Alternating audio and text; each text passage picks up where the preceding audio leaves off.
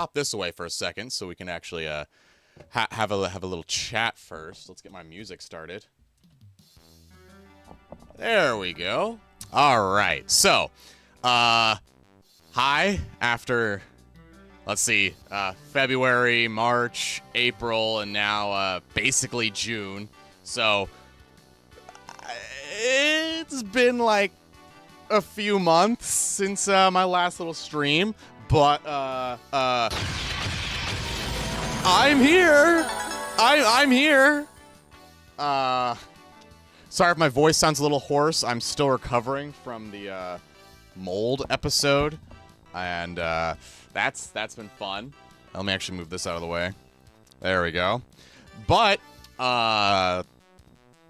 capitalism happened. I spent a lot of money, probably way more than I should have, and I went out and got myself some goodies. But as you can also tell, my layout's a bit different. I'm not as close to the screen anymore as my old streams were. Like, I was like all the way up here, but now I have a little more room. I can actually lean back. It's crazy to have a slightly larger streaming space, one that I can actually stretch my arms out. Like, look, my arm is touching the wall, and it's like far away. It's pretty great. I used to live in a closet. I have now come out of the closet, but we are, here live. I still have some work to do in the room. It's kind of full of stuff right now. This is just basically now a larger storage closet, but it's actually a room now. So let's do a little tour. Let me move this out of the way. You can see one of the most important parts of my collection. I now have a little rack for this guy. This is the Metroid Other M art folio. Still sealed, mind you. Still entirely sealed. This was a pre-order bonus for Metroid Other M when it came out on the Wii. If you pre-ordered it from GameStop, I believe you got this guy. And then, of course, here's my my limited run El Viento. I don't necessarily support limited run, but it was El Viento, and it's a pink cartridge, and I have pink hair, so what can you do? Yes, we have Zero Gravity Sweep on the way. I may be playing this game almost entirely out of spite, but I don't think Accelerate minds. Somebody just said it's impossible to beat the game with the mag board, and I've, over the last little while, I've just been grinding out different stages with the mag board, and it is surprisingly a lot of fun. For those that don't know about the mag board, basically you have 3 upgrades for your board, right? And only one of them is really worth anything outside of I guess the stat upgrade is pretty decent, but basically it has only this much gravity to work with. That's it. And as soon as you do a single gravity control or even think about starting a gravity dive, it's gone. Now the thing is, if you upgrade your board to the first 2 upgrades, which is going to be base stats up or attack up, you basically can no longer gain gravity points by doing tricks or your skill shortcuts, right? And for whatever reason,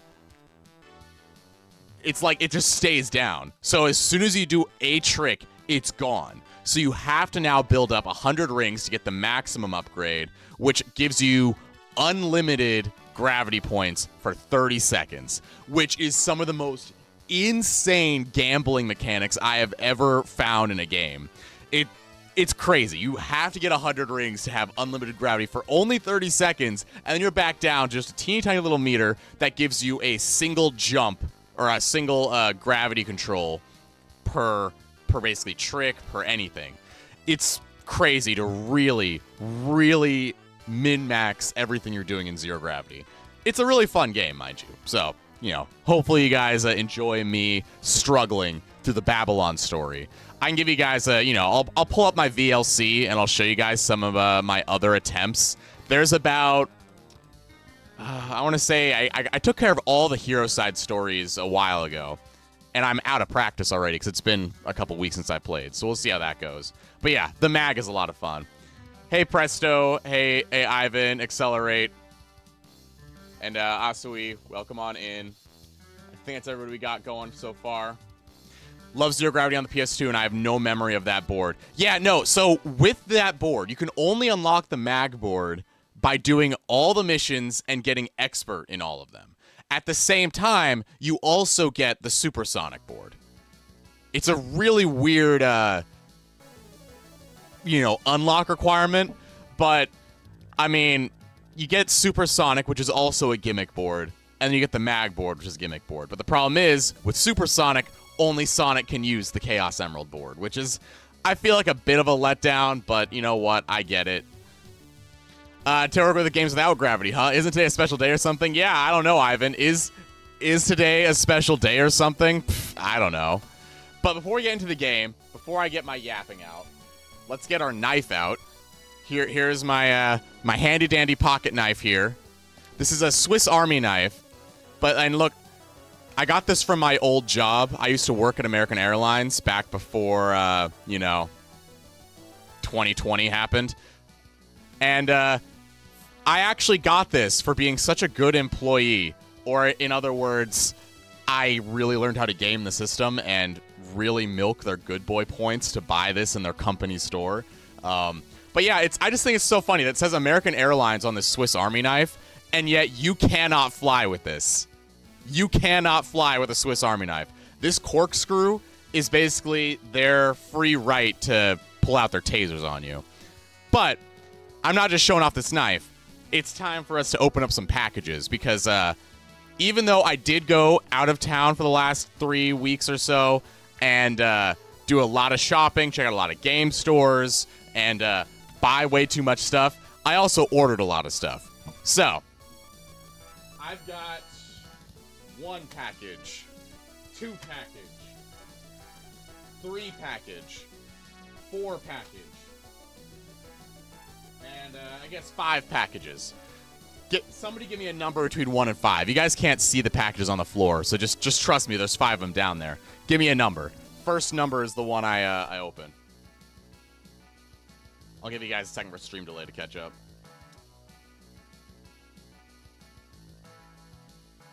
All right, Asui says 3. So, number 3 is this guy. Let me make sure my address is blocked out. But yeah, here it is. This is a very big, squishy one. I don't know what this is. Because it could be anything. 3 sounds good? Cool. Alright, I'm gonna just, I want to be careful because it might be something soft and I don't want to kill it. There we go. Oh, okay. I remember what this one was.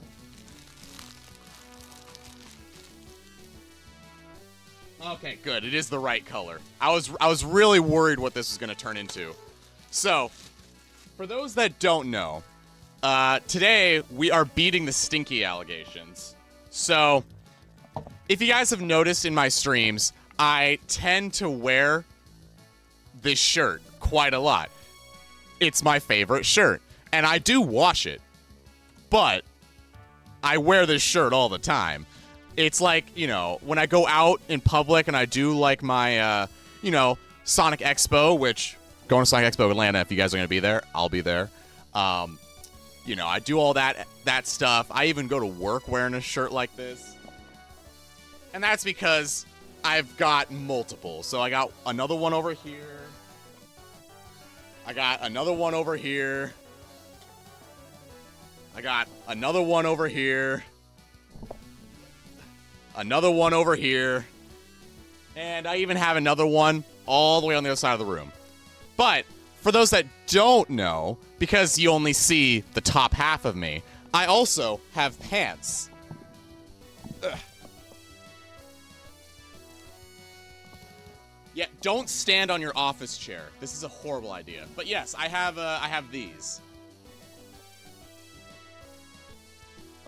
And they are some really nice, like, I like them. They're the cargo pants, but they're not like cargo pant looking cargo pants, if that makes sense. I don't make sense. But basically, they're cargo pants, but they look like slacks. I can wear them at work and look professional. I say that as I literally wear this shirt to work all the time, too. But I've been trying to find another pair of these pants because, for those that don't know, I'm not made of money, so I buy all of my stuff at thrift stores and secondhand stores. So I found this shirt not knowing it was going to change my life. I found these pants not knowing they were going to change my life. And so I've been looking for different pants because even though I can wear this style shirt every single day because I have like, 7 of them, I don't have 8 pairs of these pants. So I only have 1 of these. So I have to basically alternate my pants out pretty regularly. Until now, baby. So I finally got another pair of my cargo pants I've been looking for a while. I know none of you care about my pants, and you only care about what's inside of them because I'm hard pretzel. But I finally have another pair, so stinky allegations have been beat. There's package number 1. Can I get another number? 1 through 4.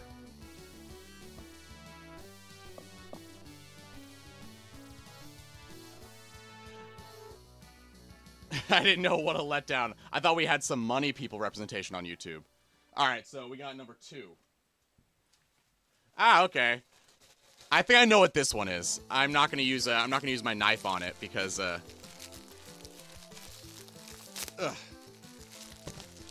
this one I want to make sure it's extra special. So.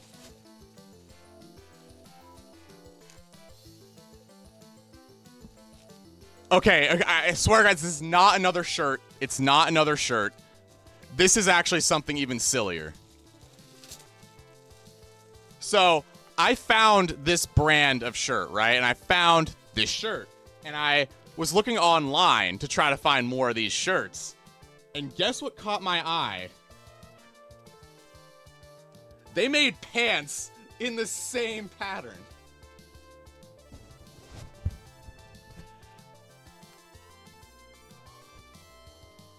And these are still pretty much brand new. So yes, I have the Sam shirt pants. Expect these in a video at some point. I don't know how I'm going to do the gag, but trust me, I have a few gags planned with these pants. All right. 1 through 3. 1 through 3.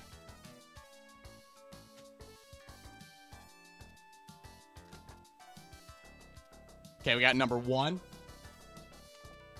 Okay. Now, this one is finally not clothing related, all right? This is just a little manila envelope.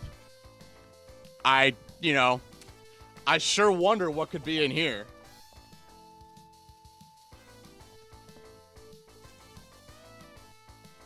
Let's get this in. I sure hope this isn't like my tax returns or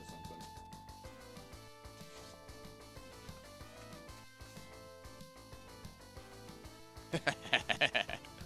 Hey, Hex Venture. So, it's a piece of cardboard. But, oh wait, I gotta open it. Hang on, it's taped.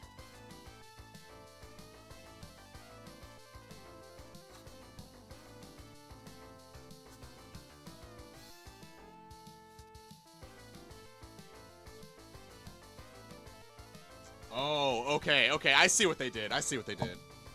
So, is anybody in the chat old? Anybody old? Any oldies in the chat? No? No? Okay, so.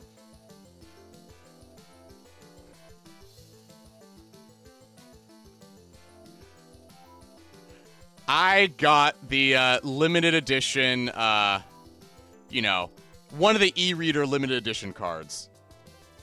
Hey, welcome, JD Law. JD Law Booker. So, for those that don't remember, there was this little television block called the Fox Box way, way, way back when. 18 now. Yes, congratulations, Hex. We have another birthday today. But these are e-reader cards. And right here is Sonic the Hedgehog. So of course I had to get it, and now I can write it off on my taxes. But there was a couple small little cards that the Fox Box was giving out at special events. I think you go to like a GameStop and pick up some e-reader cards, and you basically could swipe the e-reader card in your Game Boy Advance e-reader, and you would be able to see if you won a contest. That was it. Nobody won, I don't think. There probably was a winner. I don't know if it was real, but it was basically a little Kirby card, and you'd swipe it to find out if you win or not. That e-reader card is like over $1,000. I did not get that one. But they also had this. This is called Do the Kirby Slide. This is a cute little slider puzzle. I don't know if the camera's going to focus on it. No, camera's not going to focus. But it's a silly little slider puzzle. And it was just something that was included in this little flyer here to advertise the e-reader. It also has, of course, Air Hockey, another exclusive game to this silly little promo that doesn't exist. Now, people might be wondering, what the hell is an e-reader? So, I'll actually pull this out for you. This is an e-reader, all right? Now, spoilers for later in the video, but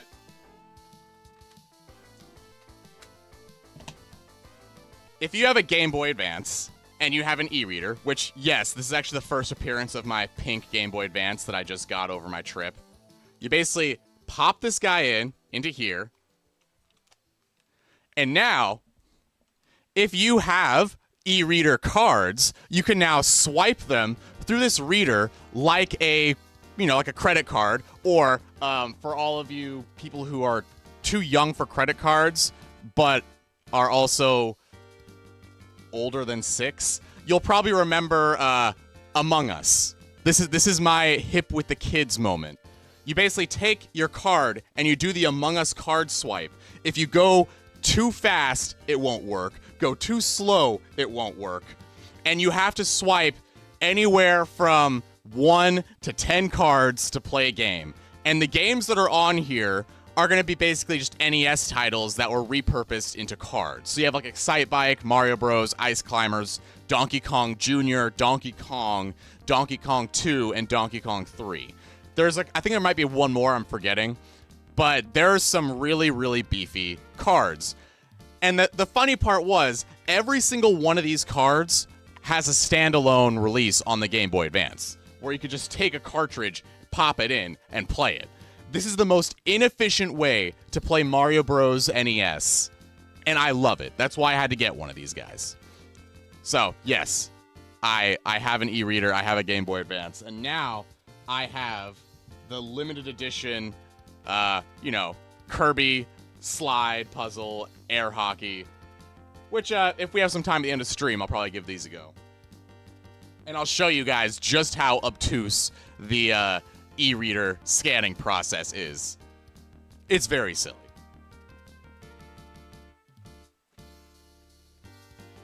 All right, 2 packages left, 1 or 2. Give me a number.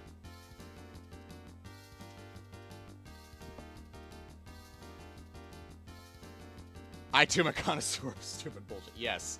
Yes, indeed. All right, we got number 2. Here, I'm just putting my stuff away.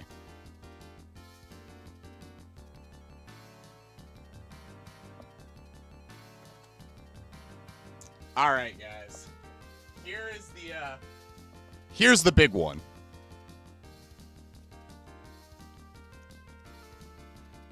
You guys are gonna hate me for this.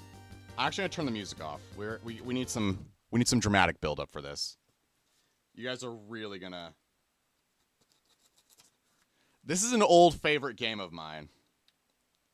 I don't really mention this a lot because I never had a Super Nintendo growing up. And so I never owned this game on hardware. So I played this game through other means, of course, as pretty much everybody. Is this thing live? Hey! Hello, this is Marta, who I've never met before. Ever. Wink. Welcome on into the stream. You're just in time to see some deep cut pretzel lore. So I have a little box here, and I ordered a game that's near and dear to my childhood. It comes with some big old bubble wrap. Oh, and apparently based on the sticker they have on this box, I got a great deal on it too. Oh, they put it as a Nintendo 64 lot too. All right. Anyway, I'll stop yapping. Let me take off some of this wrapping and this paper. I have the music off, but Oh, you guys got a spoiler. You guys got a spoiler. Did you catch that? Did you catch it?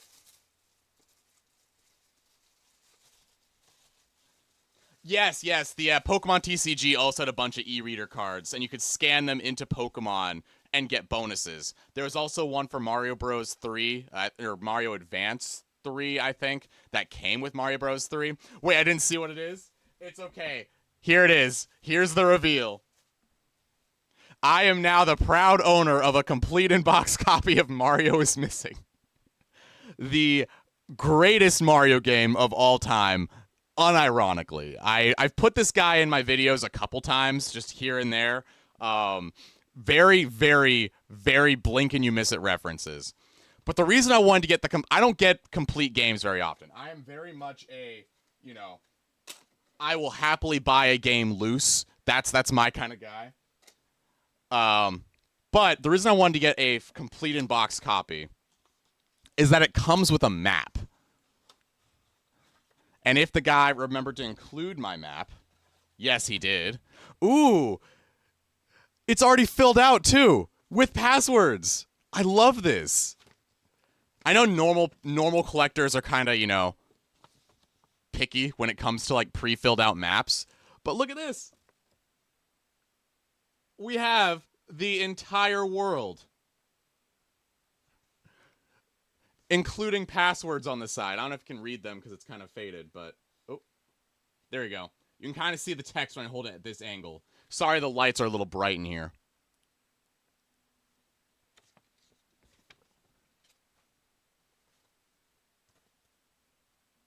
The entire world in my hands. Exactly. But yes, Mario is Missing is a fantastic game, and I will die on this hill. You have this fully explorable world. It has fun trivia that half of it is wrong. You, of course, also have, you're playing as Luigi. This is like, Luigi's Mansion 0.5. Now look, here's the cartridge, even with a little slider to protect it. All the pins. I still don't have a Super Nintendo. I still have no way to play this. But I love this. This is a great game. It has the manual, too. It has the enclosed instruction booklet. Let's see if there's any codes written in here. Like, look at this artwork. They used real Mario artwork in this Mario is Missing game. And look, you see this? This official seal of quality? That means that this is a good game. Like, Nintendo officially seal of quality this game. Which means it's real.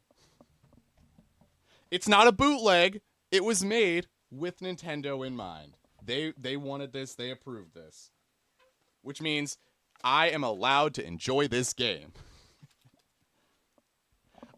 Yeah. Mario's Time Machine is also pretty solid. I've never played that one, though, so I have no attachment to it.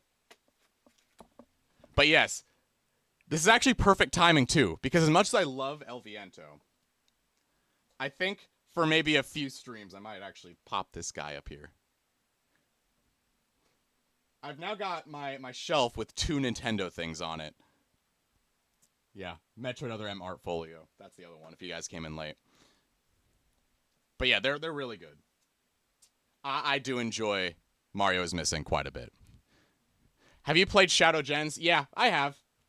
I mean, it's still Generations. If you like Generations, you'll probably like Shadow Generations. I don't really like Generations, but it's fine. It's a great game. I'm not sliding the game. It's just not for me. It's not great for me. Because as you can tell, I play games such as Metroid Other M and Mario is Missing. These are amazing games for me. Sonic Generations is... Anyway, we got one more package here to open.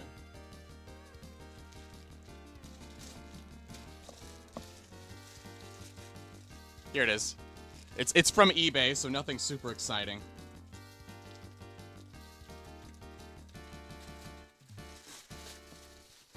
And I bet you guys can already... this is a safe space, Pretzi. I hope so. Because I'm about to, I'm about to open something up. After all this build-up, after all these cool games I've been showing off.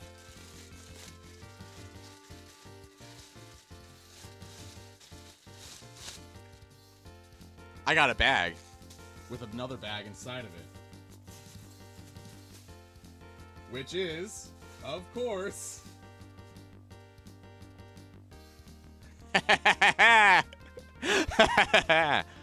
Just kidding. It's pants again. That's right. I got 2 pairs of the shirt pants and 8 shirts.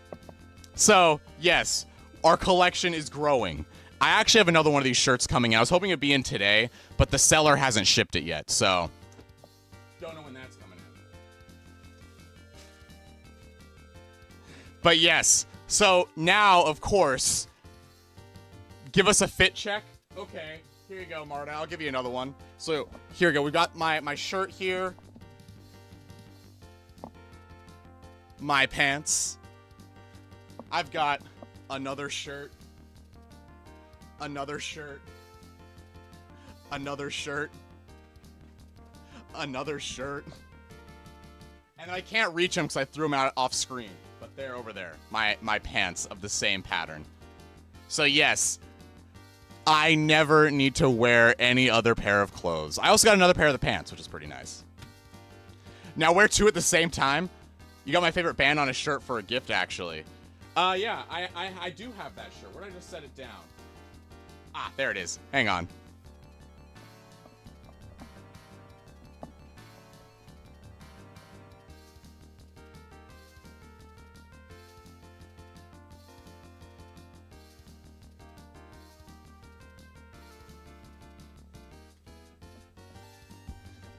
So all those shirts are actually button-down shirts right here. Because I need to make sure if I ever get into like a Yakuza-style street battle that I can rip my shirt off and we can fight. So yes, as mentioned, I do happen to have a very important band t-shirt. This is a band that is very near and dear to certain people in the chat.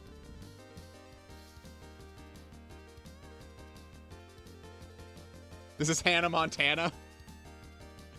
The greatest musician who has ever lived. 2 lives, mind you. She lived a double life her entire life. I only live 1 life in my life, and honestly, even then, I don't know, I barely filled this one. But yes, we have Hannah Montana.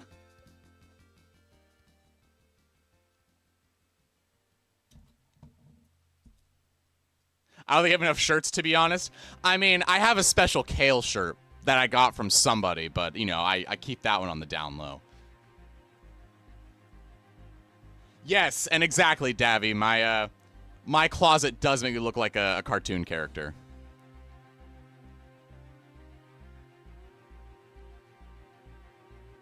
But I guess it's time to actually go into some of the games we got, because, oh no, we've only been live for 30 minutes. This is normal pretzel yap time. You're like Guy from Free Guy. Exactly, that's me.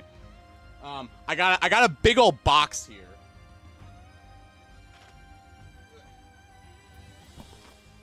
Now, this is all stuff you guys are actually going to care about. This is all stuff that I'll probably be streaming at some point. But, I guess here I'll start this off right.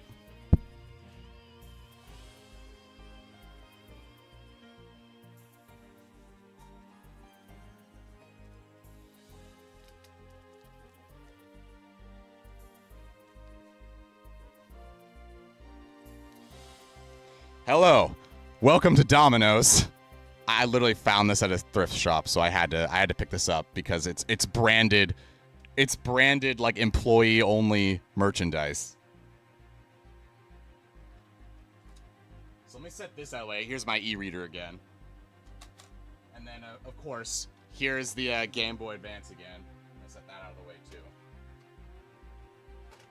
Now this is something that Ivan will like. This, I got myself some Maximum Carnage to put this on my shelf. There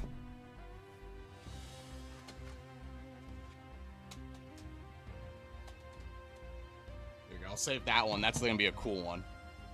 So, of the Genesis games I've got Whack-A-Critter. Oh, it's one of those Realtek bootleg games that's not really bootleg.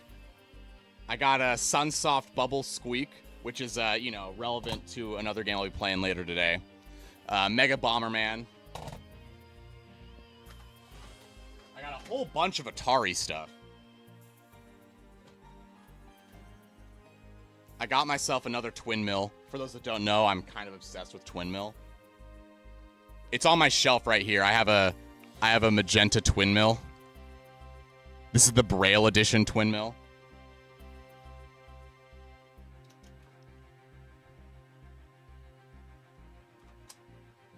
I got myself another 3DS stand, which you guys don't care about that one. Ah, here we go. Here's what I'm looking for. There we go. We got some Sonic content for you guys. All of you non-Sonic lookers, you can now look back. We got some Sonic Pocket Adventure, Neo Geo Pocket Color. It's a custom, like, cassette case, because imagine finding an actual box. But, it's all there. So I have the Pocket Adventure. I just need to find a way to play it. So I might pick up an analog Pocket with a dock, so that way I can actually stream this and some Game Gear games, which would be a lot of fun. 10 out of 10 game, but it's actually 10 out of 10. Yes, one of the few games that is not mentioned in the encyclopedia, fun fact. Like, not even in the timeline, like the release timeline at the end of the book. They don't have Pocket Adventure in there at all. So that's really interesting. I really like that.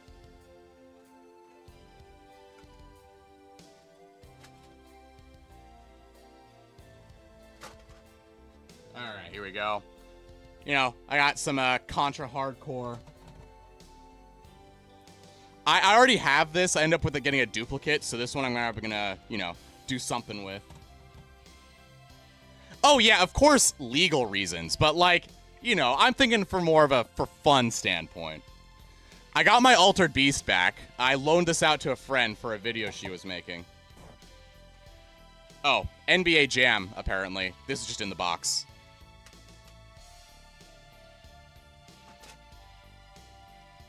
To be fair, everybody forgot Free Riders existed. There we go. Here's this other Sunsoft game I was talking about. This game has actually been a lot of fun. I've been playing this a lot offline. Superman on the Genesis is crazy. It's one of those will kick your ass kind of games. If we have some time at end of stream, I might run that one as well.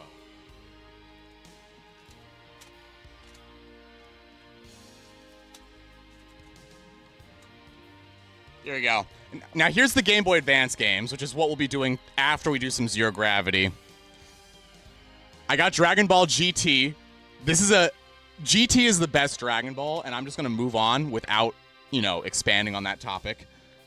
I've got Jet Set Radio, Game Boy Advance. This is actually a really fun way to play the game. It's like a top-down isometric version of Jet Set Radio, which is nuts. Miss Pac-Man Maze Madness and Pac-Man World in a double cart. I think double carts are so funny. I told you, I'm not elaborating. Yes, there is a Jet Set Radio version or a Game Boy Advance version of Jet Set Radio. Or in this case, Jet Grind Radio. Because, I'm a filthy American. It's a lot of fun. It's, imagine Sonic 3D Blast, but with tank controls. Yes, like, you're still isometric. You're still top down at an angle.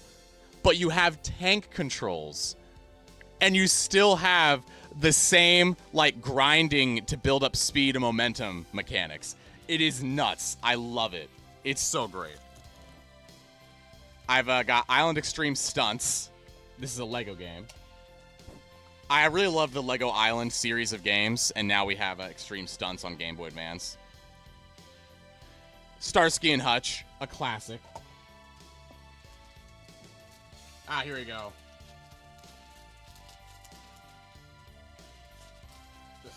And now the game that you guys have all been waiting for. I know everybody's been asking me. Everybody's been asking me about this game specifically. Every single stream, somebody's brought it up. Drake and Josh for the Game Boy Advance. The peakest of peaks. Still waiting for that Sega Sonic Popcorn Shop. I mean, I do have that. I can show it off early if you want. Okay, so here you go. Here's Sega Sonic Popcorn Shop. It's right here. You want to play it? And then, of course, I've got House of the Dead Pinball because I am a sucker for random pinball games. I have Pinball Party, the Sonic one. It's a lot of fun. And then, of course, I got Klonoa for a certain JR stan who's not even in the chat right now. So if you guys see JR, don't tell them that I have this in my hands right now. If you see JR in the chat at all during stream, just drop Wahoo. Just go ahead and drop some Wahoos in the chat when we see JR stan, or if we see JR stan. Or just say Wahoo randomly. I don't care. We have a Mario is missing in the back. That's plenty of some Wahoo. There you go. Let me slip these guys back in its case. Who's gonna snitch?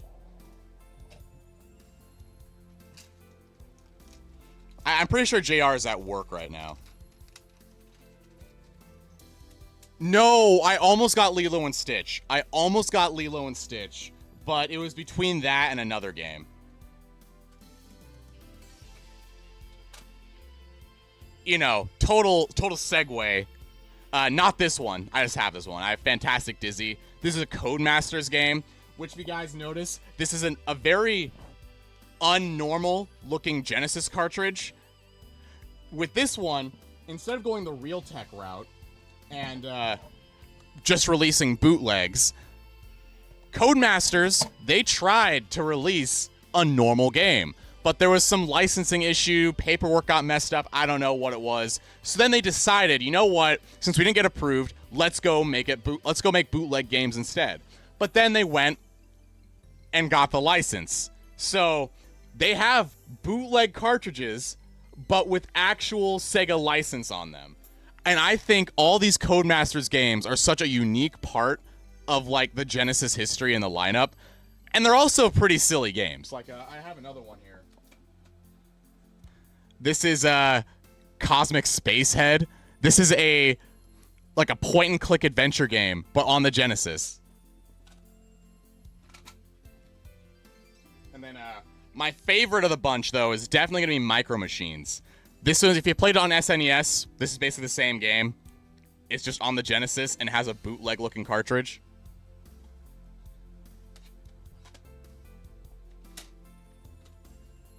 But yes, I really, really do enjoy the Codemasters cartridges. But now here's one that I'm not just baiting you guys for. This is something that, you know, I think maybe 2 of you have actually asked for and were curious about. I never had the game, so I was never able to actually play it on stream. So let me get my stuff put away so we have full focus, full attention. Music off. You know what? I'm even taking the silly hat off, too.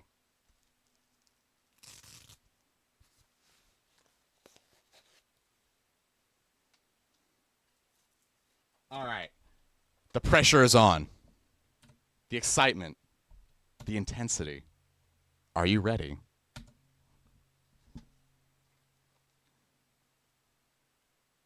I now can play Moonwalker on stream. I know all of you Sonic 3 fans out there are probably wondering why I have the original version of Sonic 3 right here, but I do. So that's going to go in. But that's not the real kicker. The real kicker is that I got the game a second time. And I have a Master System now. So now we can actually play back-to-back Moonwalker. So, we got it. Yes, Michael Jackson is real. Michael Jackson is real.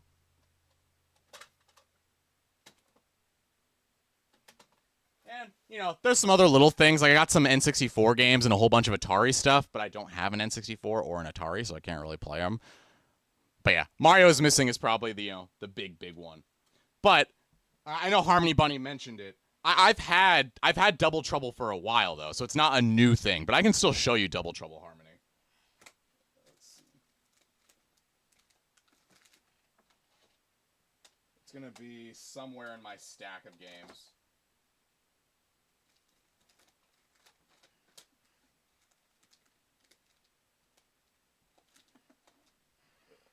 Where are you?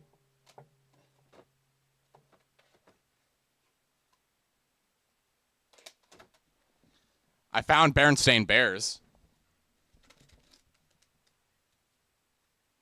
Barney's Hide and Seek, Batman Forever, Goofy's Hysterical History Tour. It's in this stack somewhere. I gotta reorganize my games.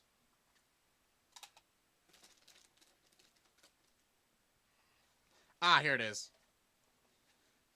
I was just sitting here looking through all of them. So, you know, I also got Gargoyles here. George Foreman for Real, which is a spoiler for a future video. And then, you know, Kid Chameleon, also a spoiler for a future video. Booger Man, also a spoiler for a future video. And then, of course, Bugs Bunny Double Trouble, Harmony Bunny's favorite game. Yeah, I do want to check out Munch's Odyssey. I never got around to playing a lot of those games. I feel like I had the Game Boy Advance version of that game somewhere.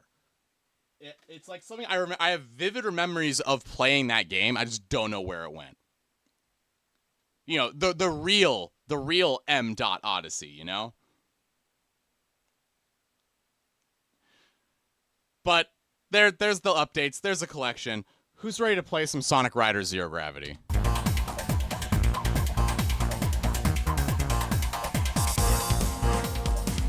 All right. So now that Accelerate is finally listening.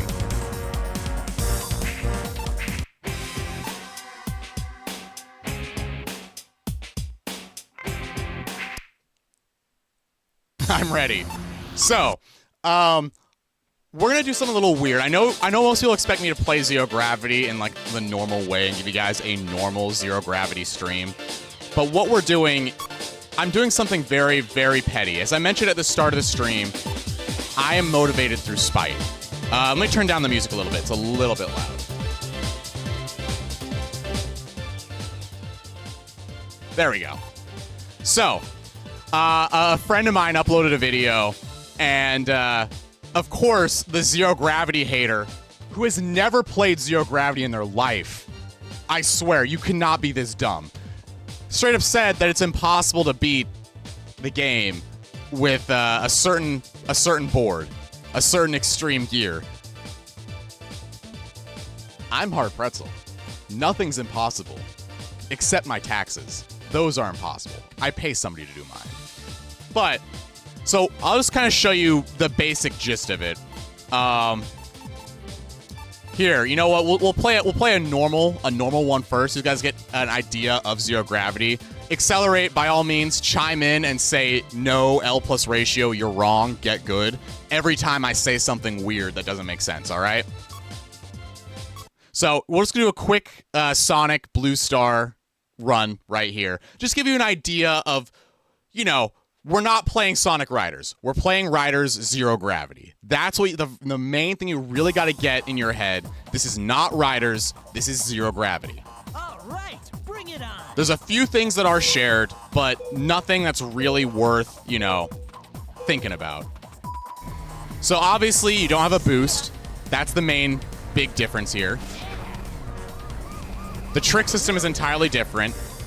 You gotta, of course, run and just press the jump button. You don't have to worry about drifting. It auto drifts for you.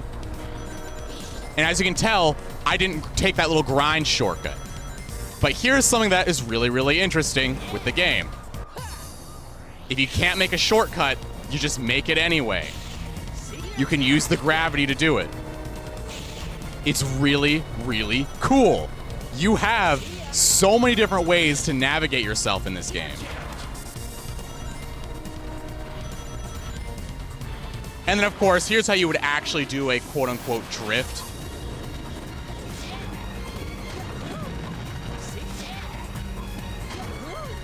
But you don't need to worry about drifting. It's really cool. It's nice. It's fun. It's good, and I messed up my X rank.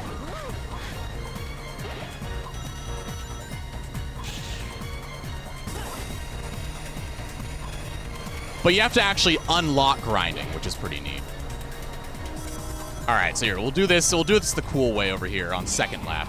Messed up my X rank again, but it's okay. Oh, presto, I really, really like the gravity mechanics. They are sick. Like, how many games can you just straight up decide, you know what?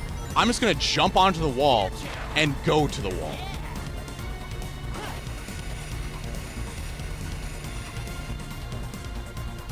It's not about slow. It's about using it strategically. Like, yes, it is slower than just pressing the B button to boost, but that's what makes it kind of a gamble. You have to really, really know what you want to do and do it there. In Sonic Riders, on the GameCube or I think, Xbox, PlayStation, however many places it was released, I don't know and I don't care. You could just kind of spam stuff sometimes and you'll still be fine. They even have boards built around the concept of spamming things. Whereas here, you have to do it deliberately, otherwise you will lose all of your speed. You can't just press stuff. You gotta actually have deliberate intention. Like, I want to take the higher route, so I had to go like that. Whereas if you just do it here, you're not going to go fast. It is a punishment. It is a natural punishment. And yeah, by all means, you can miss drifting. You can prefer the original game. Like, I'm not saying this game is the only game you're allowed to play. I'm just saying that there are a lot of reasons why somebody could prefer Zero Gravity. It's not just Sonic Riders, but worse. It's not just they got rid of all the drifting and the gravity and the rah rah rah. Like, no, you don't. It's not that. It is an entirely different game, and you have to go around that.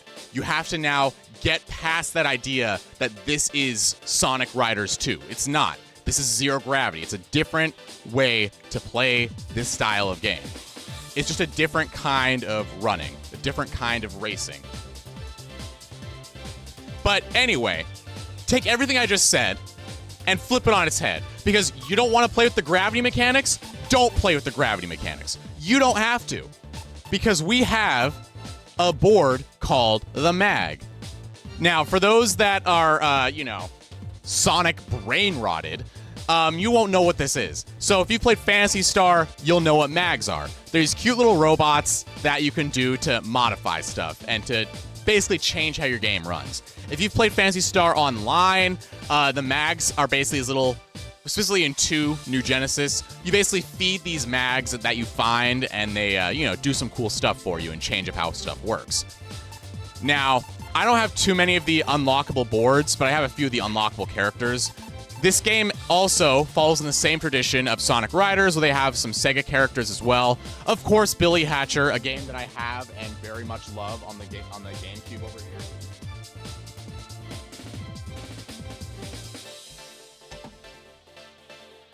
They did replace II with Samba de Amigo, but it's fine. I do like Amigo as well. But here, I'll show you guys the MAG board, and I'll get my butt whooped here. Trust me, this is the challenge board of the game. Obviously, you have the Chaos Emerald too, but this one I feel like is definitely a much better challenge.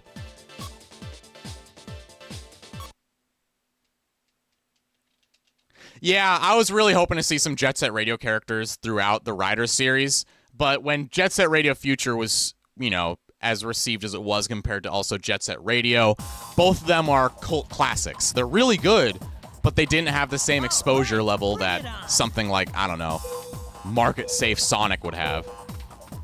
Oh, I'm too early. Oh, we made it! So, right off the bat, you'll notice my gravity meter is very, very small.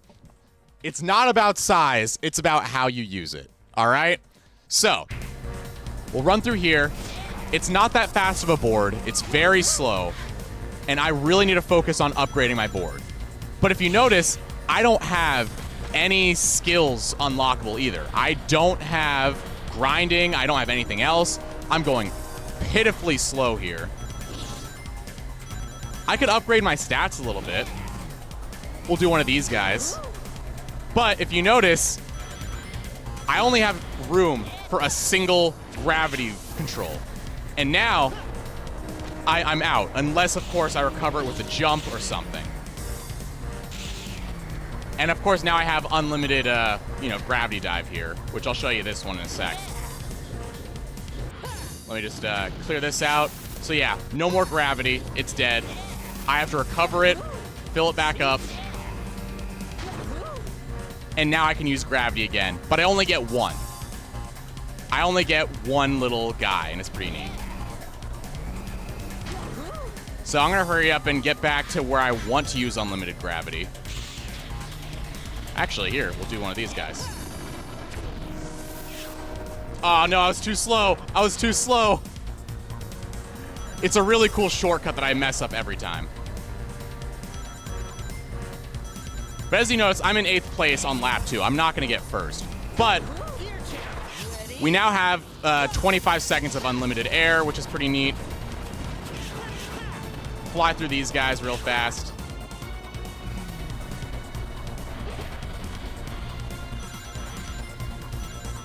So basically, marginally helps you out. But the idea here is with this board, you have to really focus on your routing. And as someone like me who plays a lot of games that also focus on routing, it makes the game a lot of fun. So in one way, it's kind of the worst board, but it's also a really fun board. Like, that's the thing, it's a challenge board. It's not supposed to be good, it's supposed to add extra challenge. For example, say you have a little brother who wants to play with you. That's what the board is for. It's not really for anything else. Aw, man, I want to take the shortcut. Here, I'll try this again. I'll go a little slower so I can hopefully ride some of the turbulence and take it. Yeah, sorry, unlimited gravity. My bad.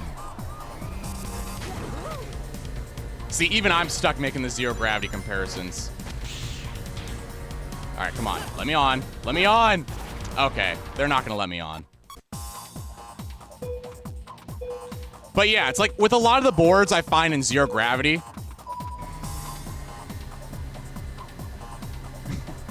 Yes, yes. The losing board. What's the worst combination? It's going to be the combination that we're going to be using later on. Man, I fell off the turbulence again. I love playing as Cream. Cream is great. I played as Cream in OG Riders a lot.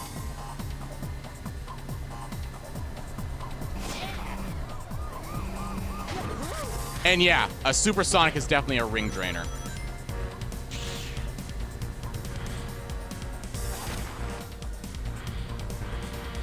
Alrighty. So here's something that they kind of expect you to do with this board is to not miss the 100 rings there. I like to go for a slightly different routing pattern. And instead of going for the 100 rings, I actually go for the first unlock.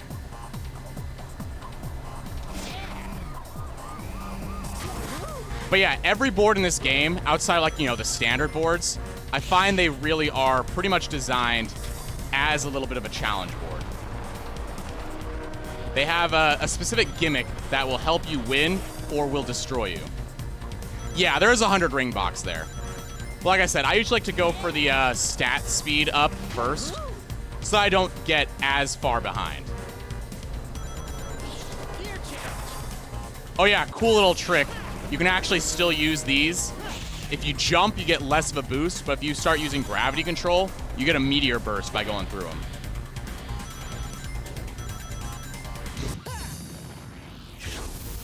But yeah, see how I'm out of gravity right there? Now that I've upgraded my speed stat here, I can't recover my gravity points at all. Like, I'm completely out of gravity and I can't recover them. This is the challenge of the challenge board. If you take any of the other upgrades, you can no longer recover your air until you get this guy. Man, I'm just barely too far behind to get the train shortcut. Oh man, no, I didn't want this one. All right, it's fine. It's fine. So there we go.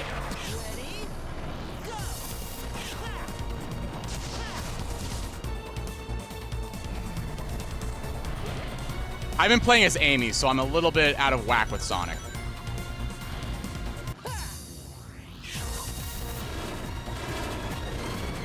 And now I could just do another meteor dive here, or, you know, gravity boost, gravity dive, whatever it's called.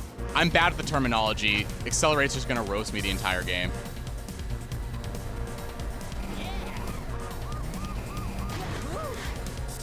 I feel like it's because they wanted to make these little shortcuts here a little more accessible.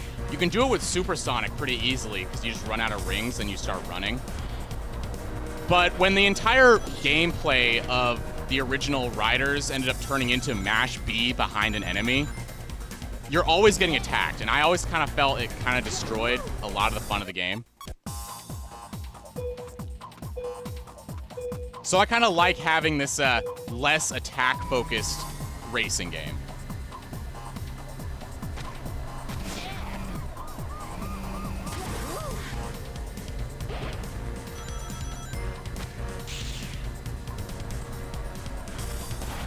I keep hitting the grass and it keeps messing me up. And yeah, exactly. Like, Zero Gravity is more of a precision style racing game. As you can tell, I'm gonna be sitting here restarting this stage probably 100 times over. Because one, I like using the mag board, and the mag board deliberately sucks. So you have to really focus on your routing and your lines. And not get caught by the turbulence right there. And yeah, the 1v1 animations are pretty funny. Like, you know, the Eggman fart from Riders 1. Classic.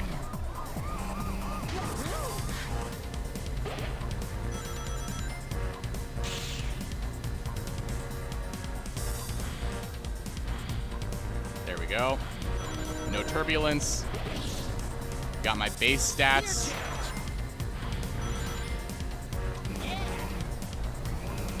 But yeah, my GP is completely gone. So what I need to do here is basically hop through these. Because my gravity control is not going to do anything good for me because I don't have the right stuff. I could do something like that and like slow down just enough to make a turn, but as you can tell, I'm not recovering my gravity at all. So even if I were to do something like this, oh, messed it up, never mind. But yeah, even the 100 air monitors there, they don't give me anything. And I can only unlock recharging gravity after I get the 100 ring upgrade. So I can't even make use of the shortcut here because I don't have enough gravity points to do it. And now I got this thing, so stuck for now.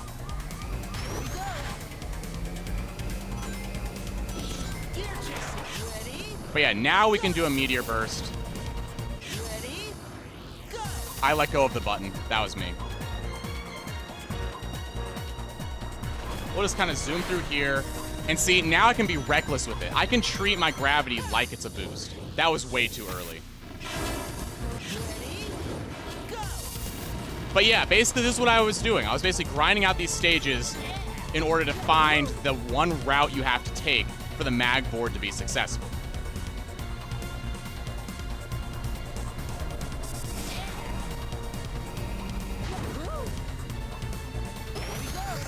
Oh, here we go. I can use one of these shortcuts. I'm not gonna have the rings for it, but...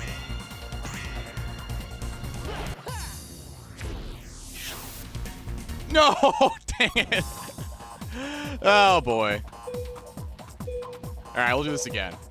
I'll get, I want to get at least one good run before we get to grinding out the Babylon stages.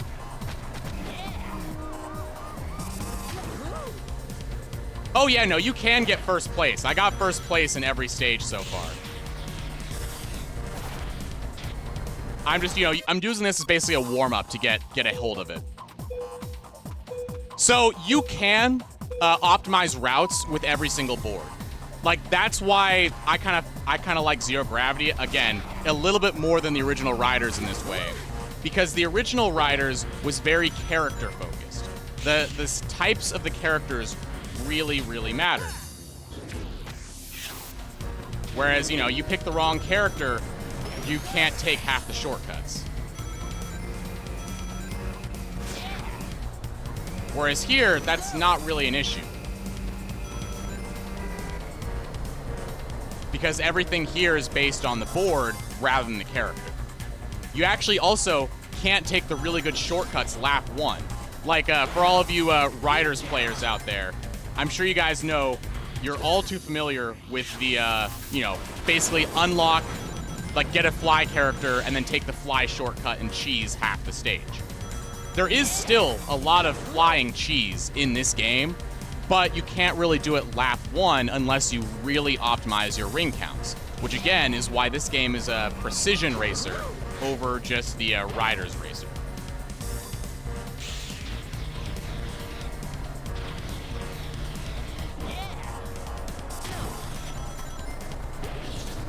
There we go, we got that. There we go, we got that. And now we'll just quickly unlock it, gear change, and run. Ah, they didn't get the little meteor burst there. But since I have unlimited, you know, unlimited gravity here.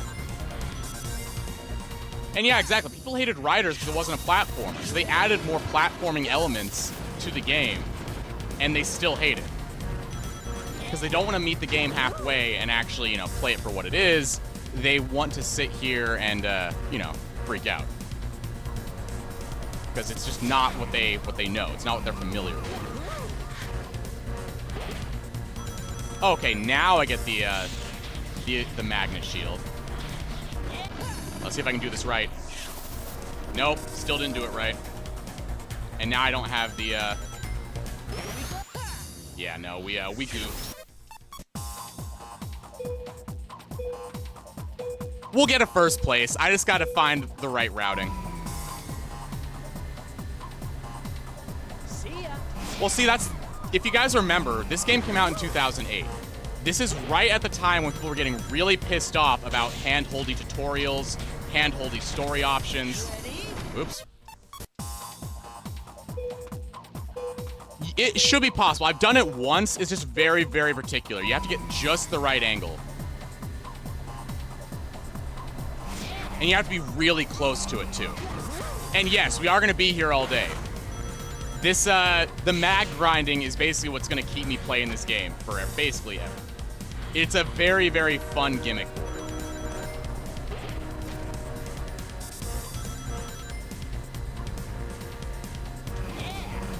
Let's see if I can make this. There we go. Ah, perfect. I usually never get to take this shortcut. So these shortcuts is really the only time you want to use the attack. I find the attack is kind of slow half the time.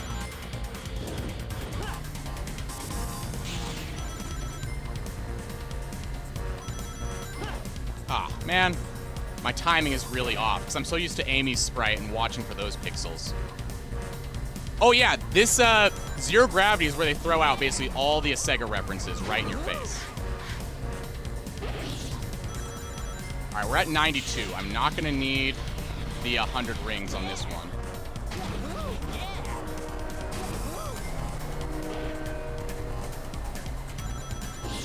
There we go. And now I'll pop this guy out. Gear change.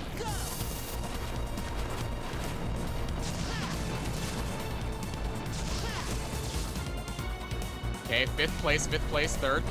We're going, we're moving. Okay, we're back and fourth, we're back in third. It's fine. We're good.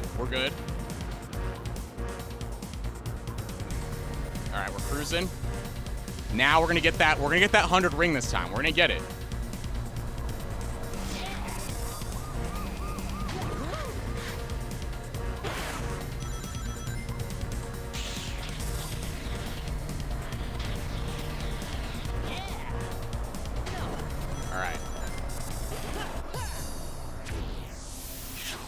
Never mind. We screwed up.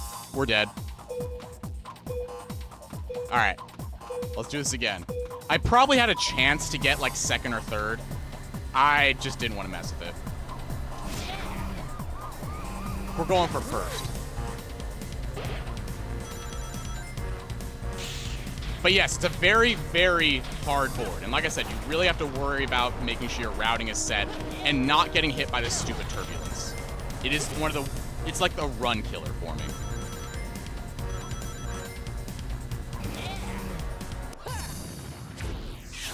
Okay, we're good, we're good.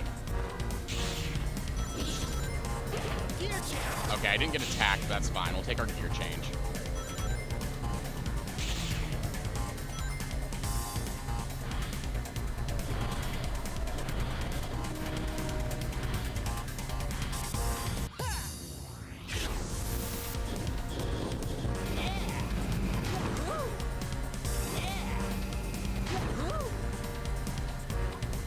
They just do it because they are unoriginal, talentless hacks that can't think of anything else to do. People forget that kids media is made for kids. Like, spooky, I know. Terrifying. It's how unrealistic.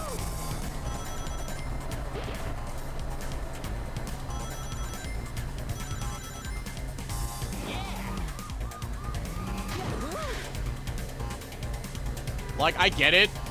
Maybe you want to watch, you know, live character deaths. You want blood. You want sex in your Sonic cartoon.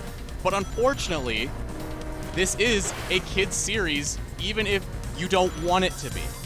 And some stuff you just are not going to see.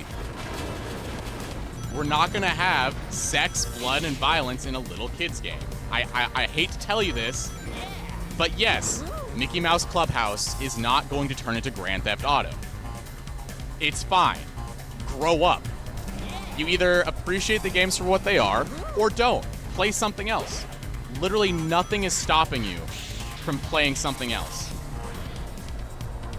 I remember when I was opening up Netflix and Takashi Iizuka himself broke into my house with a gun and made me watch every single episode of Sonic Prime. That didn't happen, I promise. Ready? Go!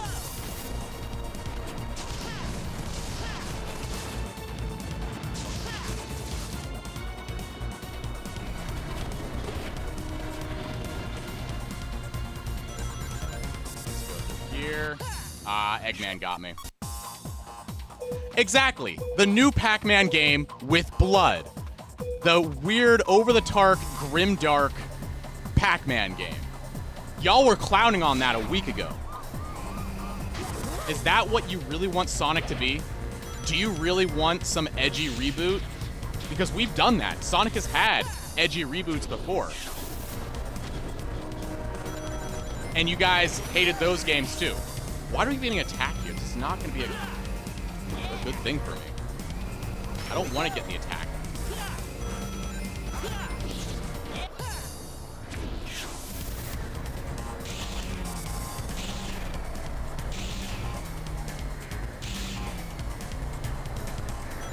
But yeah, playing the mag board basically means you don't get any of the skill shortcuts, which is terrifying. Probably should have jumped first. Oh well. I do want the base stats up though. See ya.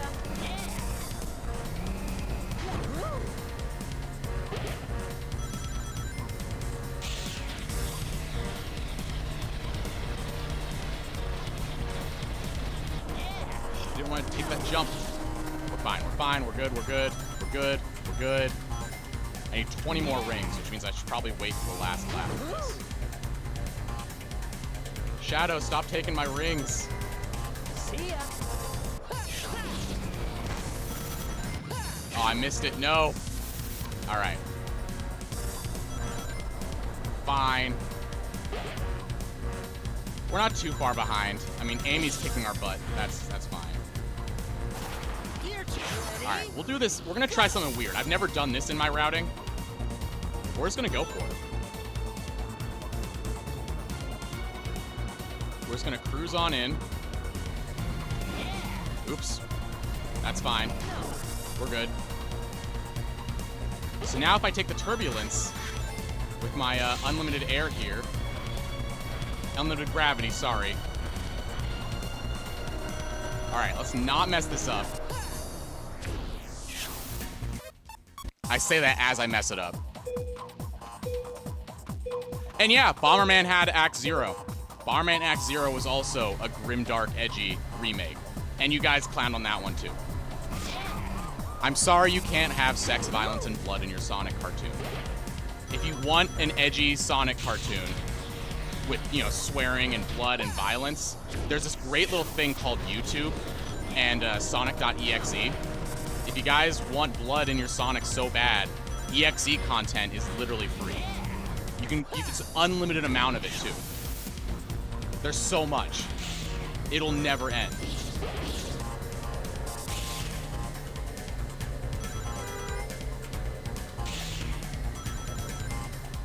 See ya. Yeah, I know. I got really close on that one. This stage and some of the Botanical Garden stages are some of the worst ones for this board in particular.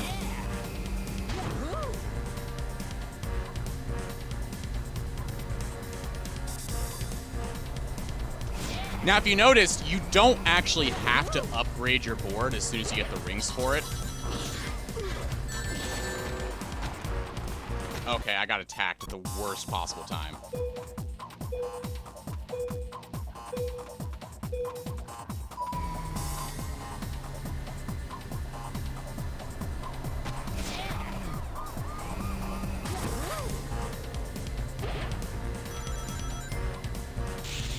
Let's just not get their turbulence. Turn really sharp. Ooh, got great rings early on. That's not good enough. I messed up that jump so bad. Exactly. If people just saved up their rings, they'd be able to unlock the right gear change to get the right trick. Unfortunately, like I said, this board does not have the skill unlocks, so I can't fly, grind, or do anything. My skill unlock is literally the unlock I'm going for, which is the 100 ring unlock.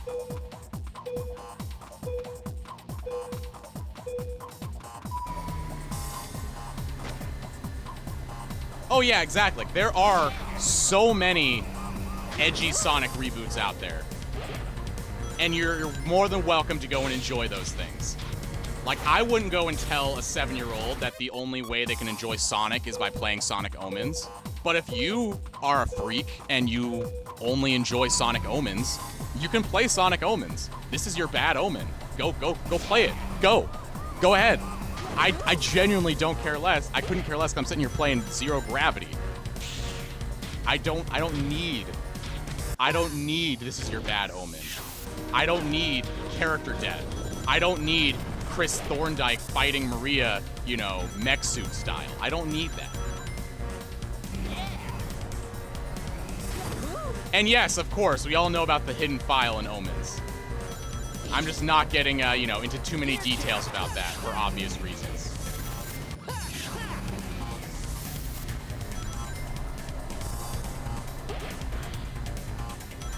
See how much of a difference the base stat unlock makes? It's just a little bit unfortunate as far as timing goes.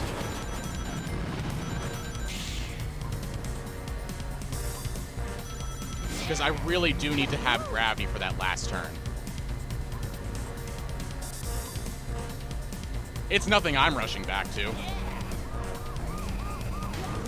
I don't even care enough to even keep it on my computer. I uninstalled it. Come on, no! No!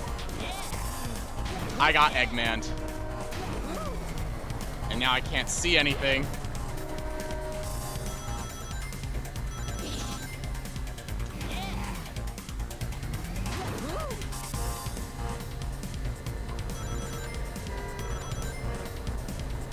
Did nobody take the... Nobody took the meteor dives. And yeah, we're doing mag only. That's the challenge run. Oh, of course, Presto. I'd make myself Kool-Aid out of it.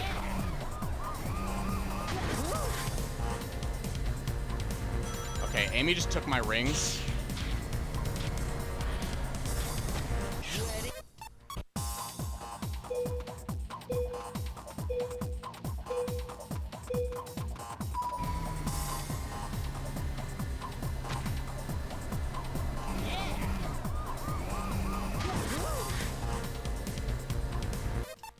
Amy just took my rings again.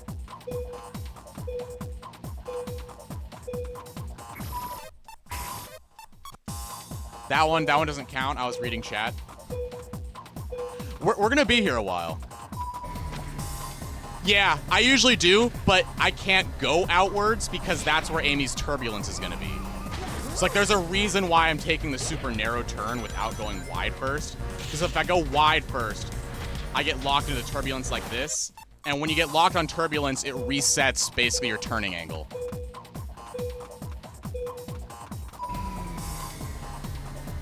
So I basically have to get in front of Amy so I don't get turbulenced, which is going to be kind of hard as Sonic because his stats are different than Amy's. I could also just like kind of go really slowly here. I could use this little guy, but it's just like I don't want to because now I don't have any air for the shortcut.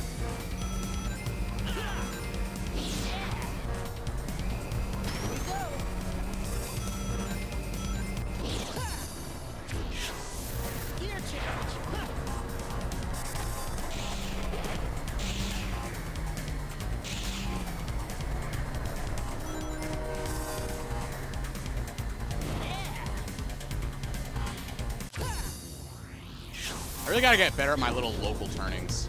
I'm really bad at those.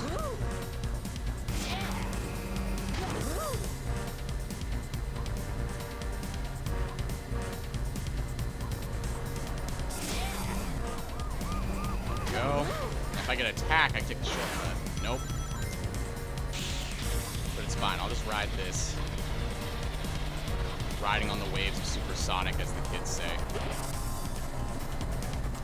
That was a really close call.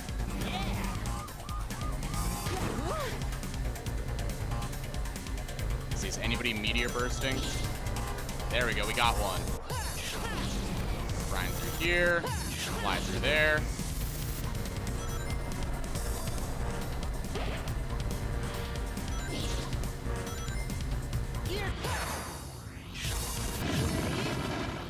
Alright, now as long as I don't mess that last one up again, we should be fine. We're gonna take our little free ride here.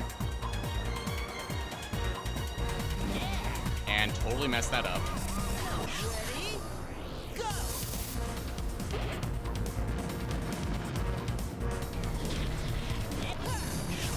Oh, didn't make it. It's alright, we should still be okay. No! I got the attack item at the worst time. It's kind of a wall walk. It's a train walk. You have to walk on the train. That's how the shortcut actually works. It's really finicky.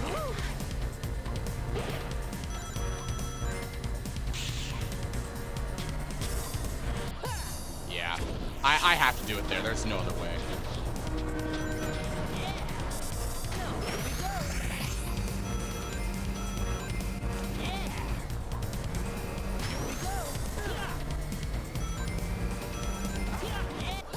Alright, well I sabotaged a couple of the other racers right now.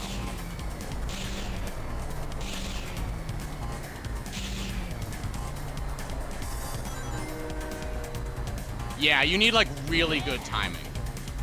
And it's even harder when you have the mag because you don't have access to pretty much anything.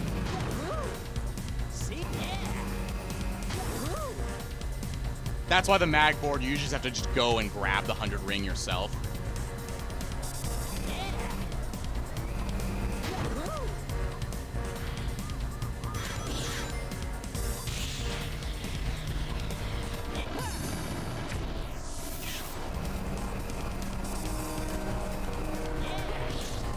Like that. Even though I did that on the wrong lap. I did that on the entirely wrong lap. But that's how the trick works.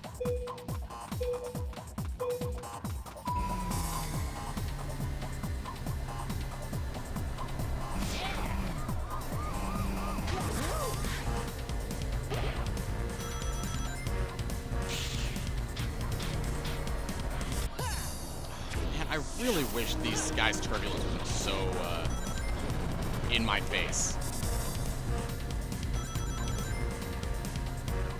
Because I gotta get first, Ivan. See, this is why games like this are so dangerous for me. Because as somebody who is, you know, a bit of a perfectionist, right? If it wasn't obvious from my videos, I have all this to sit here, and I can really tell super early on if this is going to be a successful run or not.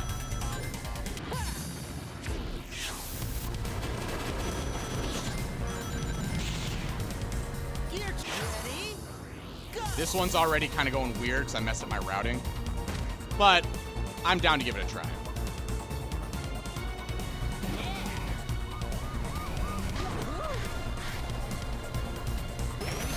Never mind. Routing failed. Routing completely failed. Kidding me? Not again? Okay. Let's see. Nope, no shot.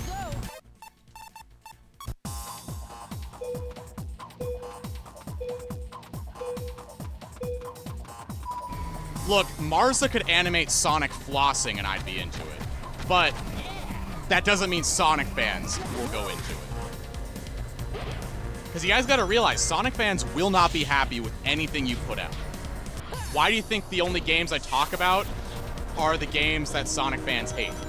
Because nobody cares if I say Sonic X Shadow Generations is the peakest of peakerinos. Nobody's gonna care.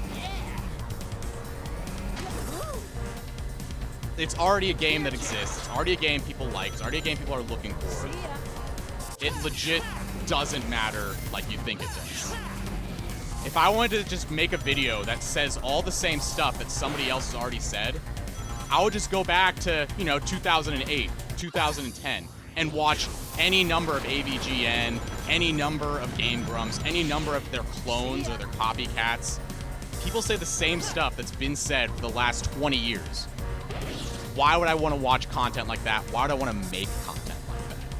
If you're only going onto YouTube to find yourself an echo chamber of some dude who's gonna repeat your opinions word for word, why don't you just make your own YouTube channel and make your own content if that's all you're looking for? Like, I don't make the videos about these games telling you that you have to like them. I make them to tell you that, hey, they're not the worst things in the world.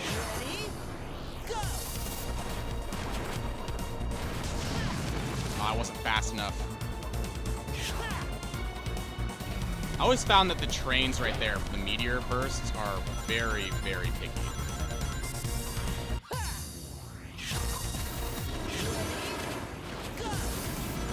Alright, let's see if we can make it up on this second row. Okay, we made that. Yeah, exactly. If you're just copying everybody else's opinions, you're not making a video on the game. You're just making a video that's already been made. And hey, to some people, that's great. That's content, sure. It's not content I care for. Like, if I want to watch content, I want to watch something that I haven't seen a million times before. Yeah, I didn't make it. Oh yeah, we're gonna be on Megalo Station probably for another 30 minutes. And, like, I get it. Like, AVGN is literally a character that they play, and that's fine. Like, content creators create content, and that's the kind of content that AVGN wants to make. This over-exaggerated, unnecessarily, you know, grim sort of, you know, pessimist towards gaming. That's the character. The problem is, too many gamers and fans, and Sonic fans especially, they aren't just playing a character. They are that unnecessarily pessimistic downer that is just ruining these games for me. Which is not something that I really enjoy. Like, when you're sitting here and you make your entire personality how much you hate Sonic and how you just want things to go back to, you know, 1999 or something, you just sound like those, you know, you're on Facebook, you have those hashtag 90s kid posts. That's what you guys sound like. It's fine. Like, I like Sonic Adventure 2, as in, you know, Sonic Adventure as well. Adventure 2 is, I like that one. I like Sonic Adventure 2 too. But I definitely find myself going back to 1 a little more frequently. There we go. Barely made it. Oh, we're only on lap 2. Gear change. I done messed up. Ready? Go.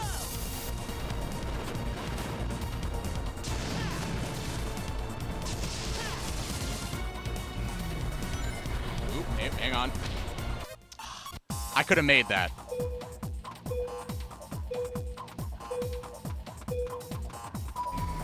And yeah, exactly. I'm not really into the whole unnecessarily negative gaming content. I just am not interested in seeing that. Especially on games that have already been dragged through the mud. Like, you know, typical Sonic 06 video, right? Where it's like, uh-oh, Sonic kissed the princess. Oh, bugs. Oh, glitches. Spooky. Like, I don't know. There comes a point where it's just like, bro, this video's been done. I've played these games before, you know?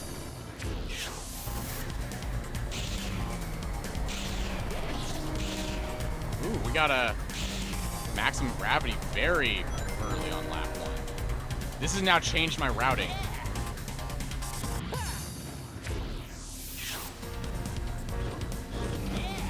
I'm gonna see where this goes. I'm not gonna use it just yet. Gear change. Ready? Go. Hey, Bear, what's up?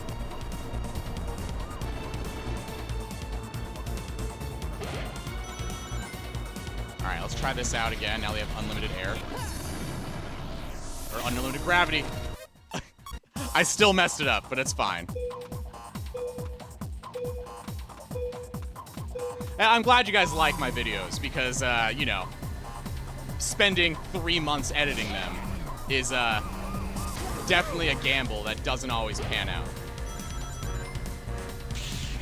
Oh, see, I plan on picking Amy when we actually start doing the Babylon story stages, specifically because Amy's victory quote whenever she wins, it's "I told you so," which is the best, like, you know, "I told you so" for the people who said the mag board's impossible to use.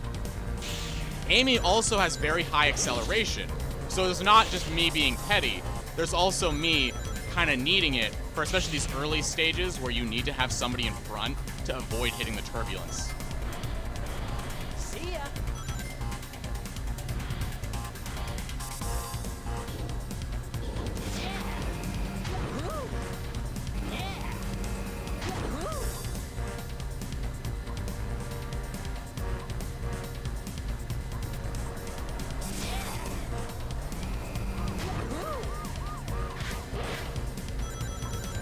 Alright, I'm gonna try to not take it this time.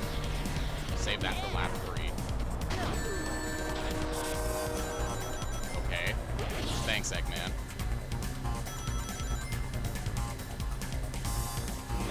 How many hours has passed yet? I mean, we started the stream at 9, so it's only been about an hour and a half. We're not too deep yet.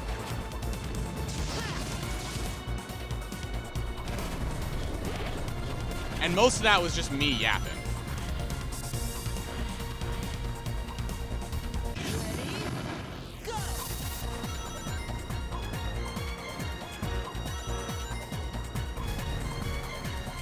Now, Amy is really far up there. This might be a bit of a challenge here.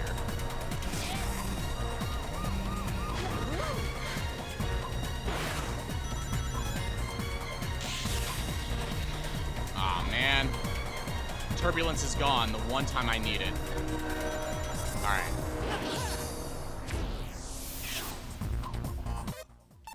No! I guess it doesn't work? Like, I thought you could get it. Maybe I just don't have enough gravity. I went through it, so...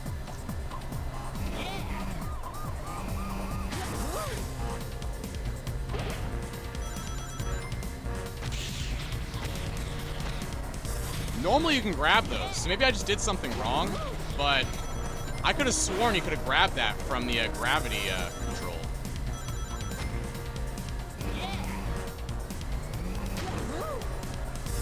Let's see, is anybody gonna float up? There we go, we got one floater.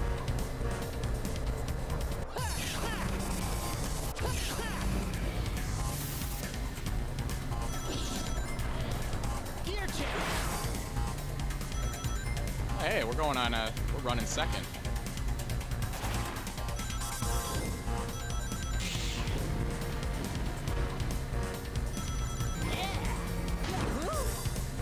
All right, we're running third right now. We're doing good. I mean, we're gonna hit fourth as soon as silver passes. Because even with the stats up, this board is still not very good.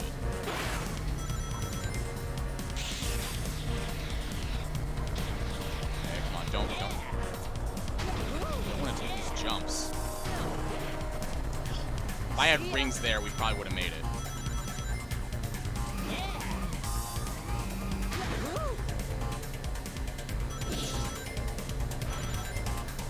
And nobody's meteor bursting.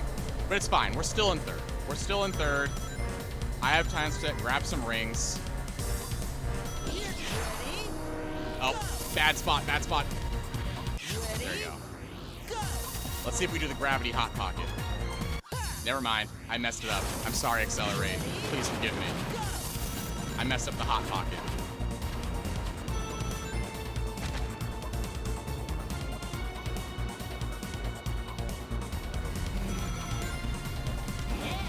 Alright, let's see if we can get the turbulence now that we're in, 8th place. Never mind. Run over. Run dead.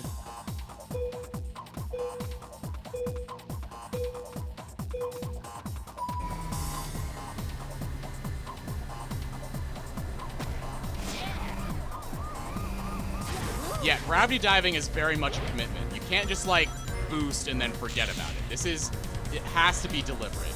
If you just start throwing out the gravity dive, you are not going to have a good time.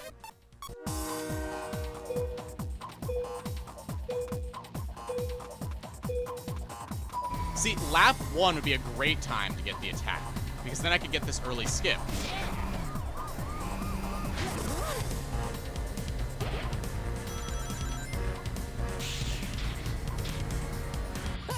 Or I could just play as Amy and have the highest acceleration, so I don't have to worry about that.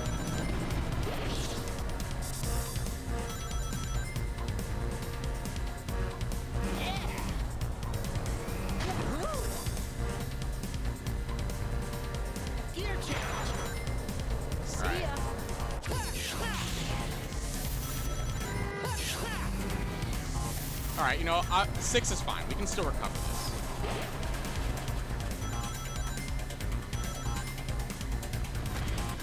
Never mind. Never mind. Although, I think I might be able to jump over that little lip. I think I just discovered my new turn route. And yeah, exactly. I'm playing slow because I'm playing with a slow board. You can play this game a lot more technical. I'm just sitting here and absent-mindedly grinding until I get good RNG.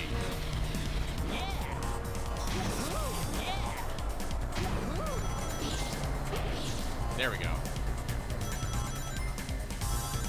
Gear change. Ready? Go.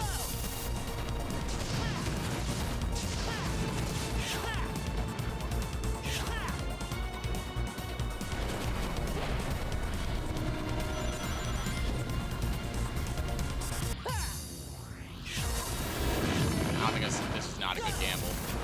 That was not a good spot to use it.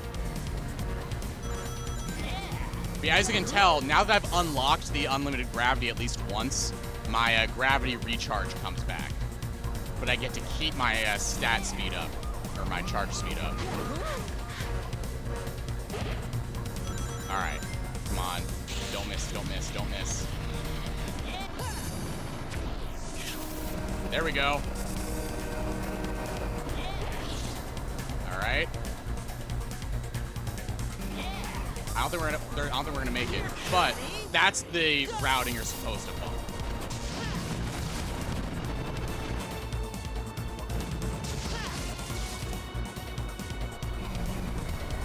Well, I am in third. I don't think I'm gonna get first, but we will at least get podium. Never mind, Jet just cheesed through. Ah, man. I shouldn't have went for that gravity dive. I shouldn't have went for it.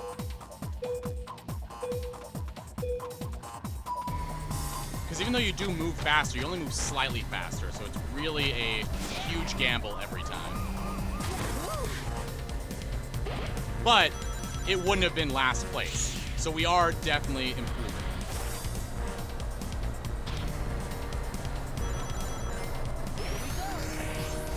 Don't mind me, coming through. All right, we're in first place, let's go! Don't mind me just bullying all the characters right now.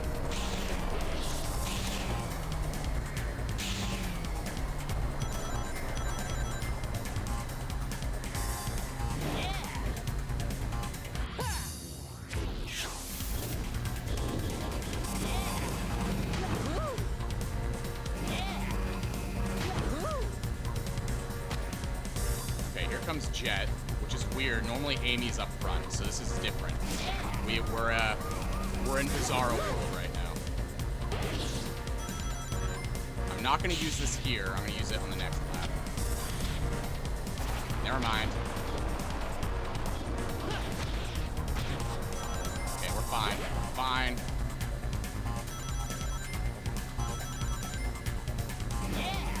All right, let's crack it. Ready? Go! Crack it like a glow stick.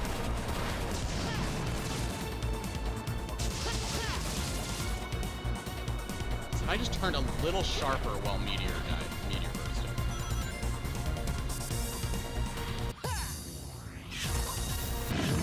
I got 6 seconds of this. So this actually might can out.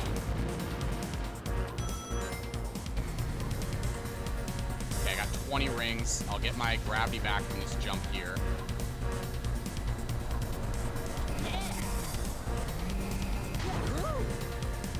Go.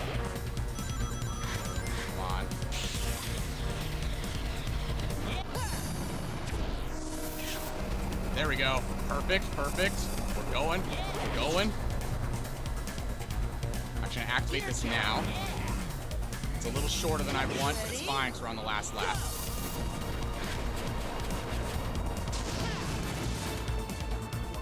No, I missed it. No. Okay, fine, fine. I should probably maybe see about going to the top door.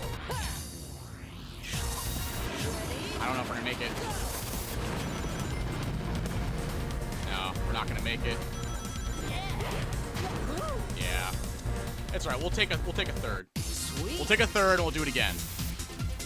Yeah, this gear is really rough. This is probably the best I've done with Sonic, because he doesn't have as high of acceleration as Amy does.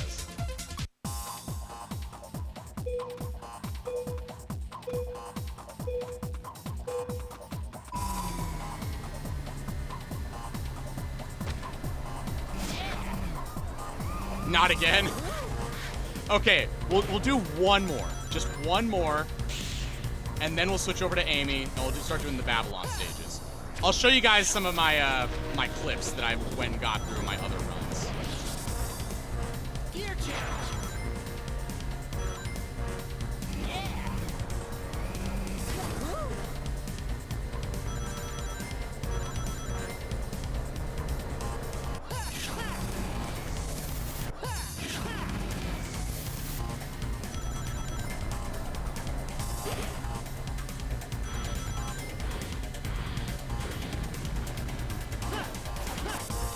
Okay, I can almost make that jump. And that does save me on some turning.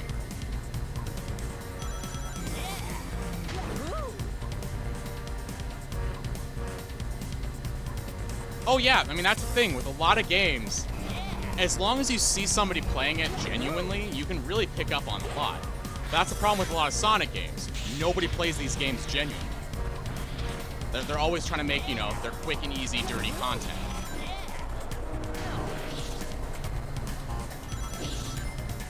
They make this game look so hard when I'm literally making the game look hard by playing with the challenge board. Oh, I missed the second train. But, hey, 4th place isn't too bad right now. We're already on lap 2 and in 4th place. We're not too far behind. Ready? I probably should have done that earlier if I was going to do it.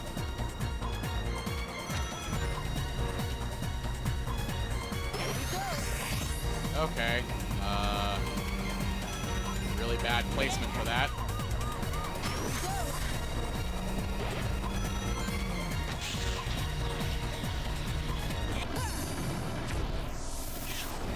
All right.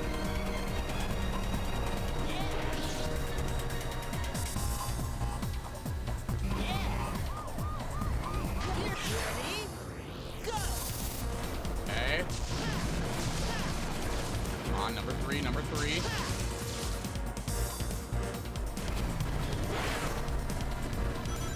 Ah, they're too far ahead.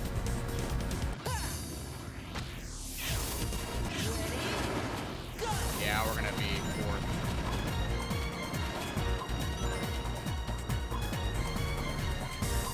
Sweet. But yeah, like I said, like, it's a challenge for me. But here, now that, you know, I've yapped and we actually have a real stream to get to, let me pull up my VLC. I have a whole folder of these.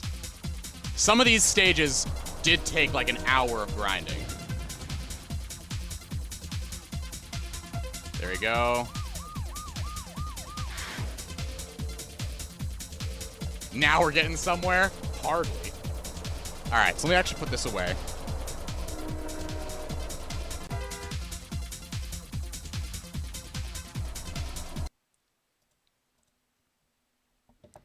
All right.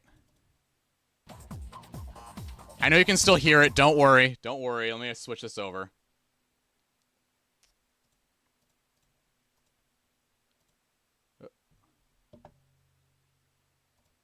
There you go. You guys can see that, right? All right. So, here's my little run here. I'm going to turn it down a little bit. So, I'm playing as Amy. As you can tell, there's about 11 minutes worth of grinding here. So, this is not a very good run. This is one of my earlier ones. We'll start about halfway.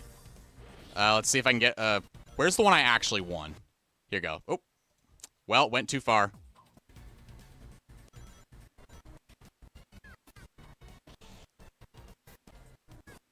Here, let's go back a little bit. There you go.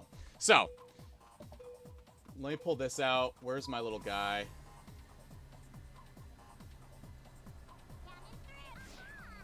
So yeah, right here you'll notice, because Amy has higher acceleration, notice how I'm not getting caught by the turbulence right now. And I can actually just make this turn, even though I hit the wall there. This is a pretty sloppy run. I just kept going because I'd already gone on for like 10 minutes at this point. But yeah, that turbulence is the run killer. And then right here, you know, pretty normal run here. Went forward, took this little shortcut here. This is a very sloppy run, mind you. But Amy's acceleration comes through for me. What's with the cow? Oh, it's so I can, like, point at stuff. So I can, like, you know, show you. Show you what I'm doing. You know, do my little gravity control here. And my ring count over here, I kept it at 94. Because I was just going to do the upgrade next lap. But then I went for attack instead. This is a very, very weird run.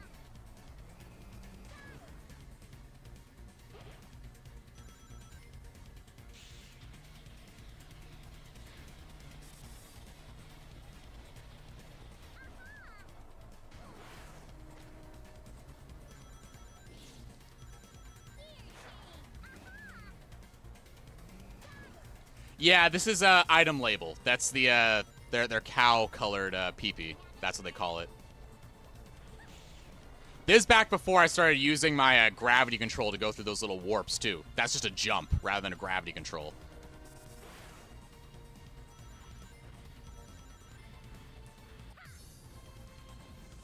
That was me doing a really weird drift. I haven't been able to figure that out again. I want to, but I haven't figured it out.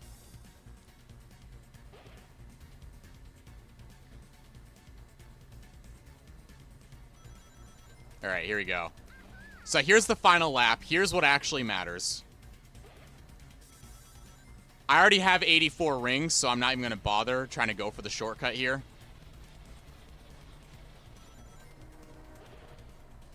I'm going to hit 100.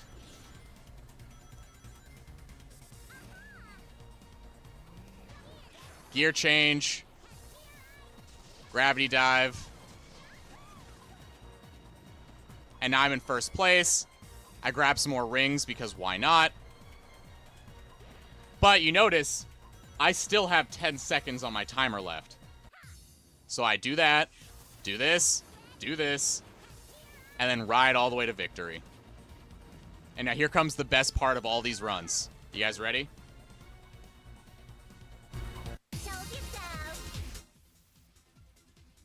Told you so.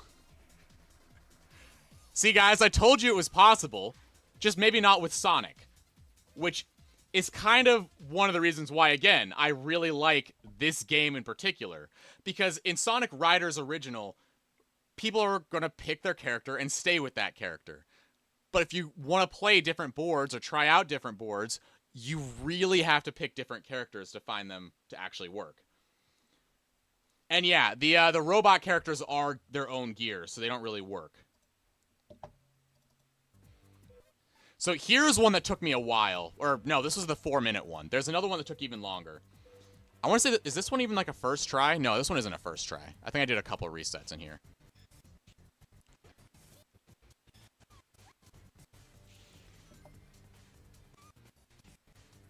There you go. Here was... I think I just saw it down at 2. Oh, well. Here. We'll show you the end. Basically, I keep my way up to second place. This one didn't take too long. It's pretty straightforward.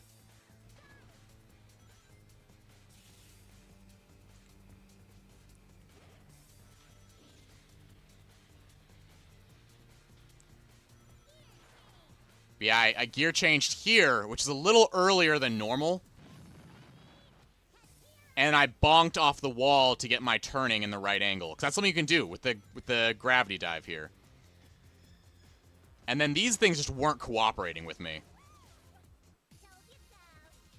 But yeah, there's another I told you so from Amy. Let's see, there was one that took me almost an hour to do. This one was a really fun stage. Actually, we're just gonna like kind of skip through, but this one's a really fun stage to grind out. Because here's where normally you'd use the gravity dive, but there's a much better spot to use it later.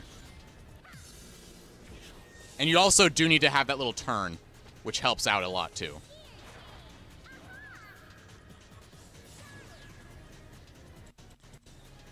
Yeah, here's where you want to use your gravity burst. And I was still just jumping through these holes before I realized you could actually, you know, gravity control through them. So, let me skip ahead to the actual winning race. Here, let's go back to lap 1 here. I think. This is the winning one, right?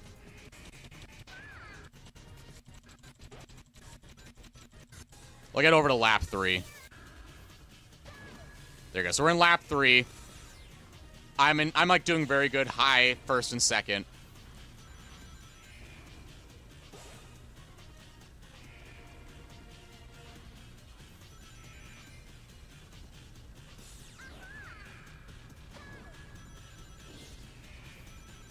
But since this stage has so many rings, it's definitely in your best interest to not go for so many crazy, you know, shortcuts and stuff, because you end up missing out on all the rings.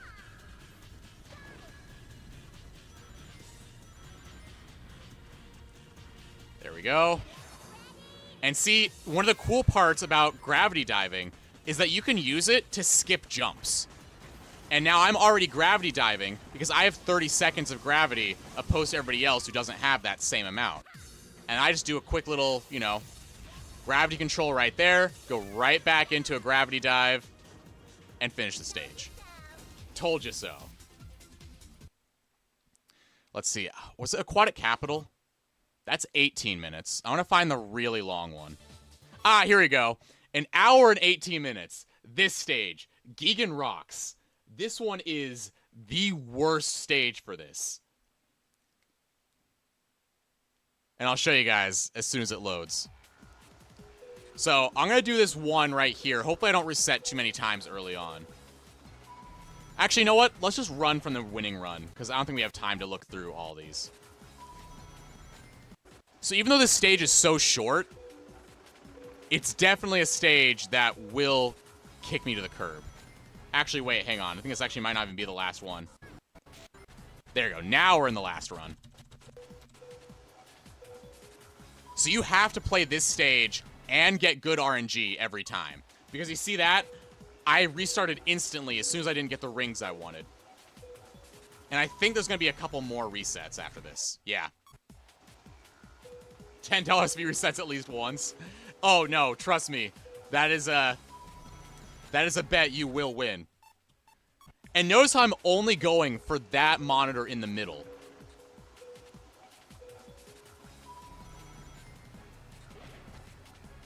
It's definitely something that you, it's just crazy to deal with all these random little intricacies in this game. So I take the first gear change I can get. Because if you get enough rings, you can actually skip gear changes. But now, this is where it gets kind of crazy. Oh, no. Different run. Never mind. But yeah, right here with no gravity points, you can't do that little drift. And so this lap, I literally am up to just going through these guys. And now I'm doing gravity control through them. I'm also jumping and gravity controlling to get me a little extra lift. And now, here's where something kind of sketchy comes into play. I think it's this lap or the next one. Yeah, I save it for the next one. Because if you missed it, that 100 ring box was right over here. I skipped it on purpose to save that for lap 2. Notice how I'm still in 8th place, by the way. I also took the attack time up, which, in retrospect, is something I probably should have skipped. I thought that you could actually basically get the speed up and then the attack time up, and they'd stack together. But no, the attack time up overwrites the stats up, which kind of sucks. So I basically did all that grinding for nothing there. But this is something we needed. So I gear change here, and now here's where the game gets sick. I didn't do quite as sharp a cut as normally, but you can actually go over a part of the stage, and it's right in between a death barrier.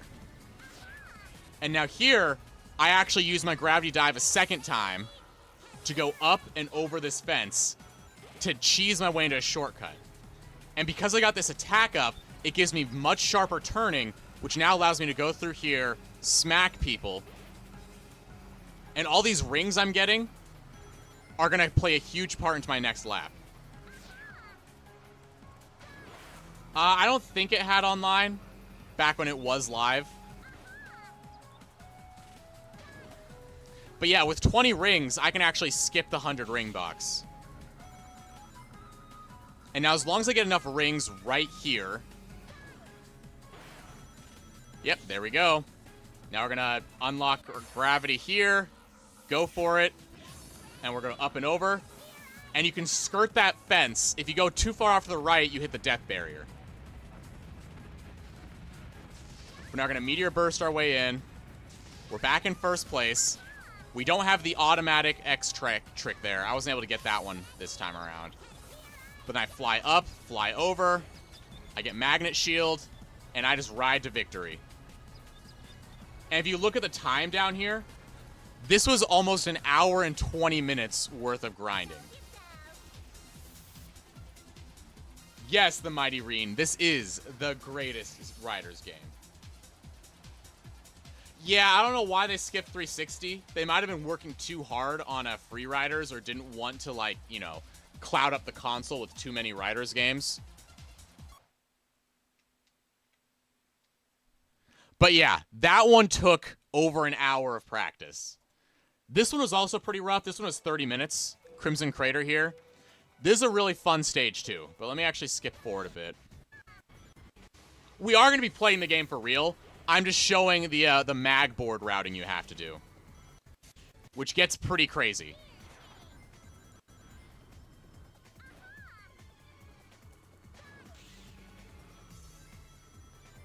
I think this is the one where I just kind of coasted in first the rest of the stage, yeah. And I cheesed Sonic out at the very end. Because you can tell, Sonic passes me, but then I, you know, do my Meteor Burst here, or my Gravity Dive, that's what it's called. I can never get the terminology right.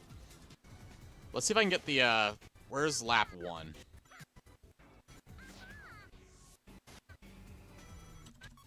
Alright, so here we go.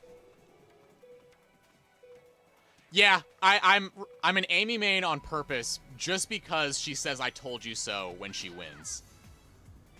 After I, you know, brute force this for 30 minutes at a time.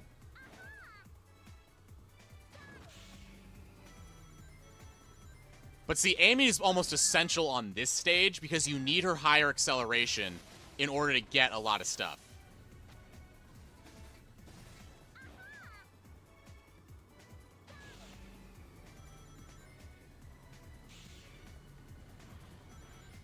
Because if you're not fast enough, the other characters will take all your rings.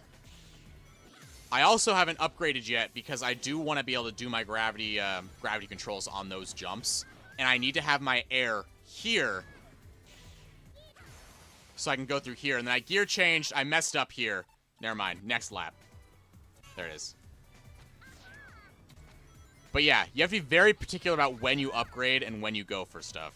I forgot I had that last second upgrade on that run. I still miss the rings. Yeah, some of the experts are a mess. They're great, and I love the mission mode, but some of the expert mission requirements are a hot mess. All of that to get the, you know, the mag board and Supersonic. Which I actually did record all of my time getting the missions, too. Some of the missions took me about an hour to grind out, too.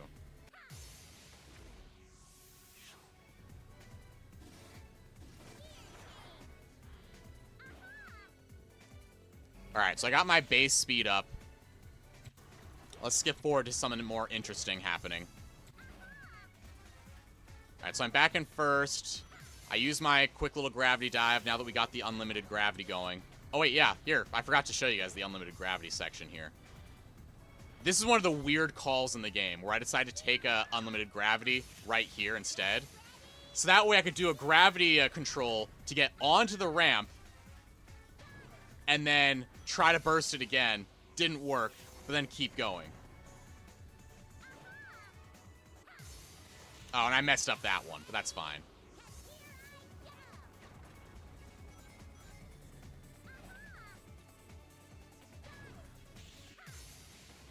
But now I just roll through here.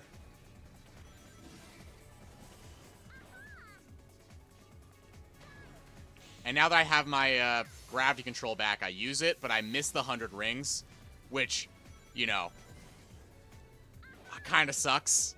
Because ring management with the mag board and Supersonic are kind of the whole gimmick.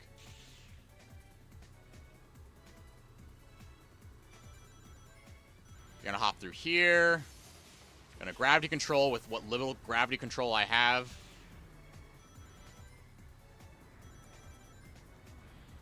I want to say maybe this is the run where I get the attack up and I take the shortcut. No. See, I can't even keep track of which runs I do what anymore.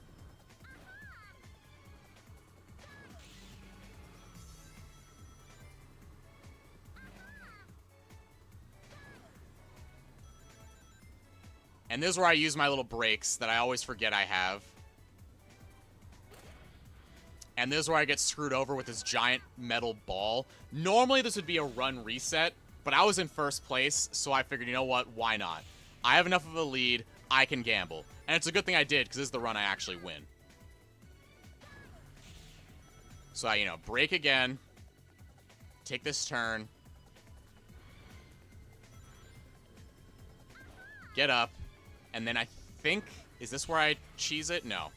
No cheese. Just these casual slow brakes. So abysmally slow looking. This is why it got so close.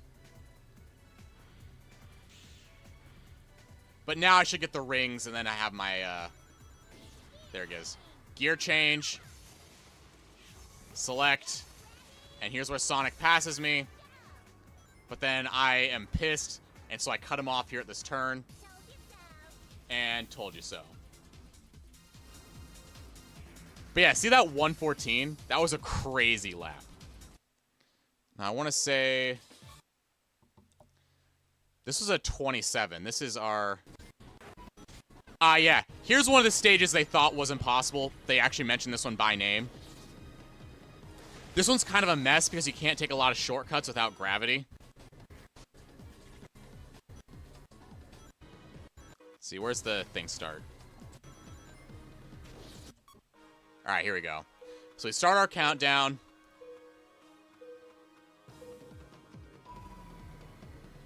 Wait, you can jump through... Okay, thank you, Accelerate. I had no idea you could shake off the metal ball by jumping. This whole time, I was just like, you know what? I'll just live with it. I'll just live with it.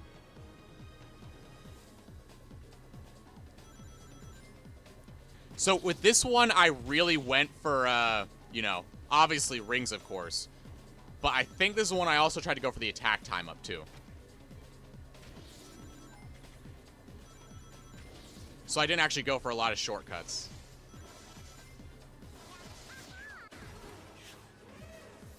Which, by the way, you can do that without any gravity. I found that out. It doesn't actually save time. I was just, you know, messing around and found out I liked it. Yeah, the Mighty Reen. The trick system in this game is so much fun. I can never keep track of what tricks go where, but it's great. We jump, and I just take the slowdown because that shortcut is too good to pass up. And I keep getting air instead of rings here, which really sucks. We have one more lap left, so I wasn't really too worried. There you go. There's the rings. Here's the path. I gotta cut off all these guys. And then we have the gravity dive that I just kind of run through this entire last section of the stage.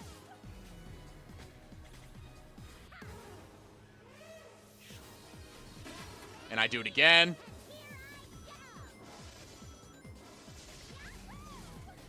Almost hit the wall there because it was still opening, but we're fine. And now I just kind of, you know, keep my fingers crossed and pray here is basically my entire gimmick.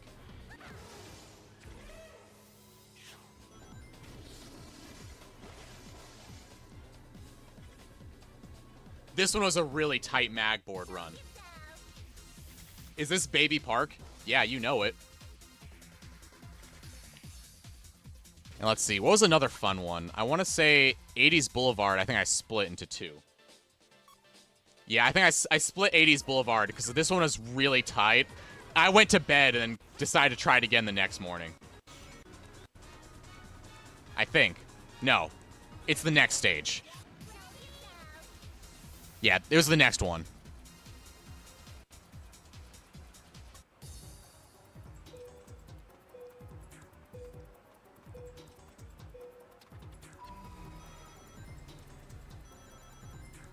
I really like this stage too. It has all the cool Sega stuff from the 80s and 90s here. I mean, I know this is called the 80s Boulevard, but there's some stuff that didn't come out until the 90s. So I don't upgrade right away here. I actually go this way. Then I upgrade. Then I grab the 100 rings. That is a very crucial upgrade.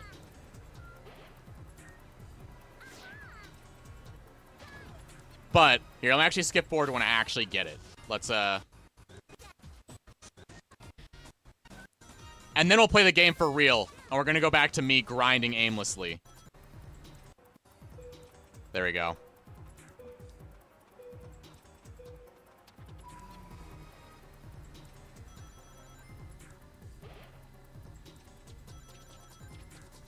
Yeah. I know what you're talking about. The space stage. But yeah, you have to keep your gravity here, because as soon as you upgrade your board, you lose your gravity.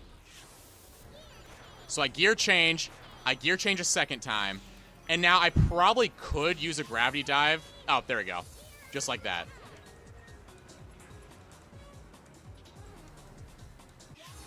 And then I use the gravity bonk to knock off the wall and help rotate myself. Now, this is where the stage gets insane. Because I go through here using just the last second of my gravity dive to now get through here. This is a power type shortcut, except I get to take the power type shortcut because I was meteor or gravity diving. It is the kind of routing you can do in zero gravity is insane.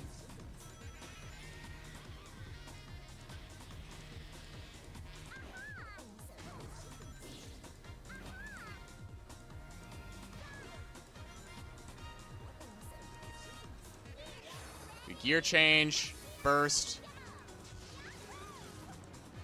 I missed one of the buses, but that's fine.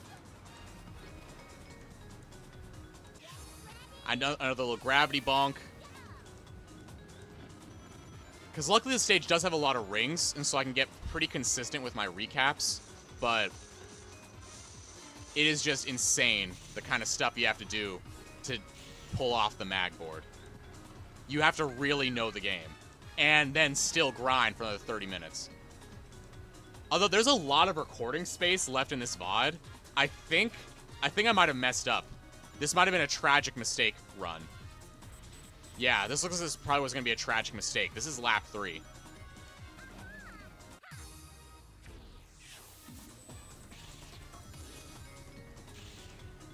Yeah, I think this might be the tragic mistake.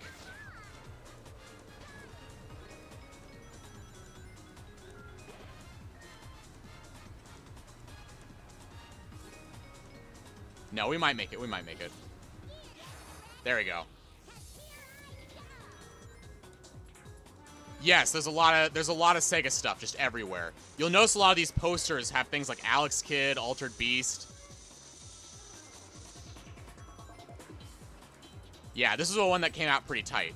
But there you go. If you notice, I just passed Sonic right there.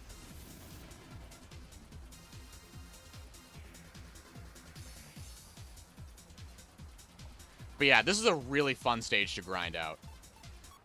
And it's a really fun challenge. Like, if you guys are tired of playing Zero Gravity because it's just too easy or something, play with a different board. Like, this is the board that's made for a challenge. Now, I'm going to go get a drink because I've been yapping so much. Let me just get my text on screen.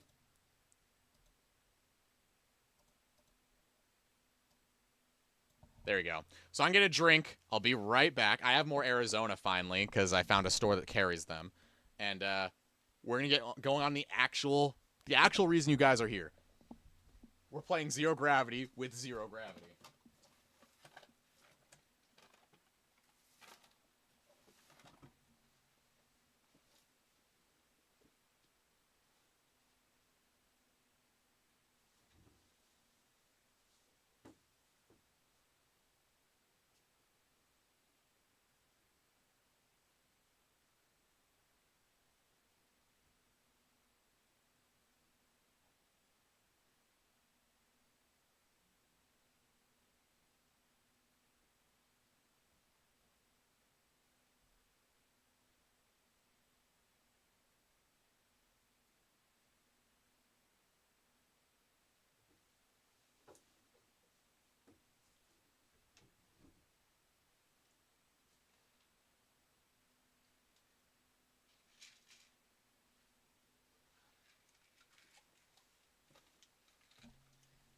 Alrighty.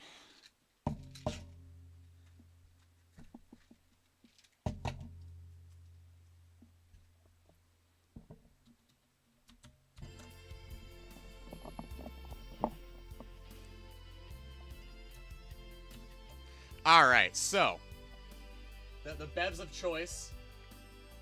Of course, we have our Arizona iced tea with raspberry.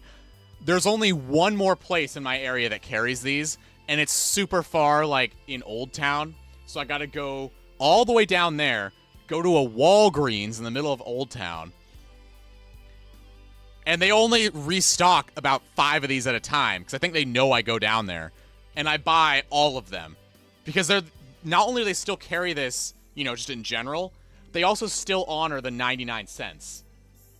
Like, everywhere else out here is always trying to charge, like, $1.50 for an Arizona. but the price is on the can. So we got one of those. And then, while I was in New York, another thing I bought. I've never been able to see this anywhere except New York, but this is blueberry white tea, Arizona. They never carry this anywhere else. At least not down here where I live.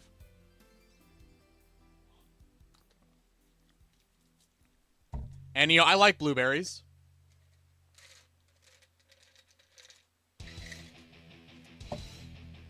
Ah, yes, perfect song choice.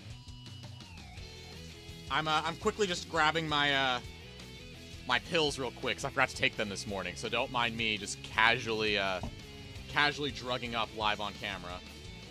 But don't worry, they're not dangerous. Like, I take an iron supplement because, you know, I got that anemia.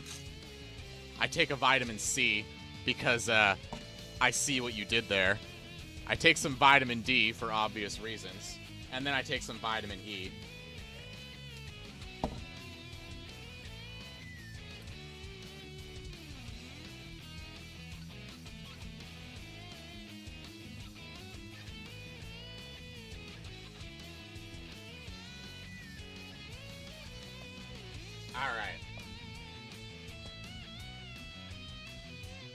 So you guys ready for some zero gravity?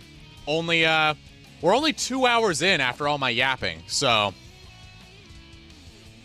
I think we made great progress.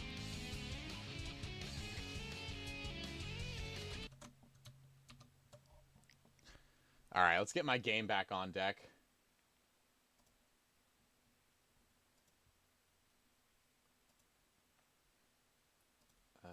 Where are you?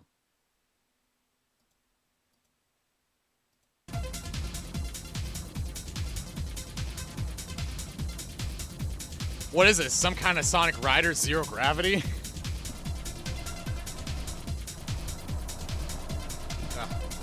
My controller's all tangled up in my microphone. All right. Now it's time. See, like I said, like I usually play. I've been playing Amy for this challenge because she has the acceleration boost. There you go. So go free race. And now we're going to get back to grinding these out. And now I have not done the Babylon story stages yet. As you can tell, these are all from my challenge run. So we're, of course, going to go Amy. See, even though their stats look the same, I don't know what it is, but Amy has better acceleration. I don't know, but it's there. Now, hopefully we don't run into too many hour-long grinds. I don't plan on doing all these mag stages today, but...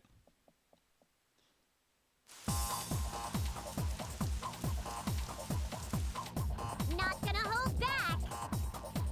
Yes, Amy, please don't hold back.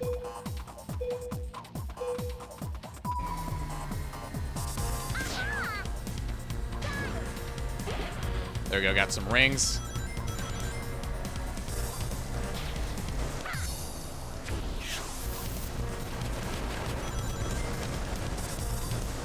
We're already out of gravity, so we're off to a great start. This is where you're supposed to use the gravity dive. Yeah, sure, I'll gear change. Why not? This stage just looks so good.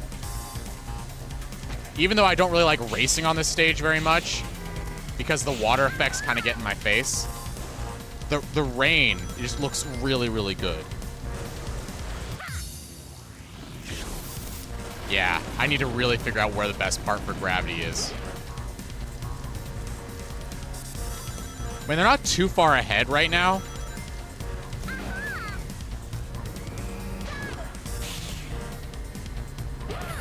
Oh, okay. Okay. Bye, Shadow. Oh, I've never taken this shortcut before. I've never had, you know, the attack running from here to there.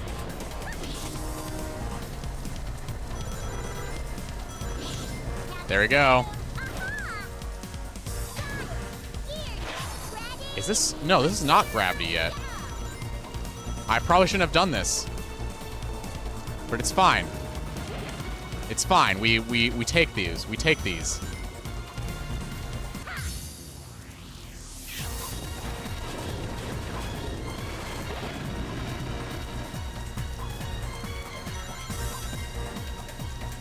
Got a lot of extra rings, which is nice.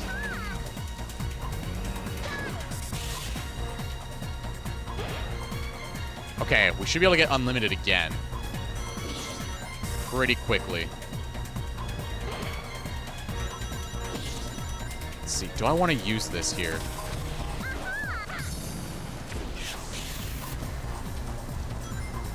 Probably wasn't worth the shortcut, but it's fine.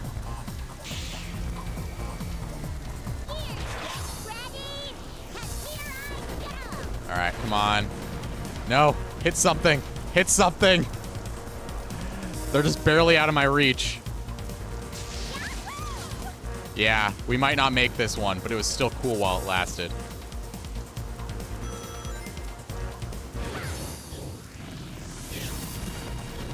Oh, wait, hang on, hang on.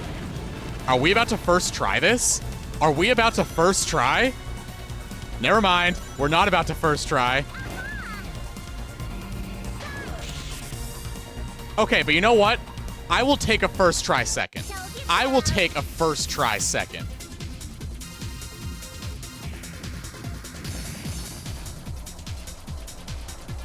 If you can't control, tap brake to make sharper turns. Yeah. I'll give that a try on the next one. That's probably what basically did me in on the first run here. Yeah, I do love Nightside Rush. Yeah, I don't really mind Sonic driving a car. He likes it, so what's the problem? If we got a game like Sonic R again, what would you want them to remove and add? Honestly, nothing. Like, I feel like having the minimal stage count is kind of what makes the game so much more replayable.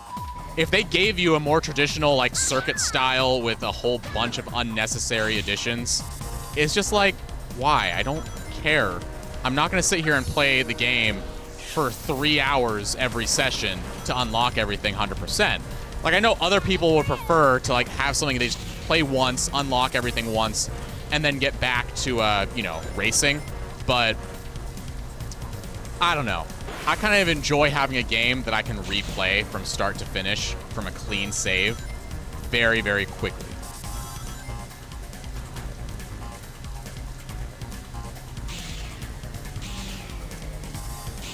Like, I would just take a full-on straight-up port.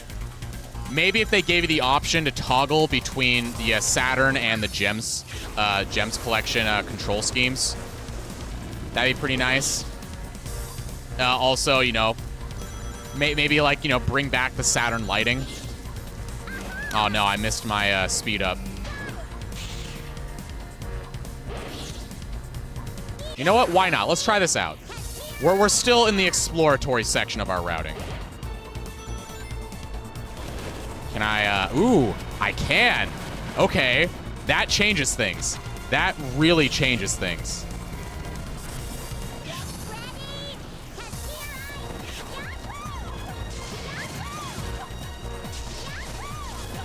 Oh yeah, and I still have Gravity Dive at this point, this late in the stage. That, and I have 73 rings. Yeah, no, I think we found the much better routing on accident. All right, let's try out the tapping. There we go, perfect. So far, so good. Yeah, we're gonna do that again. That was a really, really good thing.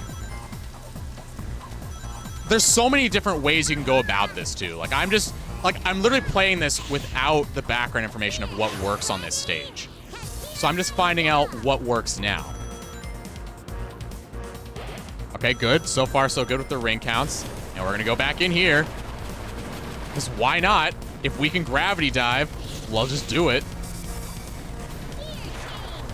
Oh, wait. That was dumb. That was really dumb. Okay. I should not have gear changed there.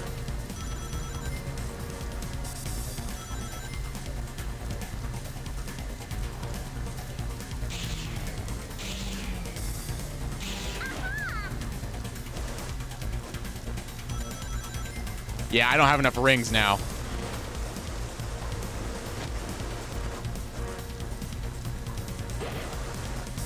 Yeah, I'm not going to get enough rings for this.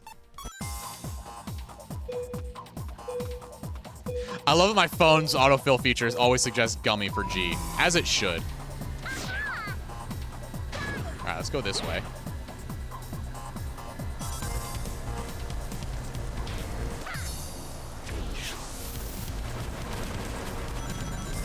Alright.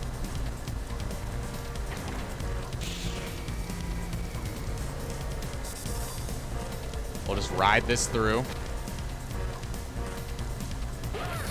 Ah, yes, I'll take that. I'll take that too. Goodbye. Goodbye. Goodbye. Wow. Kind of a dick move, Amy, but you know, I'm here for it.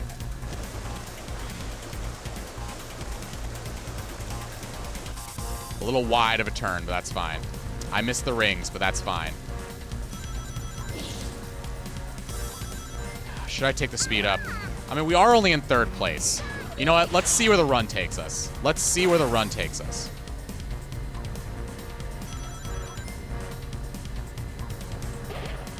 Okay, I don't really need 100 air, though.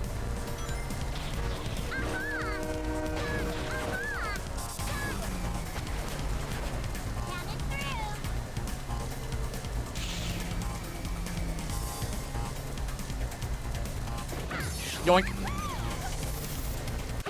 Yoink.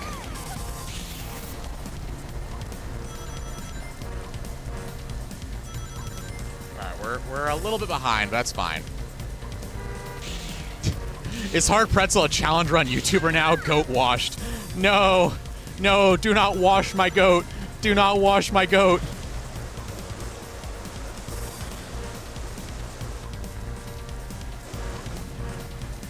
Missed the rings. Nah, I don't got time for comic books, honestly. There's so many things to keep track of when it comes to comics, and there's so many different writers, so many different styles, so many different things that happen. There's so many issues to keep up with. It's just, like, not really my vibe. And that goes the same with, like, any comic books. Not just the Sonic IDWs, but basically every comic book ever. Like, I don't really read comics. Oh, I bonked too early. That was not good.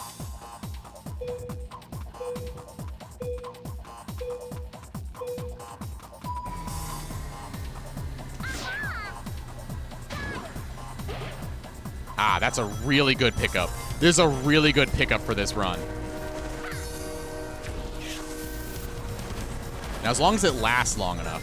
No, it didn't, but it's fine. We have enough. But yeah, like comic books in general, I just don't really enjoy the medium much. Not only are they very, very, you know, likely to do the whole to be continued sort of thing, which I'm also not a fan of. It's just hard to get a full, complete story without going and waiting and then buying the whole series up front. Which is always an option, of course. Like, you just wait until the all the comics are out and then get, like, you know, IDW Collection Volume 1 sort of thing.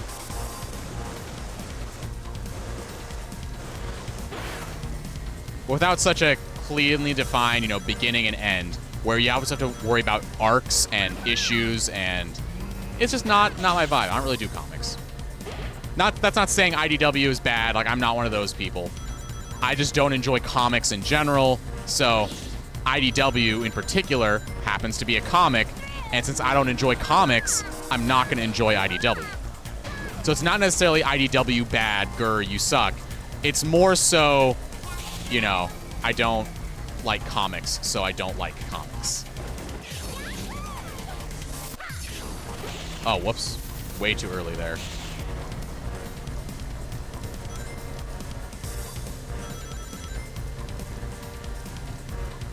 Hey, Dries, welcome. Or Dryas. I don't know. I'm never going to get it. Oh, Cream is terrifying in this game.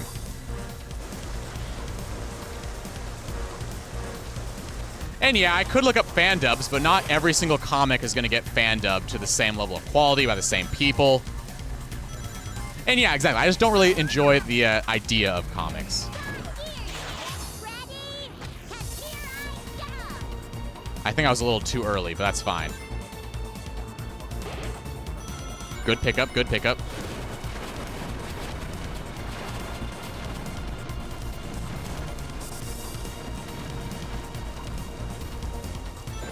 Yeah, I was a little too early here, so we don't get... Oh, that's a 100 ring, isn't it? That is a 100 ring box. Okay, so if I don't make this run, if we don't somehow pull this off against Knights here, which I don't think we are, Knights is too good. Yeah. Let's restart. Yeah, you know, old dogs, new tricks. It's not going to happen, Dryas. I'm sorry.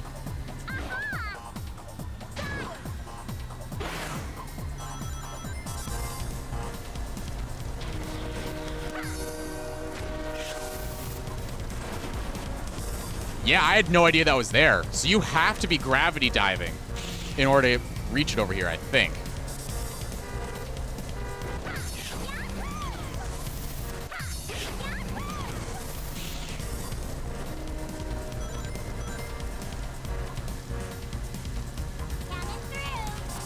Hey, Carrot, welcome.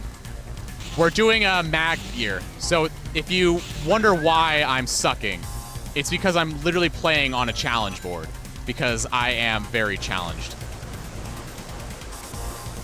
At least that's what they called me back in elementary school. A very challenged boy.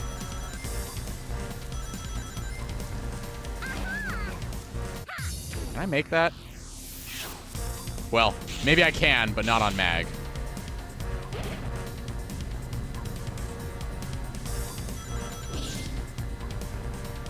Yeah, why not? We'll take it.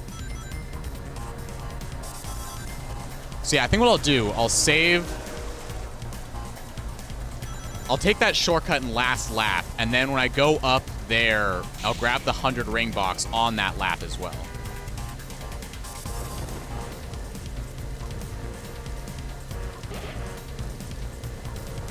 I need some more rings, though. I don't know if I'm going to make 100 rings by the time this lap is over.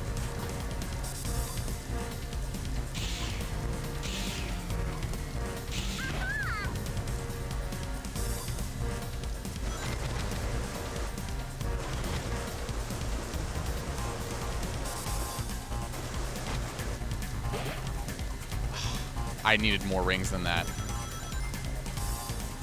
Yeah, we're going to be fighting for our lives on our next lap. Come on, give me a 30 ring box. 20.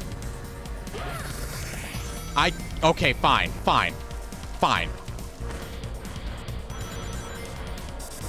We have the rings we need, so let me just get out of here. I feel like that's slower. All right, let's see if we can actually skip this ramp. No, we can't.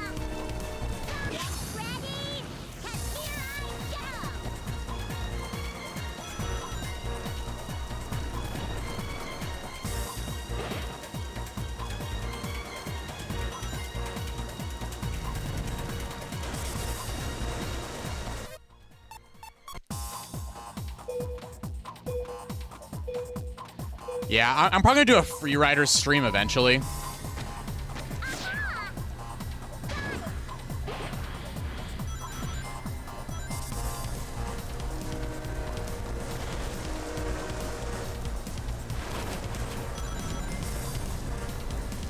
All right, here we go.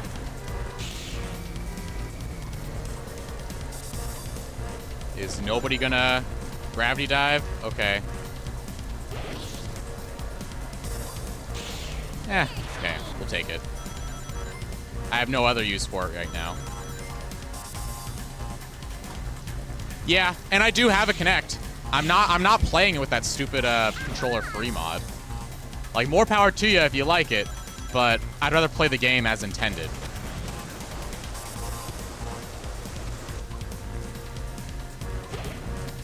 Man, I hate grabbing these air pockets. I don't need them. Or these gravity pockets, whatever you want to call them. Stop it! I don't want gravity points. I only need rings. Okay. We'll take it. I shouldn't be taking the shortcuts. I think it's slower. and it puts me on a weird route.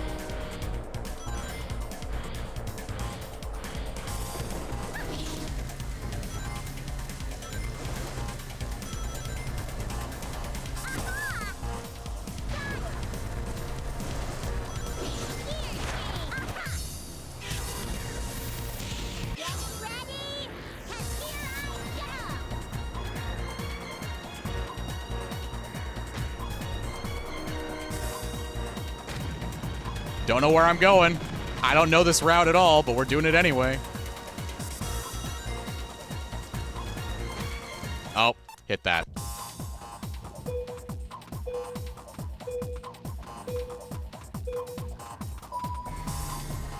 And yeah, like I said, you could do whatever you want. Like, if you're playing the game for yourself, play the game for yourself.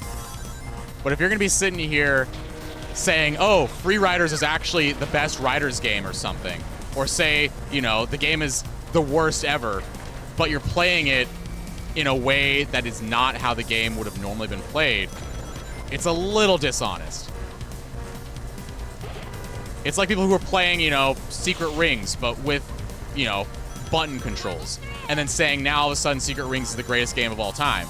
When it's like, no, you had to change the game to affect your opinion. That's it. If you have to change the game to change your opinion, you're not reviewing the game anymore. You're changing the game to then make an opinion. And yeah, exactly. Like, if you already enjoy the game, it's still very important context to add. Like, you know, people are saying that 06 is now suddenly the greatest game of all time because they played Project 06. Whereas, you know, you could also look at the game for its own merits and why Project 06 was even made in the first place.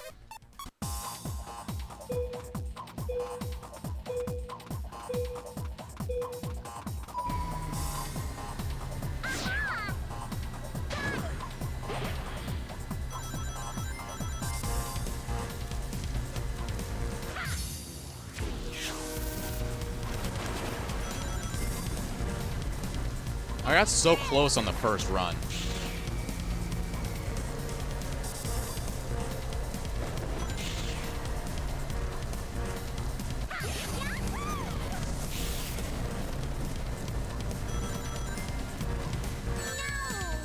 Wait, my bomb hurts me too?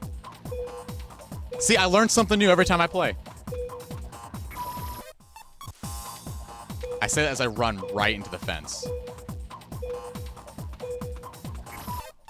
I'm getting so close, too. Gotta take one more step. No, way too early.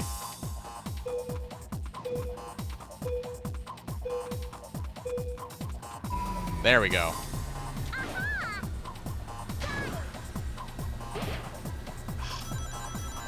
I really don't want to keep getting gravity out of these machines.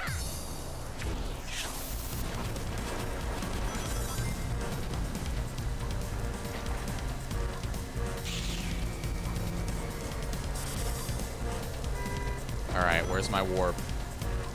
No warps? Ugh, and now there's another bomb that's gonna hurt me.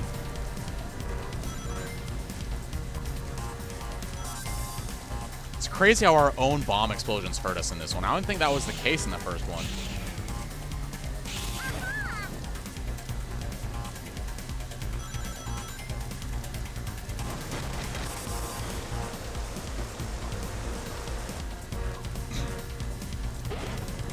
I keep getting these bombs. I don't want these. I want rings. That's what I'm saying. I've been playing the OG Secret Rings. I find the controls well wonky, but sometimes it still works. Well, I mean, that's the thing. Like, the games exist as the games are.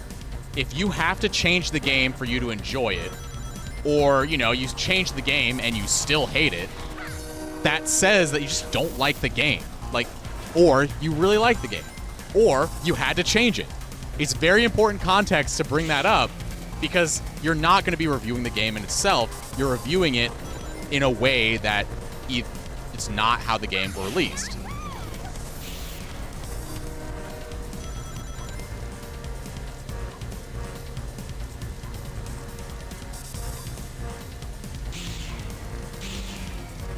Like when the inevitable Black Sonic and the Black Knight patch comes out, where you just press a button to swing the sword or something. Cool. Great. Awesome. Now you can play the game exactly how you've always wanted to. That doesn't mean it's all of a sudden, you know, changed. And now that's how the game is to be played now.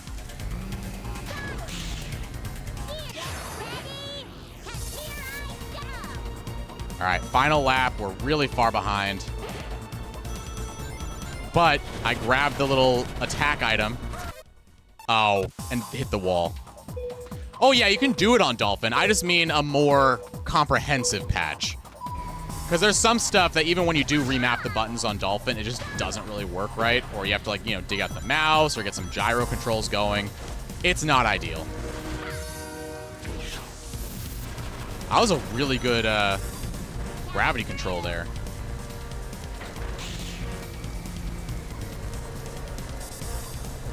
Like right now, I'm playing Zero Gravity on my Wii right now.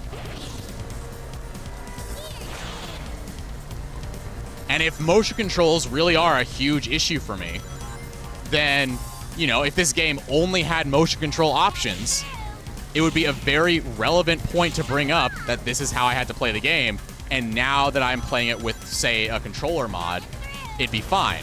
Except you don't need a controller mod in Zero Gravity because they had the baseline forethought to say, hey, you know what? Motion controls exclusively would suck for this. And so they gave us an option to play with a controller by plugging a game controller right into the slot. Ah, no. Just currently got myself locked. That's fine. There we go. Oh yeah, the game was clearly built for controllers and probably built for PlayStation 2. It just got the Nintendo blessing. Oh, there's a big ol' spider here. I don't have anything to kill it. Well, that's fast, too. Back here. Alright, well, there was a spider on my floor and it just ran away. It was faster than Sonic. That was like the fastest spider.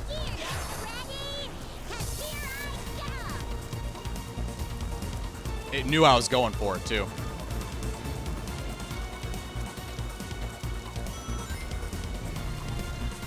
I mean, I wouldn't say better, but I would say I prefer it. I prefer to play it over that.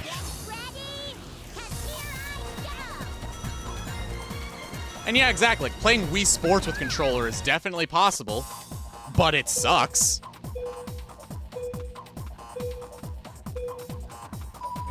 Like, if I were to sit here and just be like, oh yeah, Wii Sports is finally good now because I don't have to play with those stupid waggle controls. I don't know. There comes a point. There really comes a point where you just gotta meet the game halfway and just deal with it or not.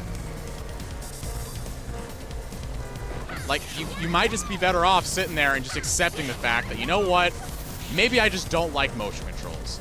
And then that makes any motion control game that you're reviewing so much more valuable because now you know that you don't like motion controls. So if you say, you know, I normally hate motion controls, but I really like this game that is motion controls, or I don't like motion controls, which is why I don't like this game that's focused on motion controls. Like, people don't want to believe that objectivity works better when you have your opinions, because objectivity doesn't actually exist unless you actually have a real fact. And the real fact would be that if I don't like motion controls, my opinion is now a fact that it is an opinion. I know it's kind of metaphysical here, and you guys actually think a little bit, but I keep hitting that wall there.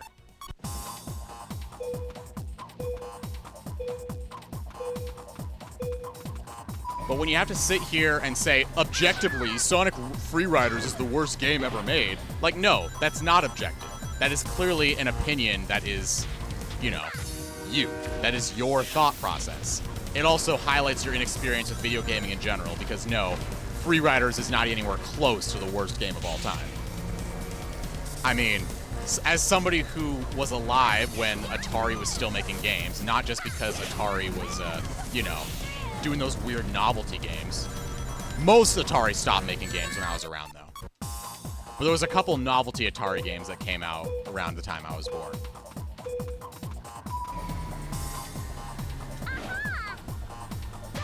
But yeah, there's some really, really rough games out there. Like, have you ever went diving through the Walmart bargain bin? There are games that don't even boot up. There are games that you can't even play past a certain level, like, you know, the infamous Bubble Bobble 3DS game. I think it was past level 30. There was actually a glitch in the programming that would not throw the level complete flag. So you're literally stuck there waiting forever until you game over.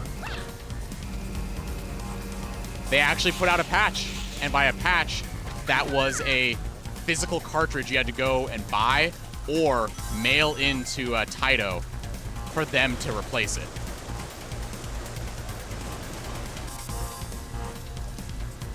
And yeah, exactly.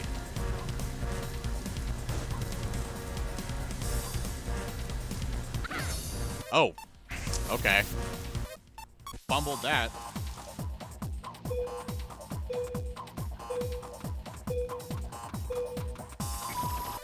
Aw, come on. That was like a 1 frame away.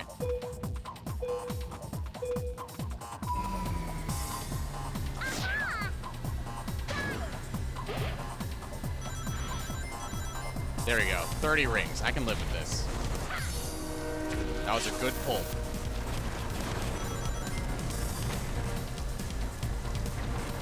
And yeah, exactly. With any game, you really just gotta meet it halfway. Or, if you decide to change up the entire game to fit your tastes, then congratulations. You change up the entire game to fit your tastes. Like, you can skip the meeting halfway part. You don't have to do that. Yeah, they should have, but didn't. Because, you know, money.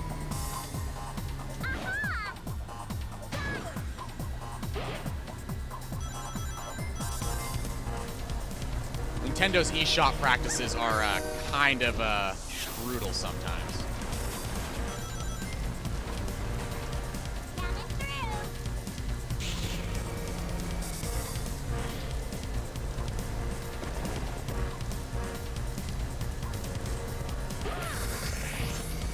This is useless to get here. I mean, yeah, it does damage, but...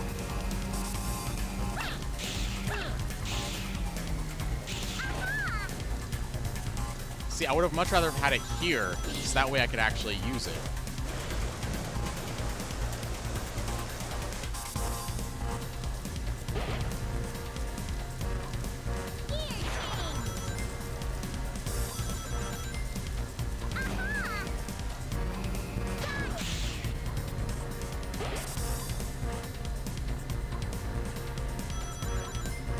Alright, here we go. Oh, I probably could have taken the shortcut. Oh well. I guess we're freeballing our route this time around. Don't know where we're going, but we're going.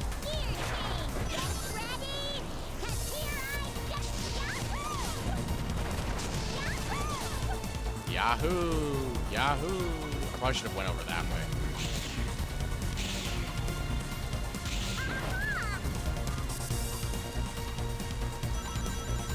Yeah, I'm not gonna have enough rings for a shortcut next lap. Probably should have saved it. Oh well. Oh wait, hang on, hang on. 55 is doable.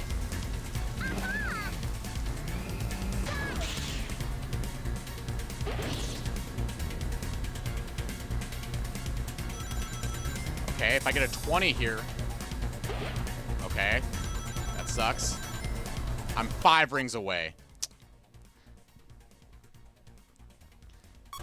Yeah, and that's pretty much where I'm kind of stuck at too, Big Yoshi. Because I'm just like, you know, Project 06 is awesome. And I'm really glad that, you know, people are finding other ways to appreciate Sonic 06. And that's great. And I love seeing fan projects be successful. Like that. That's awesome. That's amazing. It's good, great, awesome, outstanding, amazing. Like, I get it. Fan projects are cool. But at the same time, you gotta realize... These games did not come out with almost 20 years of hindsight. The games came out when they did. And right now, we have Unity, which is already, as much as I hate Unity, it is a much better engine than what a lot of developers are working with 20 years ago. They had to make proprietary engines most of the time. Like, have you seen any of the Commodore Amiga programming that people did? It's terrifying. Like, actually terrifying. Like, sure, I want to learn how to program on an Amiga, but I'm never going to, because that is just one headache after another.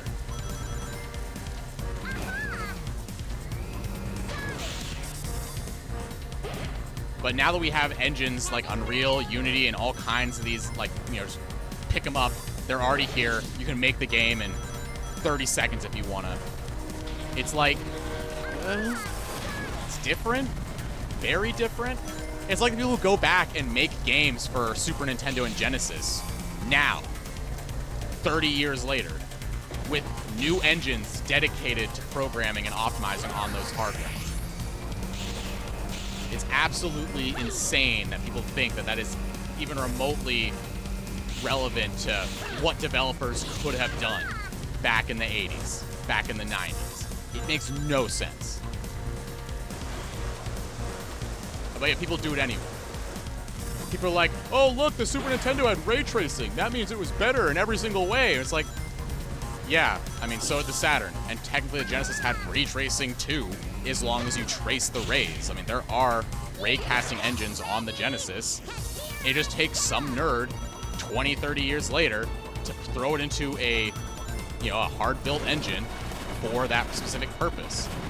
Something that they didn't have time or funding for or the technology for 30 years ago.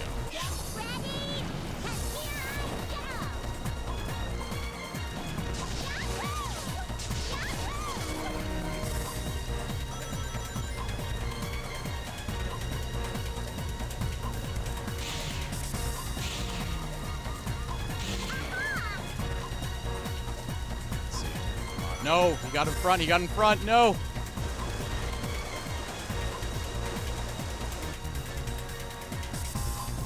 Silver, no! Silver, Knights, no! So close. So close, yet so far. Alright.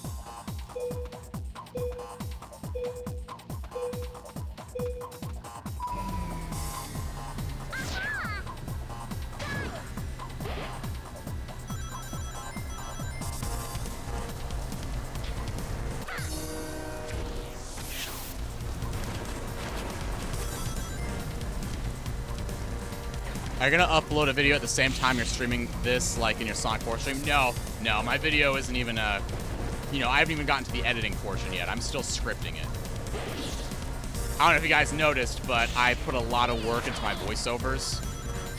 I basically, when I script my videos out, I read them probably about 100 times, like every single line, while I'm making the script, just so that every single line sounds natural. I really hate, like, a few of my videos where I have these really crazy run-on sentences.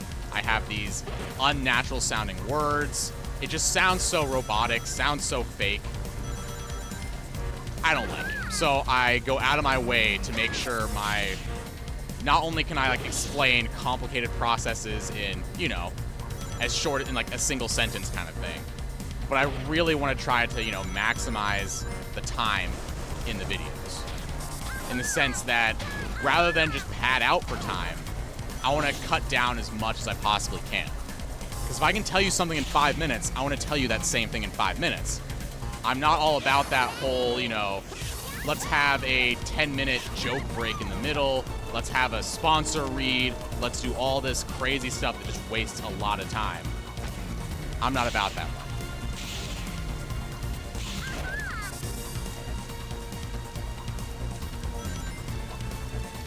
I mean, I did, kind of. I flopped the backflip, but it was there.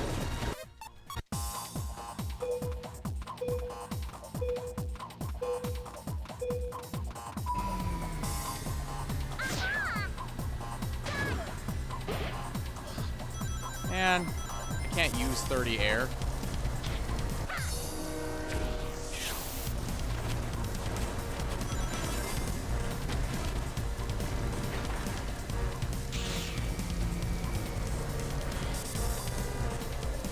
And yeah, like, I mean, with PO6, I mean, we have engines for that. So it's a lot easier to make a Sonic platformer when you have 20 years of technological developments.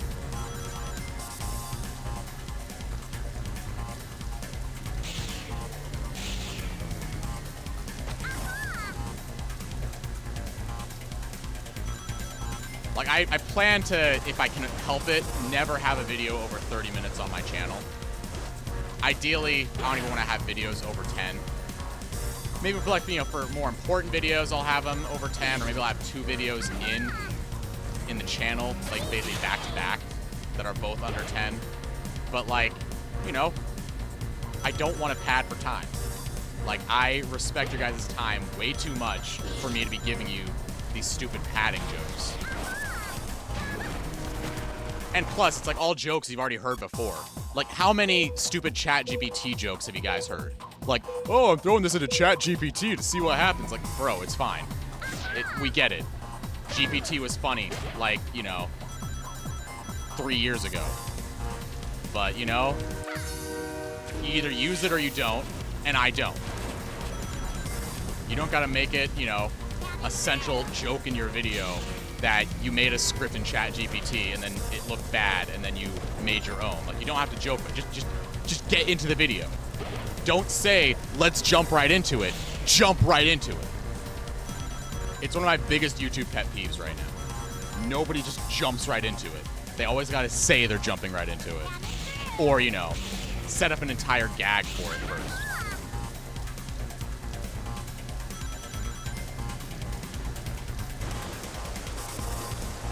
Meanwhile, I'm going to be here grinding out zero gravity.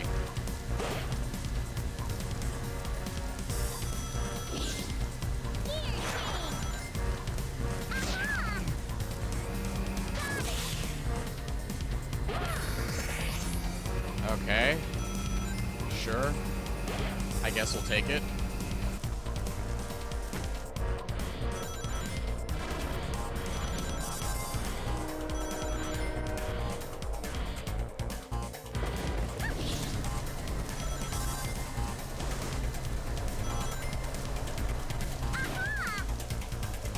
So we have enough rings for that last shortcut. Can I make this? Oh, I can. Okay. So I can still take that shortcut without gravity. That's good to know. There are a lot of rings in here. Maybe I'll take this shortcut next time, too.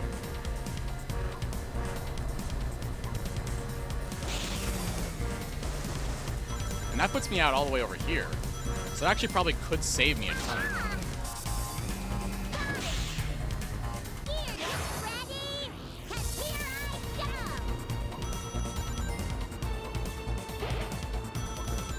Not mess up this. Let's get that bong. Go this way. Keep riding through.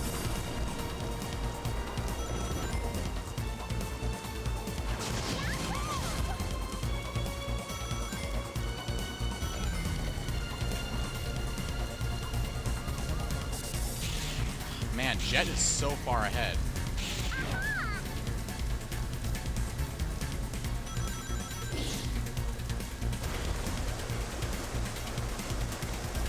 If I get a 30 ring right here. No, I got 10.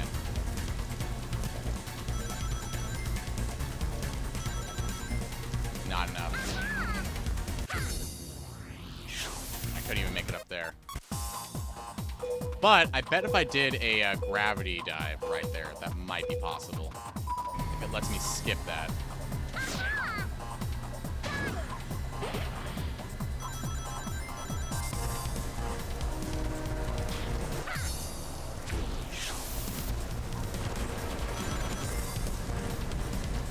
I mean, it's improved, but at the same time, it's like, if I'm trying to make content, right? Like, I'm making my own content. Why would I let some robot do it? It's like, you guys are here for me, not what you guys could just as easily go online and prompt yourself, right? Like, if you guys want Robot Pretzel, I'm sure you could go on there, feed them the scripts to my videos, and then get, you know, simulated pretzel content. It's gonna suck because my content sucks and you're feeding it bad content. But you come here for my sucky content. You don't just have some robot generator for you. Like, are you really that impatient?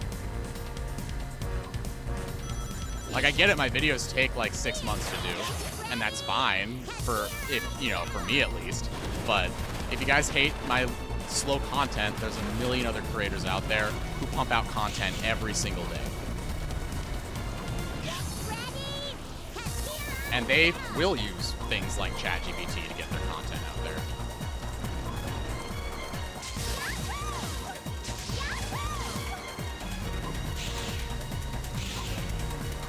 But, you know, I just don't.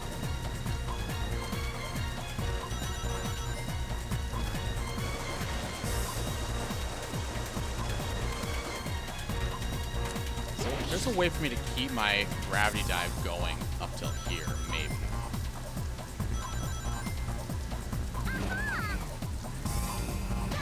Oh yeah, it is getting super late for you now, isn't it?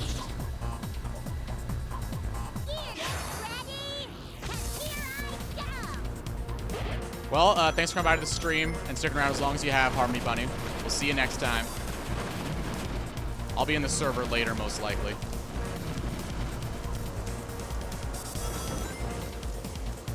Oh, there's the 100 rings, so yeah, I could definitely do that on my route. So when I inevitably flub this with a, you know, big mistake somewhere. 7 p.m.? Well, yeah, but you've also been here for a few hours. Don't you have, like, dinner or something? It's about that time.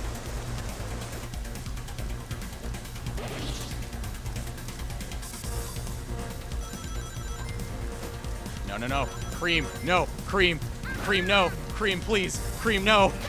Cream, no. Cream, no. Ah!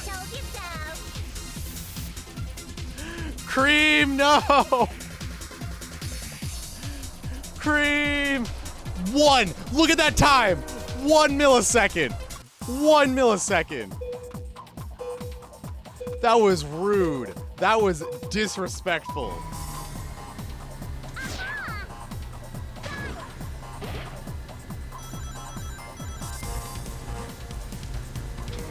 All this work on Magboard to basically play this game without its intended mechanics.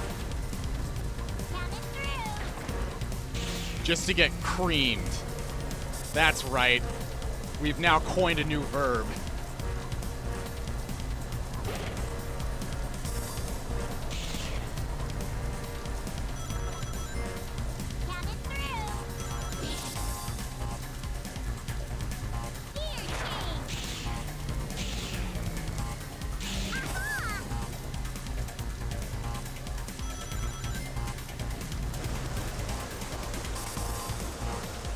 Nope. Didn't drift right.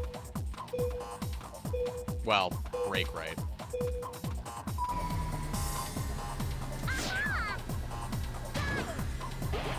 Okay, I'll take a 10.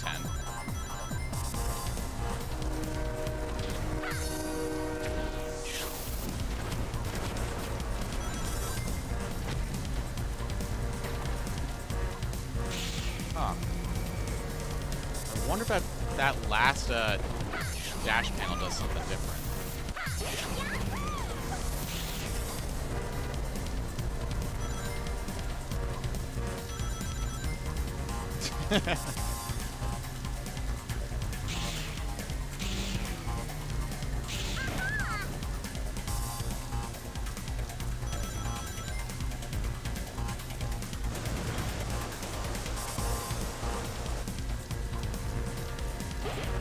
Okay. This isn't what I'm looking for, but I'll take it. Why is everybody getting attack up right now? Okay, fine. Now I get the attack up. How does it feel now, guys?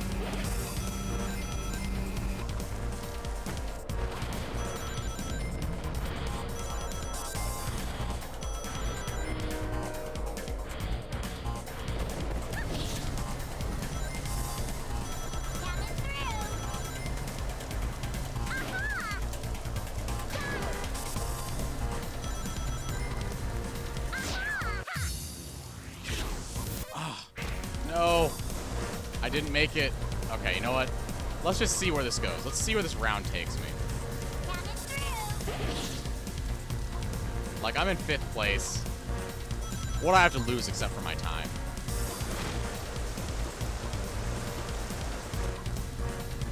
You know what? I can use this as a chance to experiment with this here. So I know I could probably. Okay, no, this is designed for a gravity dive. Interesting. Okay. So let's see. Can I make it down here then? Yes, I can. Okay. I think we're currently discovering new routing.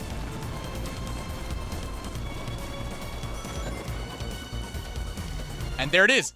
Okay, that's the route. That's the route. That's what the 100 ring coin, the 100 ring monitor is. So lap 2, I need to take that shortcut.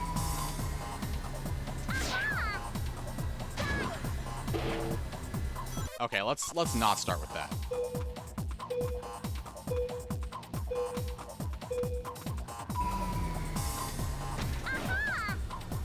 Yeah, no, and you could never do that on a normal gear. This is very specifically a mag gear route.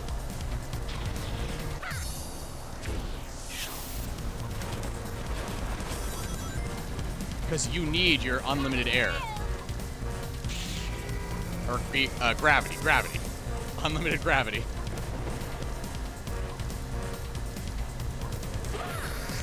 Ugh, worst placing for this. I mean, at least it's fast.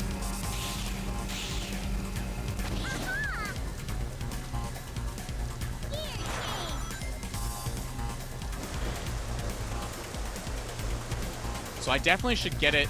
I should save my unlimited air for probably, or unlimited gravity for right about there. I'm going to do that the entire game now, because now I'm focusing on it.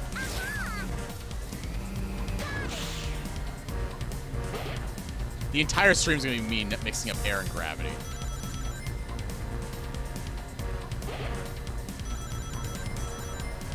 I was so good about it until I started thinking about it.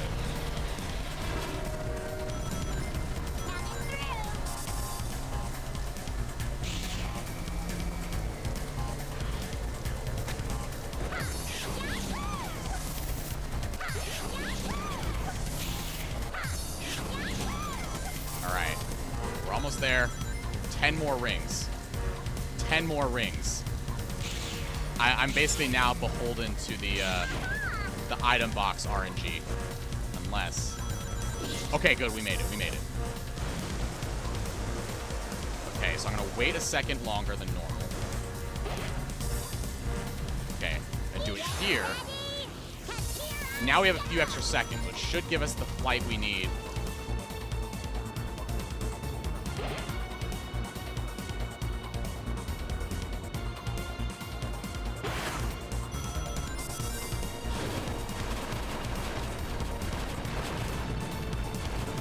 Awesome. No! No, I hit the wall! I was reading chat! I was reading chat!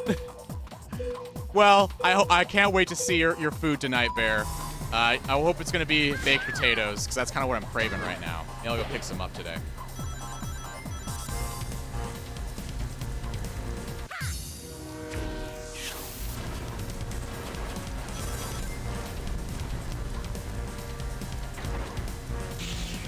Okay, so, hitting that dash pad on the far right doesn't do anything.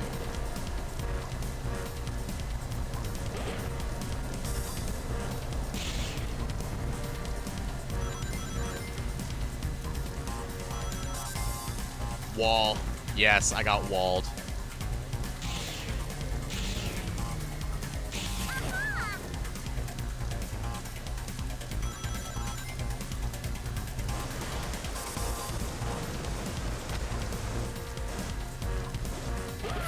Okay, sure. Not what I'm looking for, but I'll take it for now.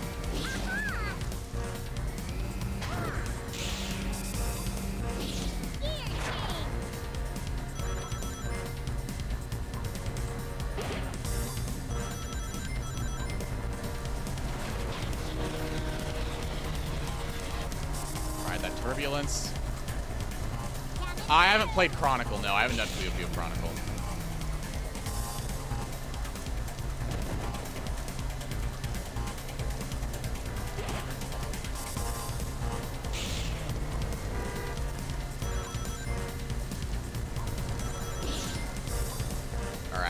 we're almost there. 30 more rings, which I don't know if we're gonna make it here though. This is gonna be too much.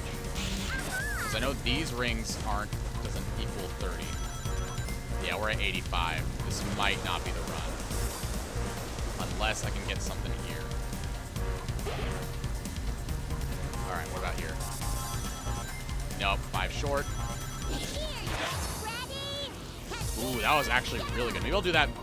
I think I might incorporate that into my runs forever now, because that was really good timing. Okay, so let's not read chat. I'm not looking at chat right now. I'm going to focus on not hitting this back wall. There we go. Flying, we still got 5 seconds of flight. There we go. Get ready, because here I go. Yahoo. Still not enough. But it might be, because I can do a gravity dive here.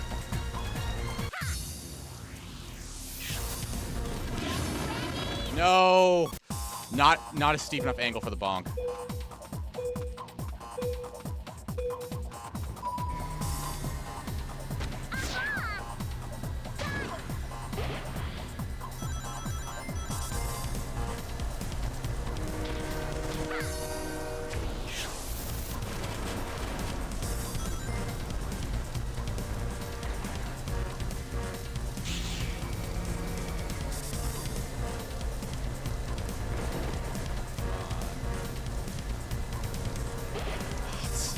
Gravity every time. Is there a way to like turn that off in the settings to not get gravity? Because I do not need it.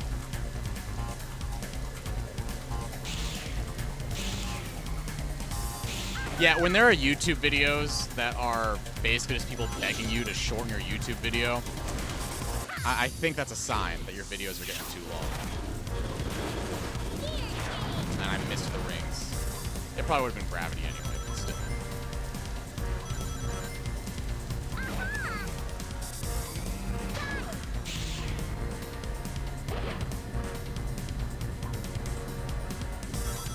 So wait, are you more likely to get rings when you're in first place? Is that how the RNG works?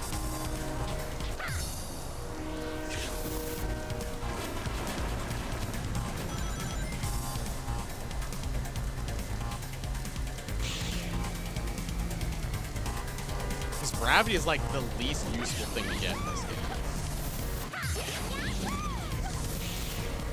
Okay, so we have the 100 rings. I'm gonna wait and do it again like we did last time. Hopefully I won't be too far behind.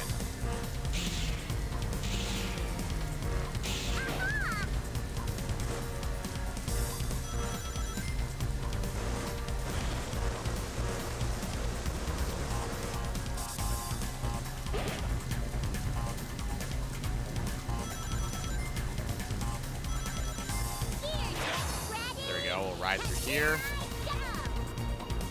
Now riding on our waves of our supersonic. And I am not going to look at chat, so I'm going to drive through here and not hit the other wall that ruins my gravity dive. Got 6 seconds of flight. Now we're going to chain this into that. Chain it a second time.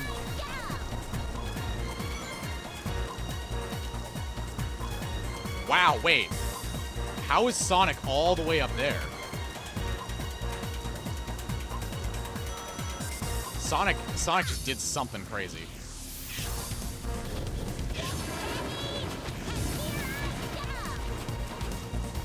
Yeah, Sonic cheated that round. I don't know what he did. I saw him on the map. There was no way I was gonna make that.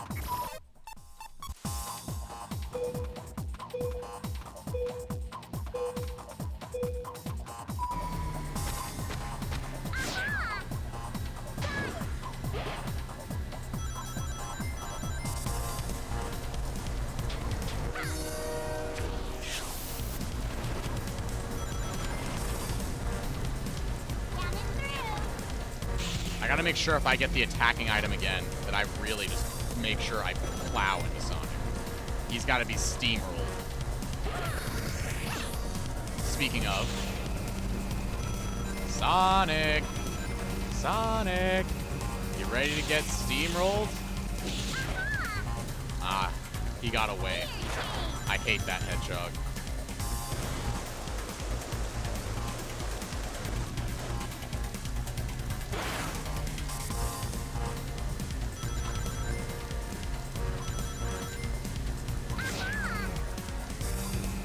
Hey Faz, what's up? We're currently playing Zero Gravity using only the mag board, which is, you know, it's basically the challenge board of the game.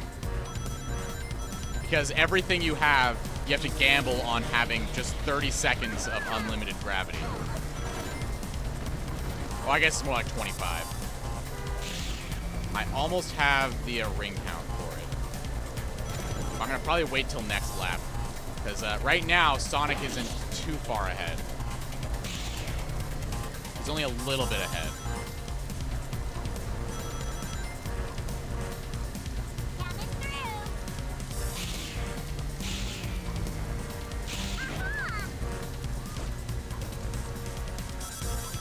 Alright, so now we're going to do some really cool shenanigans and routing.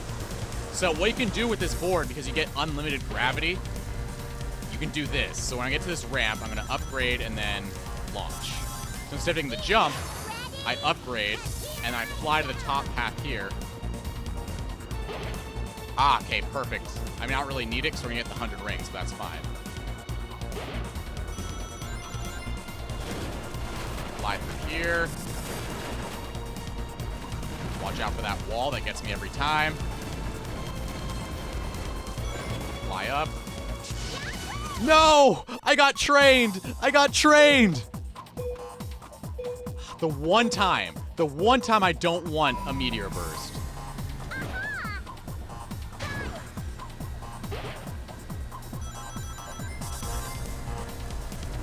But yeah, basically with this board, you only have access to a single gravity control. And then look at my meter, it's already back down.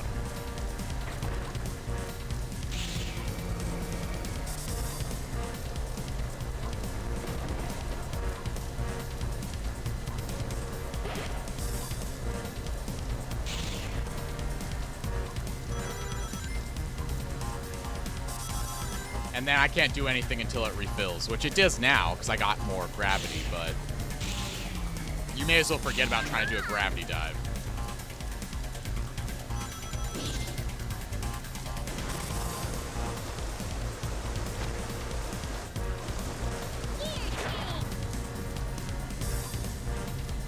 It might be, but honestly, I just need to get rings. That's the main thing. And I missed those. I missed both of them. I was trying to get both, and I missed both. Well, we got this, though. Here's some rings.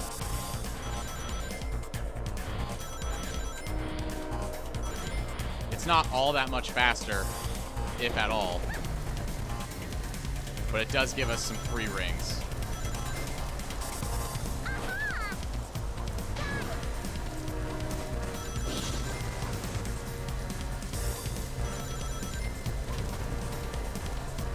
Alright. 10 rings away. Oh, wait, we can take this shortcut. I've never taken this one.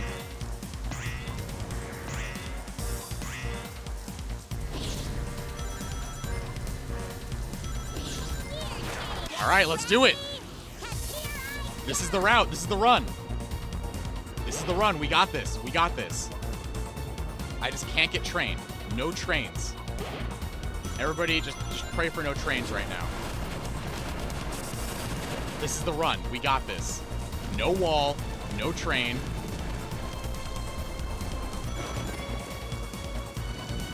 There we go. Gear change a second time. Get ready, because here I go.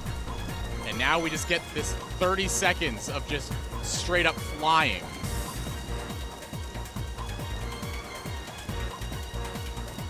Looks like Amy grew wings because she's flying. There we go.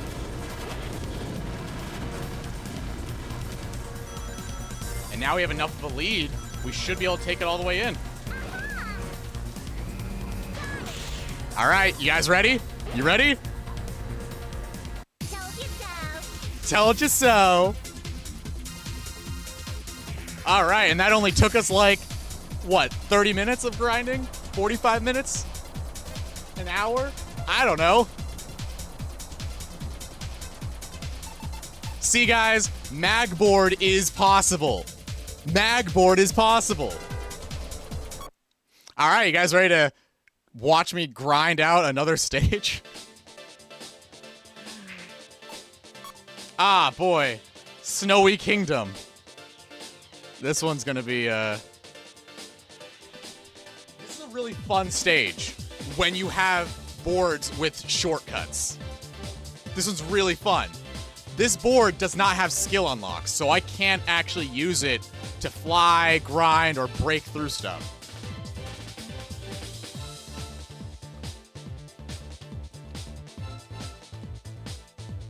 Yes, not Holoska.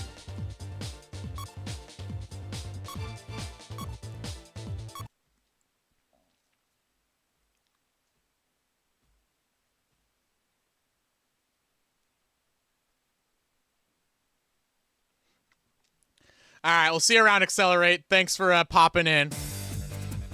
Now that Accelerate's gone, we can talk about how bad this game is, right, guys?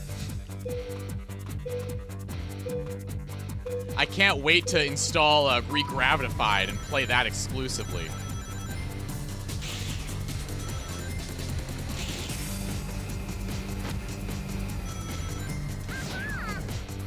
Hey, Shay, what's up?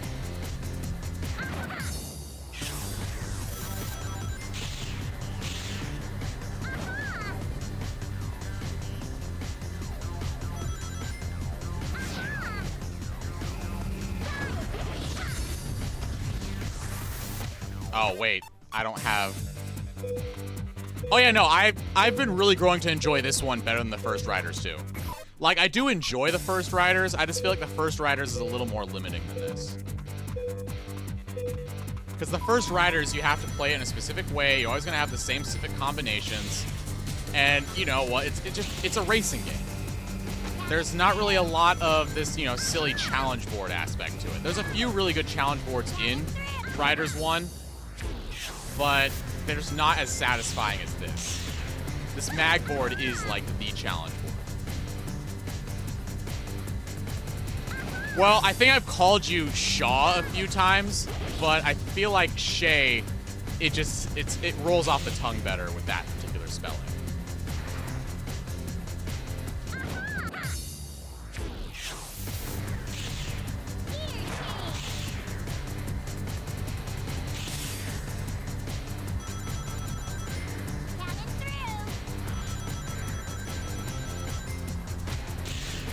Oh, wait, I wasn't first. I wasn't even paying attention. I was just sitting here enjoying the vibes. Now, I think the 100 ring box is somewhere in this area. Yep, there it is. I'm going to hold on to that for now. Oh, yeah, the heavier boards is very nice. Now, I don't know what the routing is going to be for this one, because that 100 ring box is in a fairly unfortunate situation. Ooh, but I could definitely go through there. I could definitely get through there. That might be the route to take.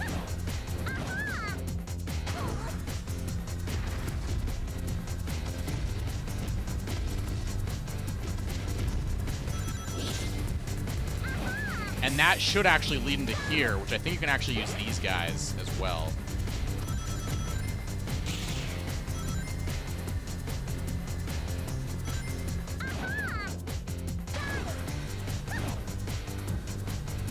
Alright, we'll try this out. We'll see what we got. I'm in 6th place, so what do I have to lose? Besides my sanity. Alright, so you go through here. I'm gonna try this again. Nope. Okay, so you can't gravity dive through that ramp. Oh, and I missed it.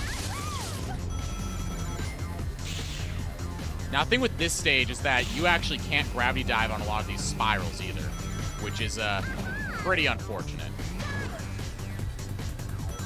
But I can go through here. Well, I could if I had the gravity, I think.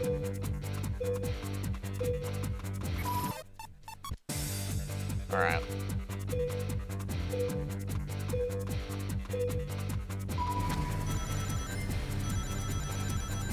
Another perk of having Amy's acceleration boost is that after these little spirals, you get launched forward, which is really nice.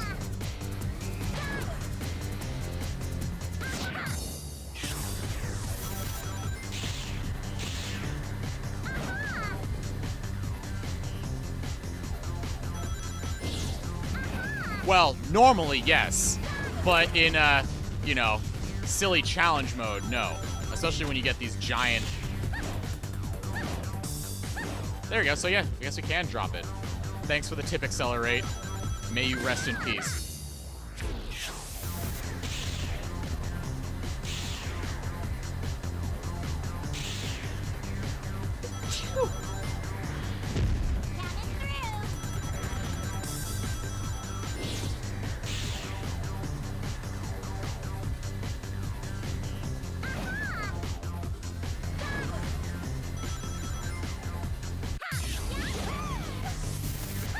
Hey, Motos.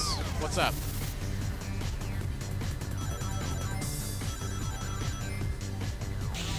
We're still challenge boarding.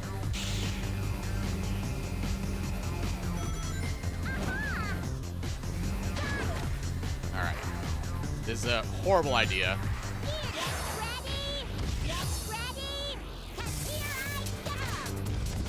Okay, yeah, no, that is not a very good shortcut. That is not a good gamble. I should save it for here. Okay, so I can fly over this one at least. That's good. Oh, yeah, we have Meteor Burst in here.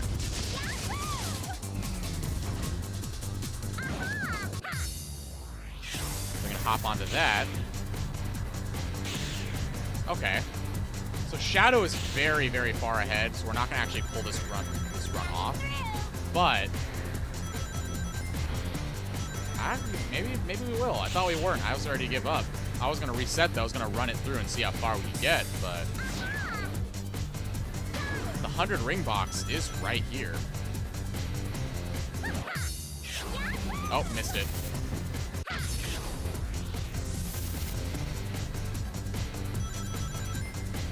Yeah, Shadow is super far ahead. I don't even have speed up yet. I don't think I can make this without gravity. Yeah, no, I can't.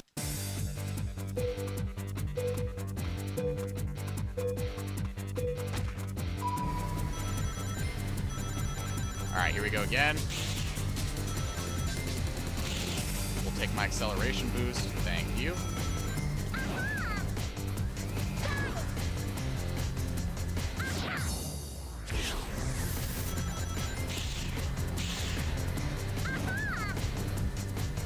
Oh yeah, no, the new setup. The new setup definitely helps out. I'm also not nearly as close. I also have more lights on. That's also why I look a little less black now. Everybody knows that the more lights you have, you know, you can appeal to the other crowd. I'm not gonna say the N-word either way, but...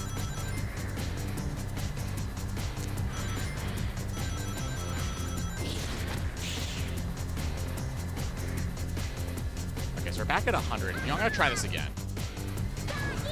This is a really goofy run last time, but... There we go, so we got that guy. So we're back to 100 rings again.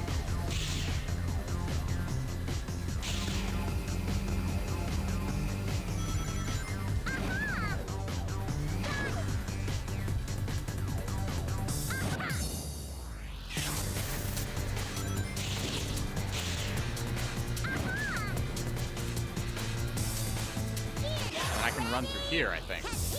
Yes, I can. And now... dive. We can flip. We can turn. We can get up. I only have 10 seconds to go, though. This isn't going to really do much. Yeah, the nobodies, right? Right. Oh, yeah. I am, Shay. Well, mixed.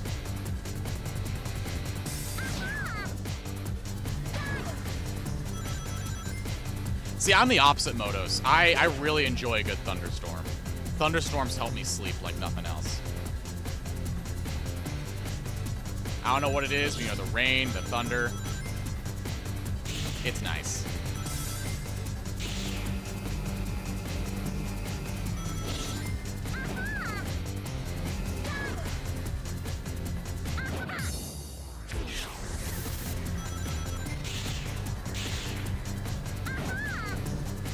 All right, we're at 81 rings.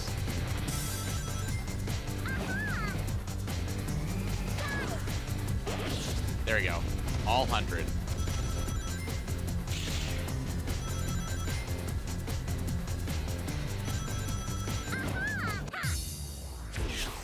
All right, perfect. So far, so good. Still like that we're in the lead. This might be the run. Oh, I forgot to record the last couple. I mean, I have my VOD recorded, so that'll be good enough, I guess.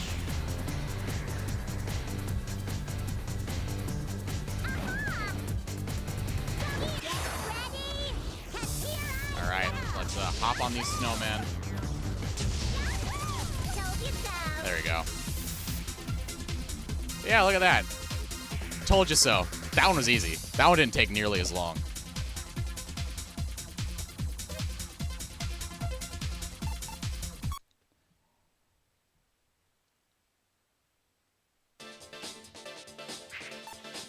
All right, next one. I'm actually going to record this one.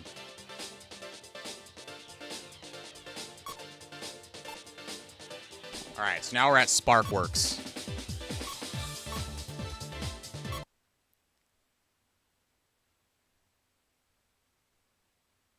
Yeah, it's all about the shortcuts. It's all about the shortcuts and the routing. Like, as somebody who plays a lot of Sonic R, who also very much loves shortcuts and routing, that's why I've been really enjoying this game a lot more than the regular Sonic Riders, because the shortcuts weren't as... they weren't as powerful, I guess.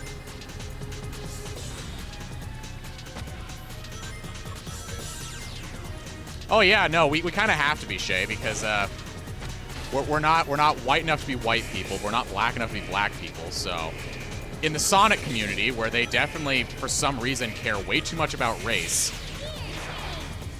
you're always stuck somewhere in the middle. But not in like a Malcolm in the Middle kind of way, but in a, you know, you suck and your opinions don't matter kind of way.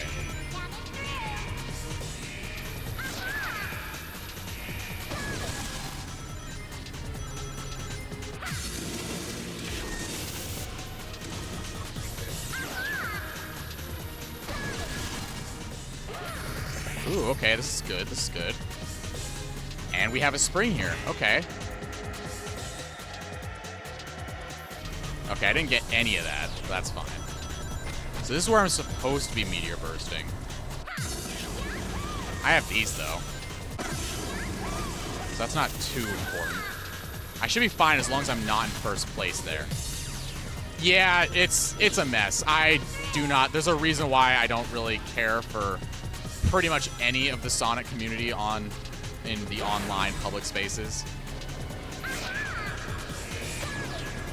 Like, there's a reason I have pretty much 90% of Sonic Twitter blocked. Because anybody on Sonic Twitter is more than likely not an ideal person. There are some good ones up there, but it's always, you know, the exception is where you find the good ones.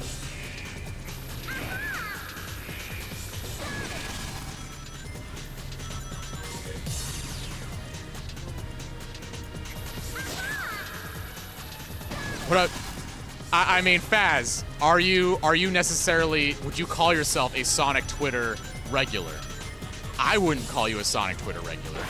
You also play other games. And even when you do play Sonic games, you actually play the Sonic games. You don't just pretend you played them because your favorite content creator played them.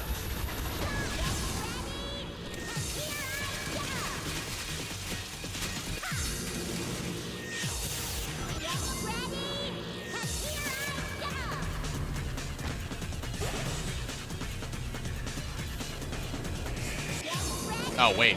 I don't have unlimited anymore. Oh, well.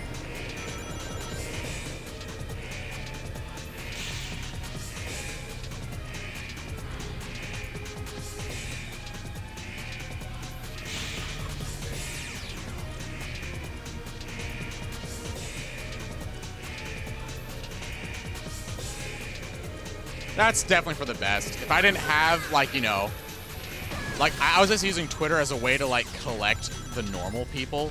Because, like, yes, I have almost all of Sonic Twitter blocked, but it's nice having a, you know, like an unblock system. For example, I find people I like on YouTube, people who comment on my videos. I go and unblock them on Twitter.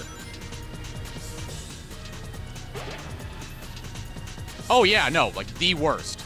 As somebody who's also been a part of Pokemon fandoms, Smash Brothers fandoms, Persona, Star Wars. Like, I'm not even in Star Wars fandom, and I know how bad the Star Wars fandom can get. And yet, at the same time, you have people in the Star Wars fandom who are, let's just, you know, let's play me being the bad Star Wars fan for a minute. There are people who are very, very mad about the new movies, right? That's the easiest lukewarm take we've got, right? People don't like the new stuff. But you know what? We have that too. We have people that don't like the new stuff either. But now let's take it one step further. We have people who don't like, again, Star Wars people who don't like the new movies, and they are very, very vocal about it, and they will straight up attack anybody who, you know, likes the stuff or whatever, right? Yeah, that happens. I'm not going to say it doesn't happen in Star Wars. But then why are people not clowning on the Star Wars fans that do this in literally every video essay out there? Like, everybody's understanding that, you know what? You know, maybe these movies aren't the best. Or there's like, you know what? I like these videos. You guys should shut up. Whatever. Normal fandom level of discourse. Like, we had the Jar Jar Binks death threats way, way, way back when. We have all the, grr, the Wokies are killing my Star Wars. But, like, that's a regular thing for Sonic Twitter. Not like a new movie's coming out and now Star Wars is relevant again. And, you know, and with Pokemon, they have a reason to be mad. They have a real reason to be mad.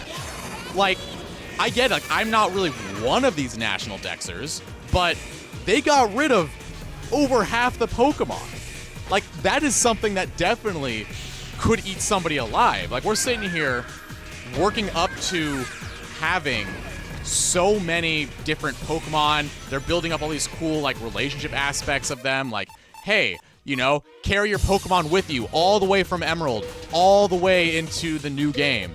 And then all of a sudden, as soon as Sun and Moon are over, that's it. They're all dead. All your favorite Pokemon, they're dead. They're gone.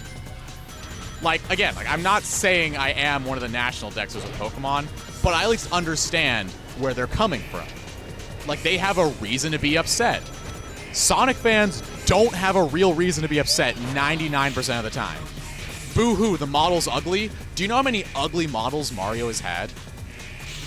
The Mario lunchbox render where he's just standing there? Terrible. There are so many games out there that lock everything behind a paywall. And no, but Sonic Frontiers is the worst game ever made because, I don't know, Sonic said something you didn't like? Like, I don't know. It's just at the point where just some of this stuff genuinely does not matter.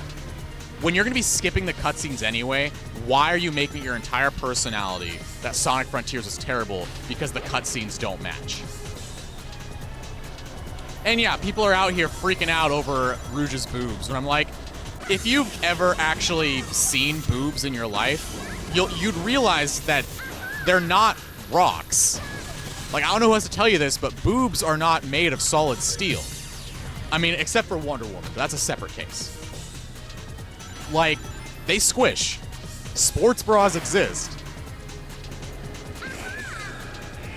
Like, you can tell who in the Sonic community is definitely like the I have never seen a woman naked before crowd, you know? They make it too obvious. Like, yes, you might prefer to look at her big, voluptuous bazongas, but you know what? Did you ever ask about what Rouge wants? She's a flying type character in every game where they've assigned her a type. And I don't know what you guys know about aerodynamics, but I think having 2 giant flesh balloons captures way too much air resistance in order to actually fly very well. Like, they've changed some stuff with Mario's model here and there, but it's definitely still not a perfect model, even now. They've done texture changes, they've done slight, very minimal proportion changes. They gave him hair when he used to be bald. But meanwhile, Sonic can't even get a shoe change without inciting the wrath of Sonic fans. Like, you know, the more you get into, you know, nonsensical Sonic community nonsense, you'll realize poor little Sammy Classic Sonic fan was right. Their thirst will never be quenched.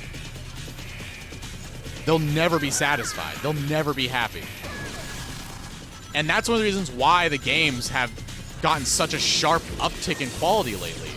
Not just because we have the movies out there giving us bigger budgets, but also because now they just gave up. Instead of giving these crazy focus tests in American audiences, they straight up made a game and then tested that game. They weren't trying to get these weird, like, Sonic fan opinions on what they should or shouldn't do. Okay, we got a second place. And yeah, our actions have consequences. Like, we're sitting here, people are freaking out because Colors was written the way it was. Forces was written the way it was. Like, yeah, no, obviously it was. We have writers that made Happy Tree Friends become the writers of Sonic because those were the only kind of people that were going to enjoy these scripts, these stories. Because anytime a real Sonic fan, you can't tell the air quotes because it's off camera right here, the real Sonic fans would freak out over any story choice whatsoever. Do you guys remember Sonic Unleashed when it released? I know a lot of you weren't old enough for that, but some of you were. That game was hated at launch. And Unleashed is where they actually dropped a lot of money and budget into making that game the way they did. Sonic Unleashed sent all the developers on basically worldwide cruises and vacations just to get concepts and artwork down for the series, for those games. And then when that game crashed and burned because all these, you know, Sonic fans are out there crying about a werehog, freaking out because of this cute little red guy instead of why didn't they use a Chow instead of using Chip, it very much was a dumpster fire. But conveniently, thanks to you know, the retrospective bias, suddenly the game that people hated is now the best game ever, and it had all the aura sauce all along. Even the werehog isn't that bad. Like, bro, we were telling you this from day one, that the werehog isn't that bad. The story choices aren't that bad. The character designs for the humans are actually really, really cool. All the same stuff that people are saying now is stuff that real Sonic fans were saying back in 2008, when you guys were treating Sonic Unleashed like it was the worst game of all time. Oh, did not mean to press B there.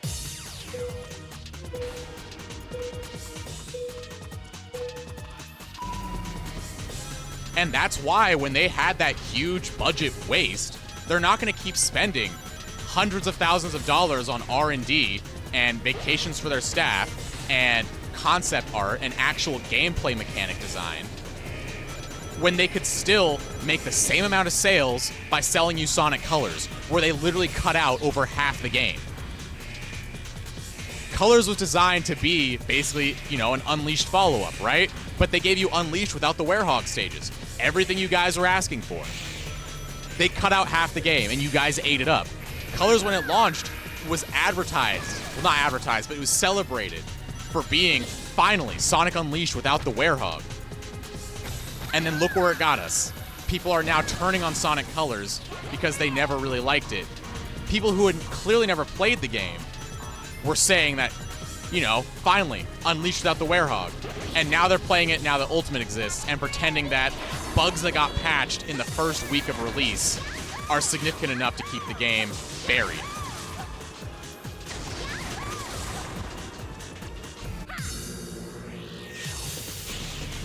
People just want to copy what's popular.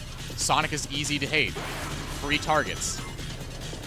And now those same people that were ripping Sonic a new one were also the same people that were ripping Lost World a new one, ripping Unleashed a new one, ripping 06 a new one, ripping Heroes a new one. It's almost as if the Sonic haters have always been Sonic haters. Frontiers didn't change that. They were going to dump on Frontiers whether it was the greatest game of all time or the worst game of all time. And even if Sonic Frontiers is the worst game of all time, it's clearly not, because there's a lot worse games out there. But even if Frontiers is the worst game of all time, you know what the worst case scenario is? Because we still have other Sonic games that readily exist all the time. Like, Sonic didn't go anywhere. You can still play Sonic. He's still here. I'm literally playing Zero Gravity right now. Big bad Sonic X Shadow Generations came out, and I can still play the game I like. I don't have to play the new stuff. My copies of Sonic R still here. My copies of Sonic Adventure still here. Ian Flynn didn't break into my house and hold me at gunpoint to watch Sonic Prime. I could just not. But I think this culture around making content for Sonic stuff, right? Like, you can't be a Sonic fan unless you're a Sonic tuber, right?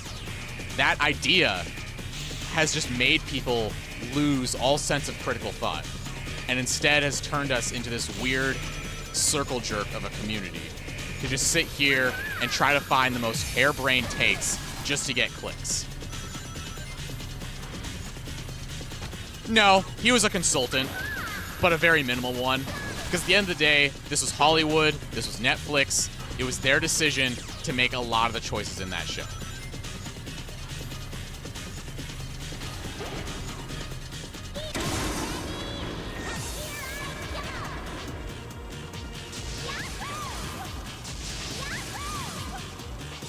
And there we go. First place. Ooh, 108. That's a great time for that stage.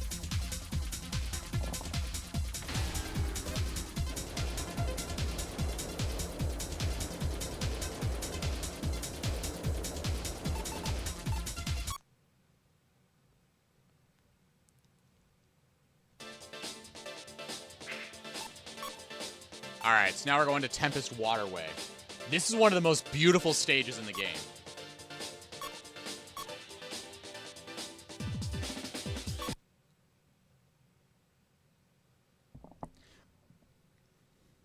And yeah, I mean, that's just a huge problem. People only want to play about what they see online. People only play Sonic 06 because they go in with the expectation that it's going to be terrible. And when you have expectations like that, you're going to find confirmation bias.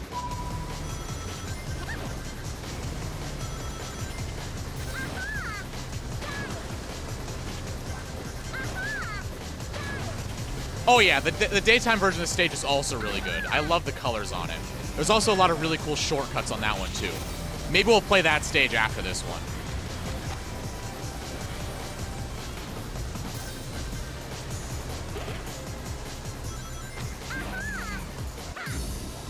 I think I was a little too early. Yeah. And yeah, exactly. Like, when you look at Sonic for what it is, you can have a lot more fun. Like that IDW DC crossover, that is a lot of fun. That is genuine Sonic fun that we have not seen because they've been too afraid to do silly stuff like that because Sonic fans are gonna freak out because, oh no, people are having silly fun again. And yeah, people are freaking out. Like, you have all these, you know, character elitists out there who are like, no, he'd never do this. But it's like, when you have comic book fans, right? The comic book fans enjoying this. People who like DC enjoying this. Sonic fans are the only ones really complaining this hard about it.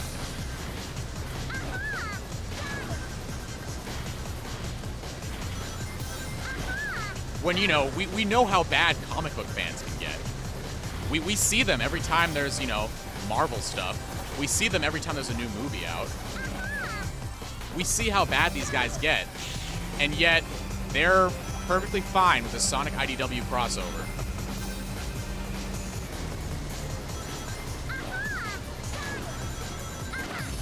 Oh, I missed it. Exactly. Like when the comic book fans are making fun of us, you know we've gone too far. And that's one of the things that I'm really glad Sega finally got through their heads. That they should just stop trying to please every possible Sonic fan. I mean, that's kind of how we ended up with a game like Sonic Forces. We couldn't just have a game. We had to have a game that was basically a follow-up to Sonic Generations. We had to have all these little callbacks and all these extra characters thrown in there rather than just make a game. And while I don't really have that same level of hatred for Sonic Forces, I actually enjoy the game quite a bit. It's just one of those things where it's like, you can very clearly see the ideas and concepts they were presenting and what they were going through.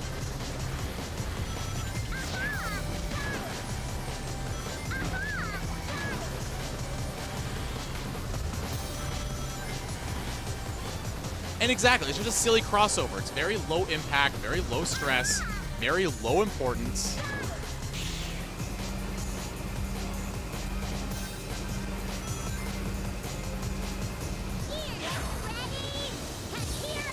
Like, worst case scenario for this comic book is that you just don't mess with it. You just decide, you know what, I don't like comics. And you just step away. Or, like, hey, I am not really into this crossover comic. It's not my favorite. Then don't buy it. Like, we live in a world now where you could literally Google anything and either see it for either questionable means through, like, you know, piracy or whatever, or you could just straight up get it. You could find it. You could buy it online. You can get a PDF copy of it online. Boo-hoo. You don't like it. You have all the chances in the world to know if you like something before buying it. Like before, you genuinely would have to buy a game to see if it was something you'd like to play. Because there's no way to get footage for a game. There was no way to, you know, see somebody else play it. There were very few demos. You were on your own.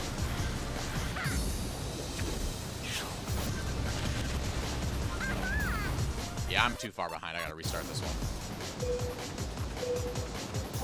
Your video on Fandom's how I found your channel. Love that one. Thank you. I'm glad you like it. A lot of my videos tend to basically end up repeating the same talking points.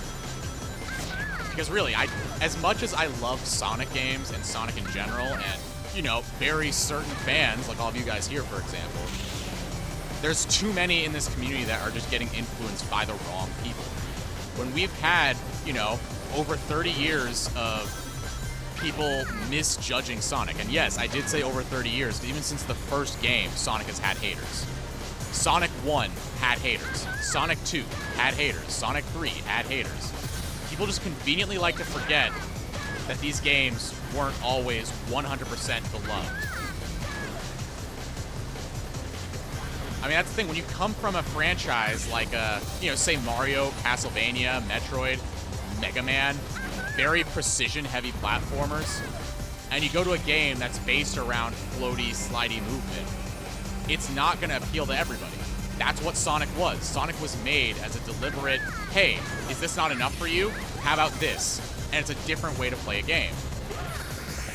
It's very much a good thing to have. Different options to play different games.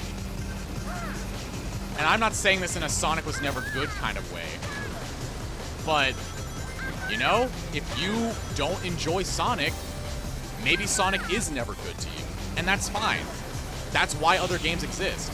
You don't need to be sitting here and complaining about, you know, stuff that doesn't even matter, like wheel size or, you know, writing choices or all sorts of random stuff that just does not matter. When you could just play something you do like. If you're gonna sit here and compare Sonic to Crash Bandicoot because you just like Crash Bandicoot so much better, you could just play Crash Bandicoot. again, Big Baddie and Flynn didn't break into your house and steal every copy of Crash Bandicoot. You could just play Crash Bandicoot. You could just play Spyro. You could just play Mario. You like Mario Odyssey better than Frontiers? Great. Play it. Like, what more do you want somebody to tell you? Do you want a gold star for having an opinion? I know it feels that way on Sonic Twitter, where they want to overvalue people's opinions, even people who don't deserve them. And yeah, exactly, Urgot. That's exactly what happened. People preferred things like Alex Kidd, because you had that, basically, the screen scrolling and you can't go back.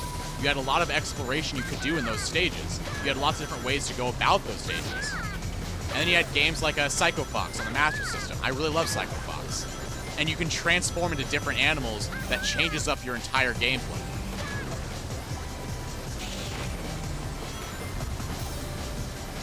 And if you know what you're doing, you can just replay the game with different animals. It's great. And yeah, exactly. Like, you can prefer things like Alex Kidd. That's kind of the point. That's why these games exist. But when you have Sonic fans that are so dead set on having everything they want when they want it, to the point people are still, like right now, one of those recent discourses on Sonic Twitter was that they showed off the Red Bull event, right? That cute little, Sonic Around the World event with a Red Bull collaboration. And apparently that's not big enough news. As if we didn't just get Sonic X Shadow Generations. As if we didn't just get Frontiers. It's like people conveniently just forget that this series is very, very active. Do you realize how big of a gap there was between Galaxy 2 and Odyssey? Or even if you include 3D World in there were a lot of gaps. We have spin-offs. We have alternate media. But when Sonic gets this alternate media, it's a problem. Metroid gets a Korokoro manga that explores a lot of her personality. That's great. It's a great way to look into the characters, see new points of view, get some more details, get amazing artwork. Sonic gets a Korokoro manga, and everybody's complaining that it didn't get released in the US, when none of these manga really ever did. I did not want to get that lap one. Exactly, or getting Cross Worlds and Rumble eventually. It's like this stuff is existing. Sonic isn't a dead franchise. But whenever we go 3 months without Sonic news, suddenly we're getting Nintendo has forgotten about Mario kind of videos.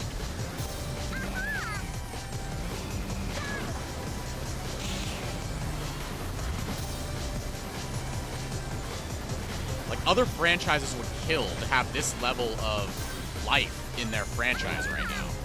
When was the last time we had a Crash Bandicoot Red Bull collab? Where's the Crash Bandicoot G Fuel?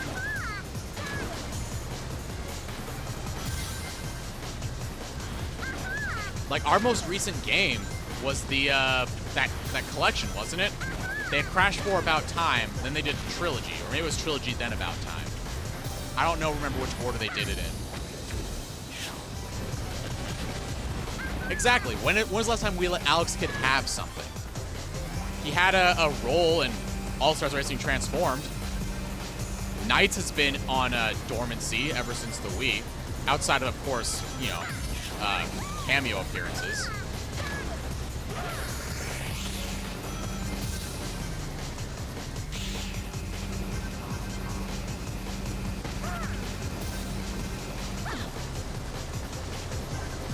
But no, we got Sonic fans that are out here complaining that we can't have giant announcements every 3 months.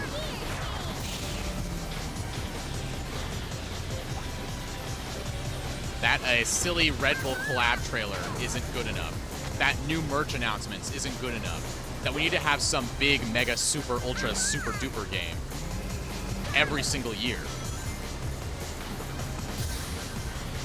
And then people wonder why these games always need more time to cook, when they're the reasons why these games are coming out so rapidly, back to back. with no time to cook.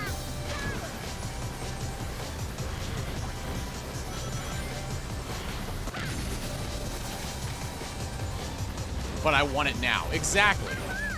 Like, Sonic fans want to have this giant, super explorative, massive game with 300 hours of content in it, with, you know, 3 different types of Chao Gardens, a Cocoa Garden, because why not? Can't forget to have every single character getting their own individual story, like Sonic Adventure style, but they're not seeing the same story. They're seeing an entirely different story. So now you're getting like 20 different games for the price of one. We got to make sure every single character is represented with their own storyline. Like, I'm talking Big has an entire 3-hour campaign just for himself. We got to have Marine come back in. We need to have Blaze show back up. Can't forget about Silver, who has an entire dedicated sub-game in the game. But the game has to come out in 6 months or else.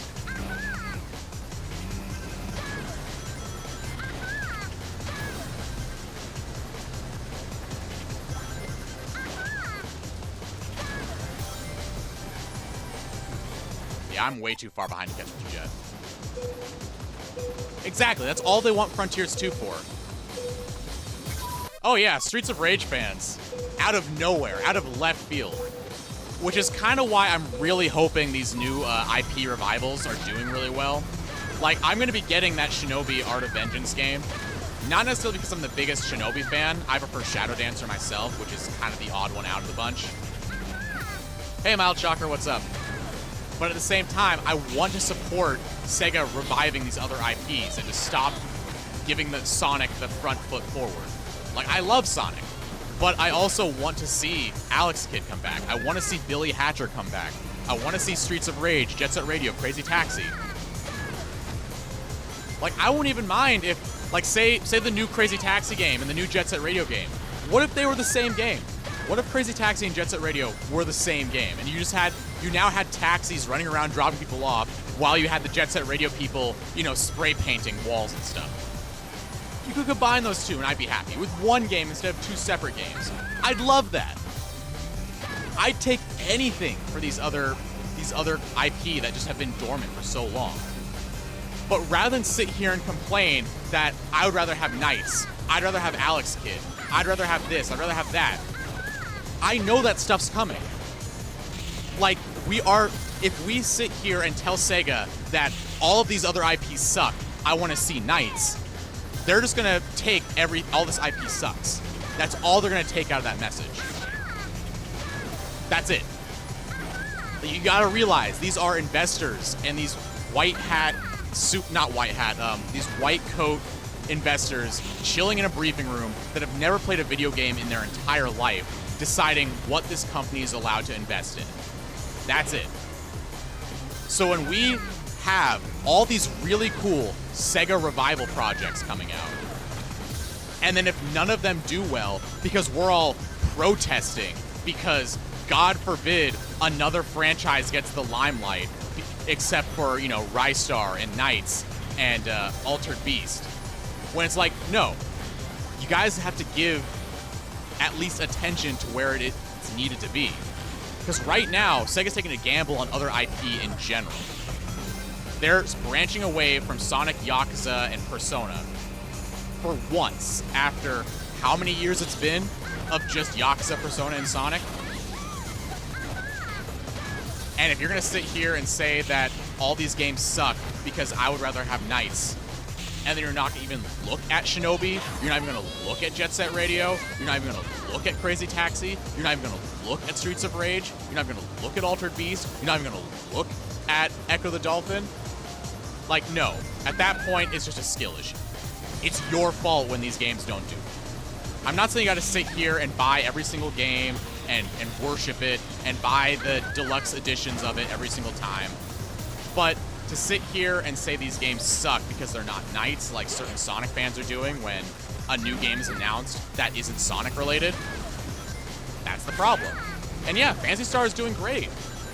It could be doing better though, because people don't want to look at it. People don't want to give Phantasy Star New Genesis the time of day because it's not what people are looking for. It's not a Sonic game.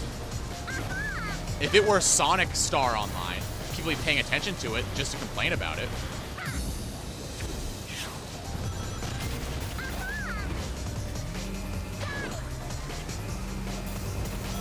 Like, if you want to see more Sega IP, there's a very obvious solution.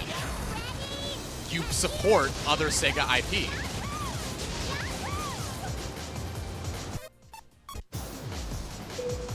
Like, have you ever noticed in any of those, you know, well, I guess no, maybe you guys haven't noticed, but you guys know that Sega offers regular surveys, and they've been doing this for probably about 15 years plus now? Public access surveys that you could have just filled out. You could have went to the Sega website and filled out a survey, and it would have questions relating to their older IP. It would have questions related to, you know, Sonic, of course. And now, right now, they have the Insights Lab, which is, you know, it's pretty restricted with US only right now. But it's just a regular survey they send out when they announce these major games. You could fill out a survey, and those surveys often ask you questions about other Sega IP every single time. Like, if you were able to connect the dots, you'd realize real quick that we were going to get some Sega IP revivals, because they were asking about these franchises specifically. Yeah, nobody mentions them because they don't know they exist. Sonic fans would rather throw a bitch fit on Twitter when they don't get their way, rather than put their information where it actually matters. Rather than put your opinion somewhere that can actually make a difference, where the investors actually can look at, because all these forms, they get submitted into an Excel spreadsheet and then printed out at these investor meetings. And all they see is that, look, out of 3,000 people that took this survey, 2,000 of them were excited for Jet Set Radio. Maybe we should make a new Jet Set Radio game. Rather than the people on Twitter that put these 20 tweet threads out about how much they want Jet Set Radio and how big bad Sega is for not doing it anymore or something. Because if I'm being entirely, you know, 100% with you guys, based on everything I've heard from all of my, you know, friends that have worked in the industry in and out, Twitter makes up such a small fraction of what they actually look at, because even these industry veterans know that Twitter is not a good place for accurate opinions. They know by now. They know this is not a good place. They know that this is not going to give you good advice. They know this is not going to be anywhere or provide anything that is worthwhile.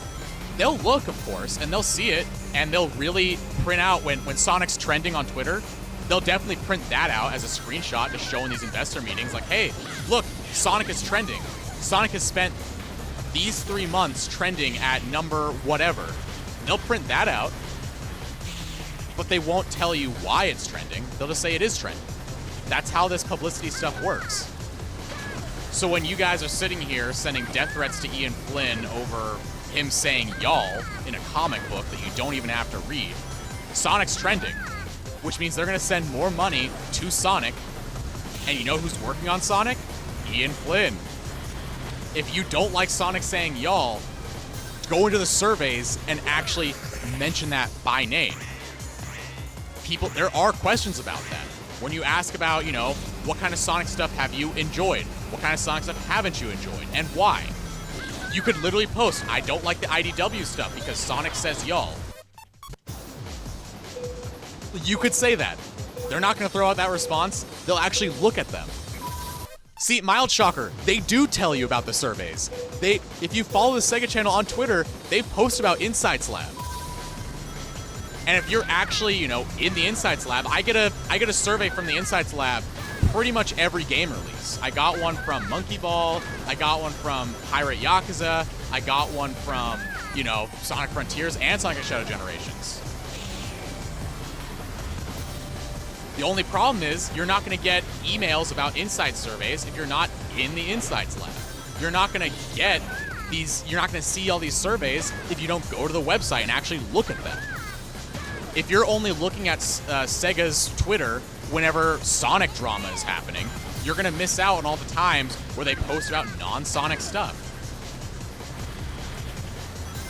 It's not going to be a survey for Alex Kidd, Urgot, but it is going to be a survey that will mention Alex Kidd.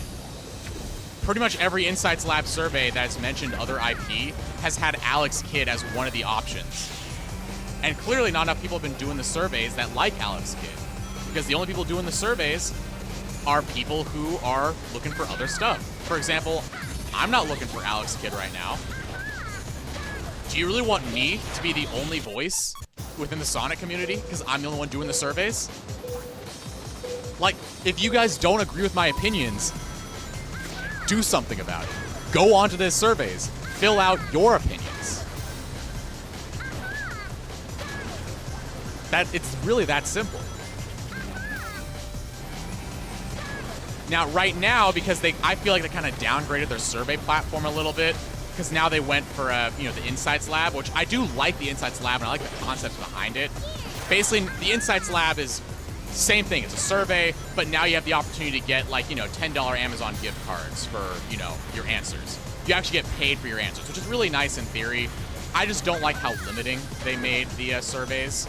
They basically have it currently restricted to, I think, US only right now. They might have expanded to Europe, I'm not sure. But surveys do a lot better than just bitching on Twitter. I'm telling you that right now, up front, bitching on Twitter is not going to get you what you want. Crying about Ian Flynn saying y'all in a Sonic comic is not going to get you what you want if you do it on Twitter. Starting a hashtag fire Ian Flynn is not going to get you anywhere. It's really not.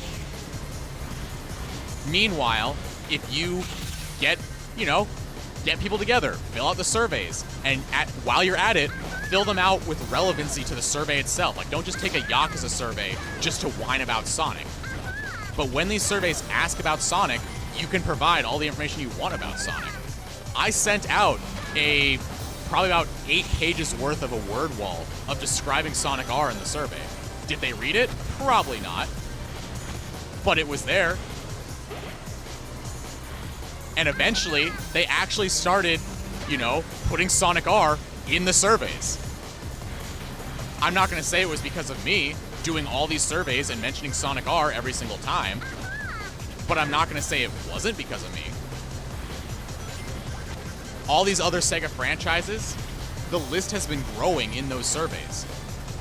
For anybody who's been taking the Insights Lab surveys recently, compared to when they first started.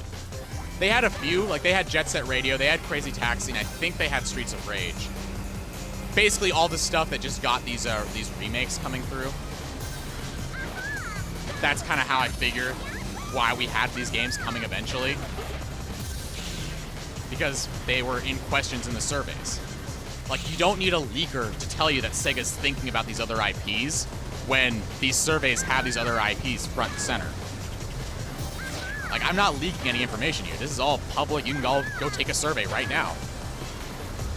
Shay just signed up for the Insights Lab. If you Google Sega Insights Lab, you'll probably see it.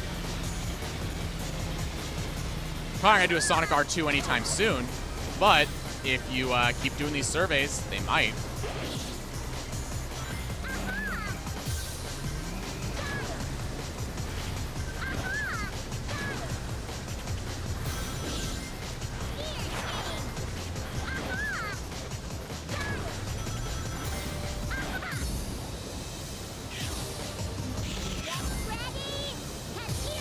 Oh, I missed the 100 ring box.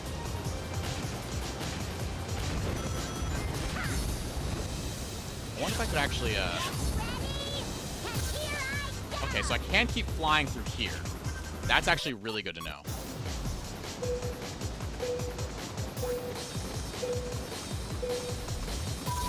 Again, they're probably not going to do a Knights Direct survey until the Knights game releases. Like, that's where most people get confused on these surveys. They're not going to be game-specific surveys except for the games that they're actually pushing the survey for. Like, if they're giving you a Yakuza survey, don't expect to have a lot of Knights questions to ask you what you liked from the original game, what you liked from the future game, what you would like to see in another one, because it's not a Knights survey. It is a Yakuza survey. So you have to, unfortunately, play Yakuza to really answer the Yakuza survey in a way that's going to matter. So if you're, if you know Sega, then you'd be really well to join these Sega surveys. Or if they're doing a specific, like, hey, what would you like to see kind of survey, and you have something you'd like to see, that's where you do that. but it's never going to be a Knights-specific survey until a Knights game comes out. You got to think of this, again, in terms of these white jacket investors that are not going to even give a second care to what you send them in a letter or in a tweet. They're not going to listen. They're not going to care. They're not even going to look. You have to give them data where it matters. Something that's going to be condensed down to an Excel spreadsheet for you to just go and do.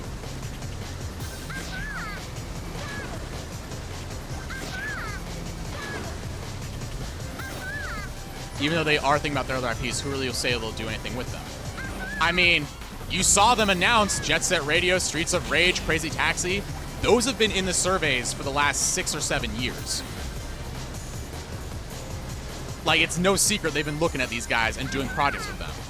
And I guess now that, you know, the game's being shown off again, I can mention that Crazy Taxi game, it's been canceled about a dozen times.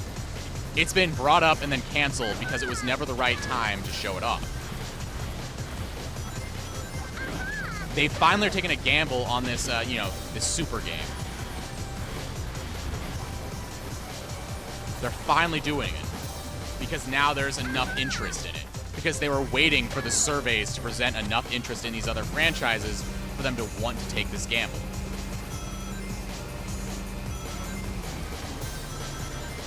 Because all this is a gamble. These are investors. They're literally gambling.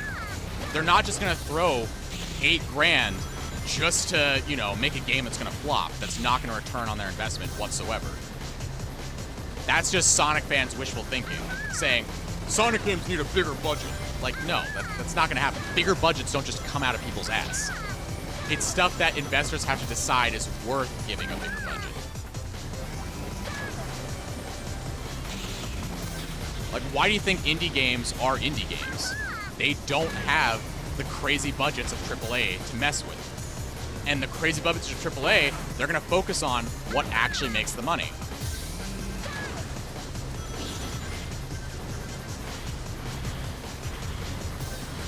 Exactly. If they're willing to even consider the game, right? If they're even willing to consider a new Knights game to the point where they're going to put it in a survey for you, then you already know you're almost winning. You're almost there.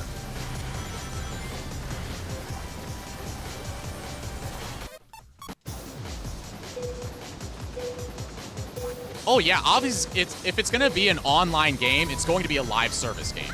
But live service doesn't necessarily mean it's a bad thing. Like, you can have live service games that are great, that will stand the test of time, even if it's not something you want. Like, I don't care for Fortnite, but that is, by all intents and purposes, a live service game. Forza Horizon 5, a game I did play quite a bit of, is also a live service game, but it also has enough content in single player to keep you active. You want to hear a Sonic fun fact? Of course, Charlie. Hit me up. Oh, see, Urgot, you bring up a great point. Sega used to license out their IP to a lot of other alternate developers, until, of course, Sonic fans decided to freak out every time Sonic wasn't handled by a first party.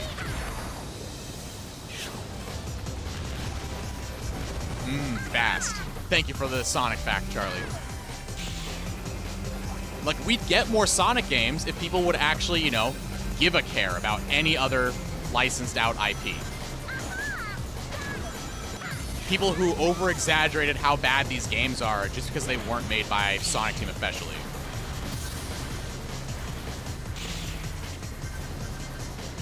But yeah, there's a reason why other companies aren't doing these IP as much anymore.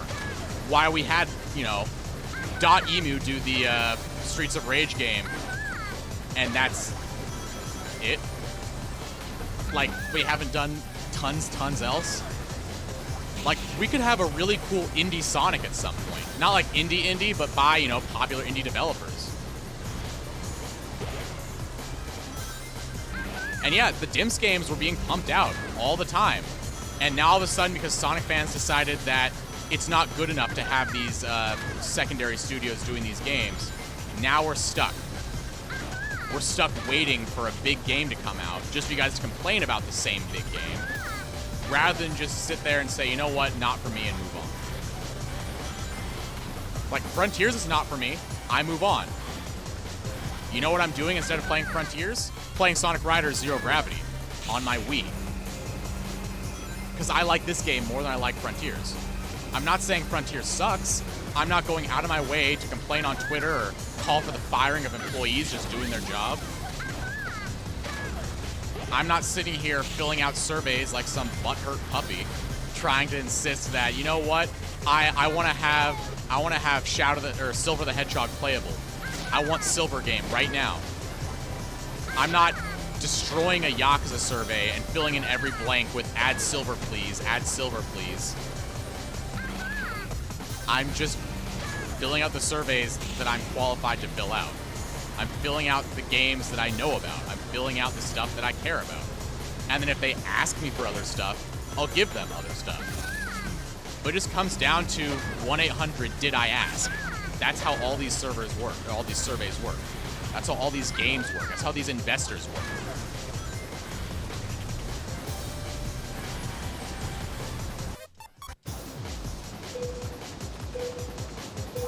Oh, Urgot, funny you mentioned that. Remember how in the 2010s they followed everybody's advice? How Sonic 4 was literally advertised as a game where you could only play as Sonic because that was a good thing? Following internet fans is the worst thing to do. That's why we ended up with what we did. Sonic Forces came from internet fans. All those, we need to have Chaos back. We need to have Shadow back. We need to have Metal Sonic back. We need to have these, you know, darker storylines. We need to have this. We need to have that. And rather than actually give the game enough years to actually polish up this gameplay, they actually went out of their way to get all these little mechanics approved, all these character additions approved, with all of their lore teams, all of their compliance teams, all of their legal teams. That takes time. That takes months of time. And so even though Forces technically started development back even as far as 2013, they only had about a year to actually make the game once everything got approved. And they had to work with what they had.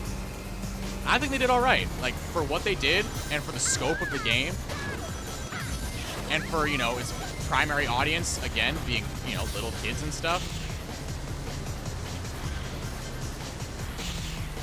And exactly, when Sonic fans were saying Sonic's dumb friends are ruining the game, they removed Sonic's dumb friends. That's what they did.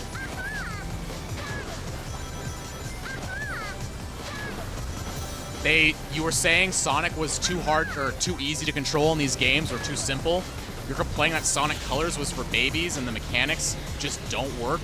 The mechanics are too simple that you can just hold a single button and win. You don't like that boost to win, boost Sonic gameplay? They gave us Sonic Lost World, and you guys still complain. Because now the game was too complicated. You couldn't just pick up the controller and figure out the entire gameplay just on a whim.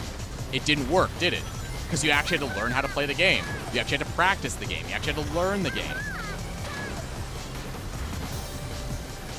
There's no such thing as a perfect balance because they're always going to piss somebody off. You can't have an easy game and a difficult game at the same time. And when they lean into what fans want, it's going to alienate the casual fans.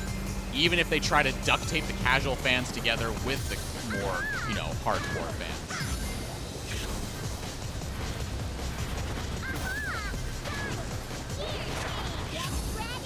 I don't know how to make it. Yeah, I'm in 8th.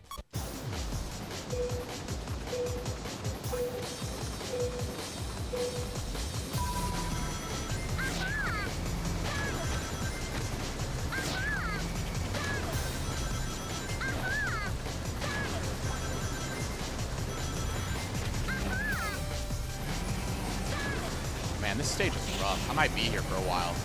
Good thing I got plenty of yaps and rants to go on. Yeah, exactly. Like, if you aren't interested in a game, because, you know, guess what? Trailers exist, Let's Plays exist, gameplay demos exist, piracy exists, you'll know right off the bat if a game is for you or not for you. And sitting here and complaining that a game isn't for you is one of the most weird things that you can do as a Sonic fan. It's like, yeah, no, obviously it's not for you. We know this. You've known this. We all saw the same trailers. We all saw the same gameplay. We all saw the same Let's Plays. if it's nothing you want to play, it's not that big a deal to just skip it. Nobody's going to fault you for it. Now, if you go online and say, hey, I never played this game, and then you think that your opinion actually means something about the game, then people will have a problem with you. Like all the people who were saying that, you know, Sonic Superstars is the worst game ever made when they never even played it. That's when there's a problem.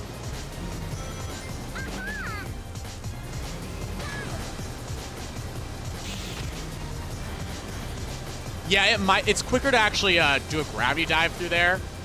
I just do the X tricks early just because they look cool, and I don't want the computer players to be too far behind me because the rubber banding in this game is also really, really unfair. As you guys saw with Cream.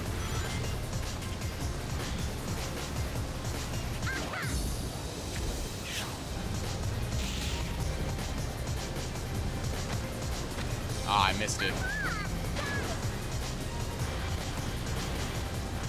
Like, the sooner Sonic fans realize that a game not being for them isn't the end of the world, the sooner we'll finally have good games again.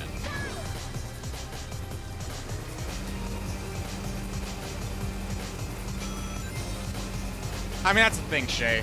Piracy will always exist. Everybody knows it. It's gonna happen.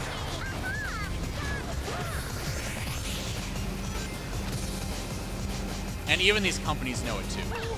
But when you make a big show, a big song and dance about pirating the games and how easy it is, to the point where you're straight up posting links to ROM sites in your Twitter replies, that's what gets the ROM sites taken down.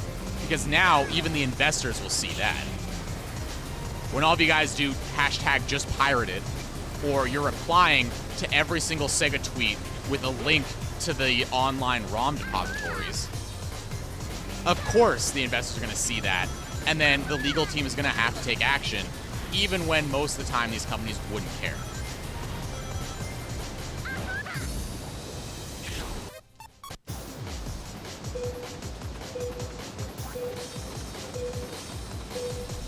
And yeah, now that Shadow's being shown to be popular, we're now going in the right direction to get more character-focused spin-offs. Especially if you live in a place like Brazil, mild shocker. Like, you are not going to be able to afford half the games that come out.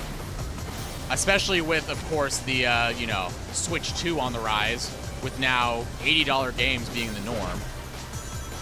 Which, by the way, guys, I'm not a sellout. I do not have a Switch 2. I don't have a pre-order. Probably not getting a Switch 2, especially not this early on.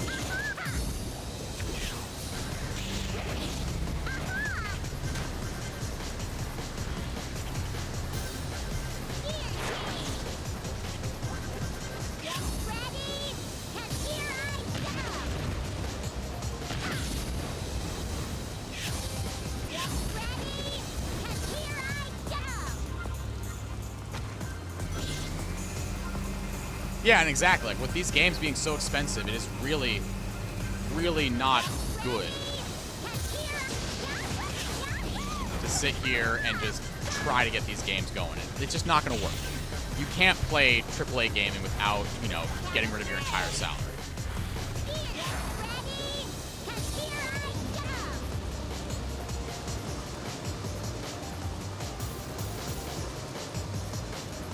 I wonder if I can actually fly across this. Okay, so we can still fly across that. This isn't the run yet, but I am still labbing.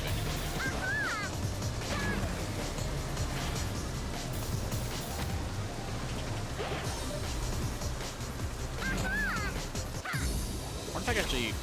If I save my gravity through there...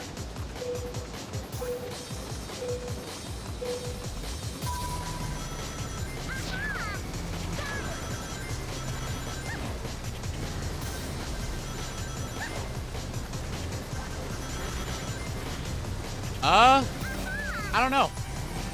We started the stream at 9, and we're 3 stages in. I think we've maybe hit about a half hour now.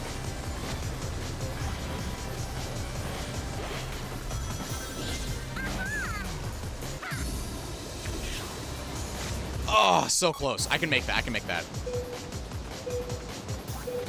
You can almost reach it. You do need to have either an X trick in just the right direction, but then you still have to use your gravity dive.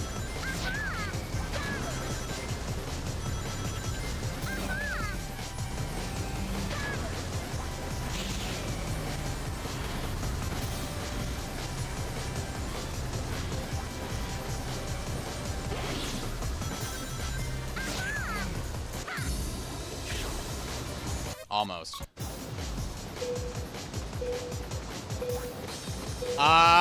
Eastern. I'm Eastern time. So, I guess in BST that was, what, 2 o'clock?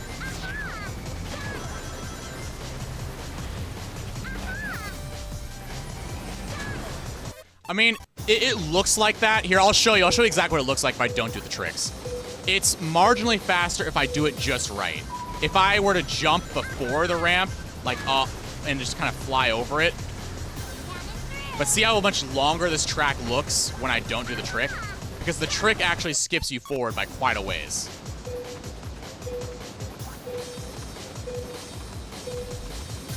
Yeah, there are definitely ways of doing the Insight Survey, even if you're not in the US. Obviously, you know, there's always today's sponsor.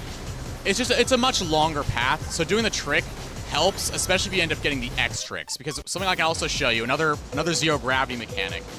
With the X rank tricks, you actually get a bit of a speed up when you do it. So see how much further forward I go and how much faster I land?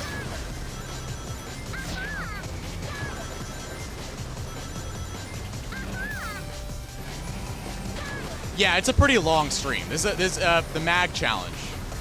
I also haven't streamed in like months, so it's the least I can do.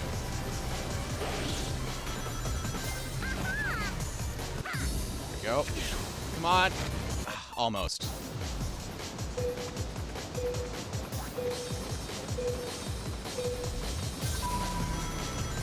But you are thinking in the right direction, though. Because yes, in this game, there are specific times where you don't want to do certain tricks. But yeah, see how much further ahead I am of all the other characters because I was doing all those X tricks?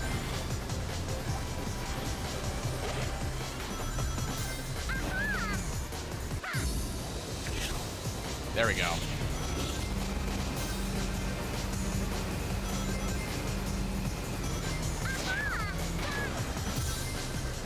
You know, maybe I won't get the speed up. Because I do pretty well until I get that speed up and I have to mess up my turn. Maybe there's a stage where I don't really need... Can you explain it again? I got an ad.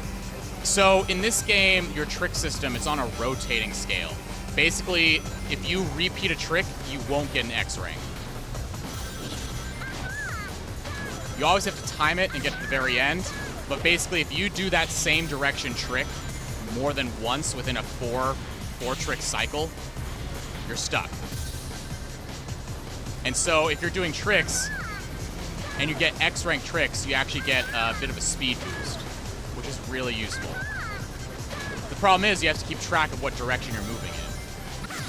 Oh, and not mash the B button when you do a trick.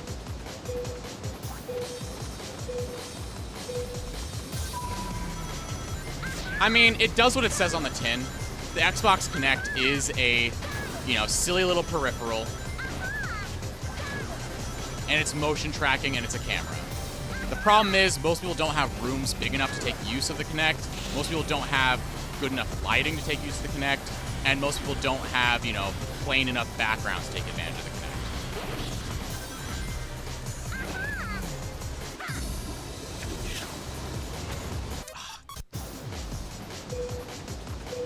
It's also, of course, all motion controls. That's what the Kinect is.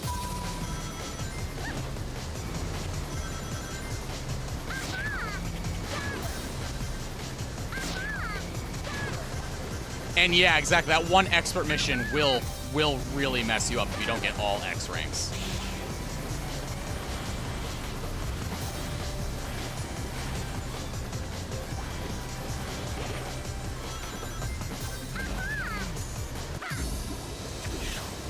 There we go.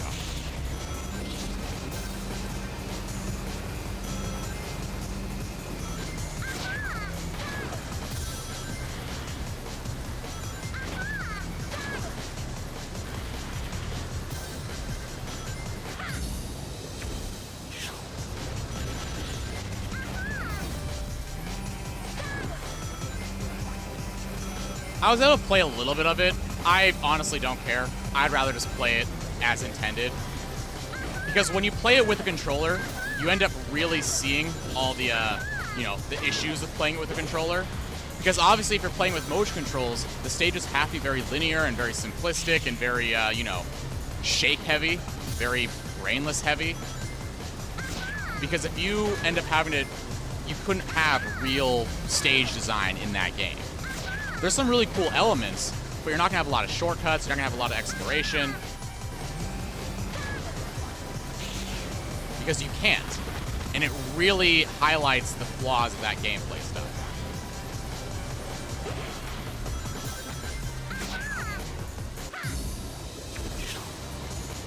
Ah, come on. Alright, well here we go. We're doing it this way.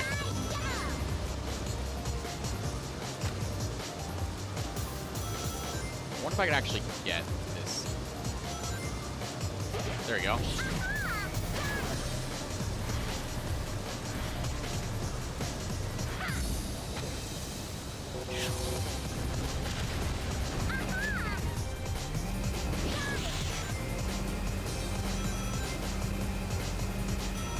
Like, it's a cool game. I love the visual effects and everything, but it's not really a game that I feel benefits really from having controller support.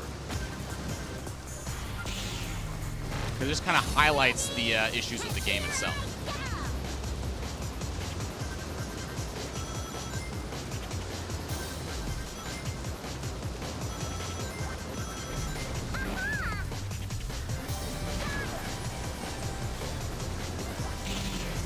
See, now if I had the stat increase, I'd probably be able to keep my lead here.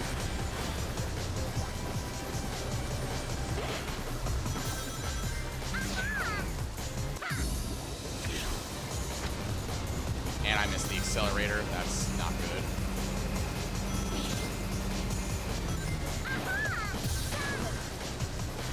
Now the problem with the 100 ring cases is that they don't respawn.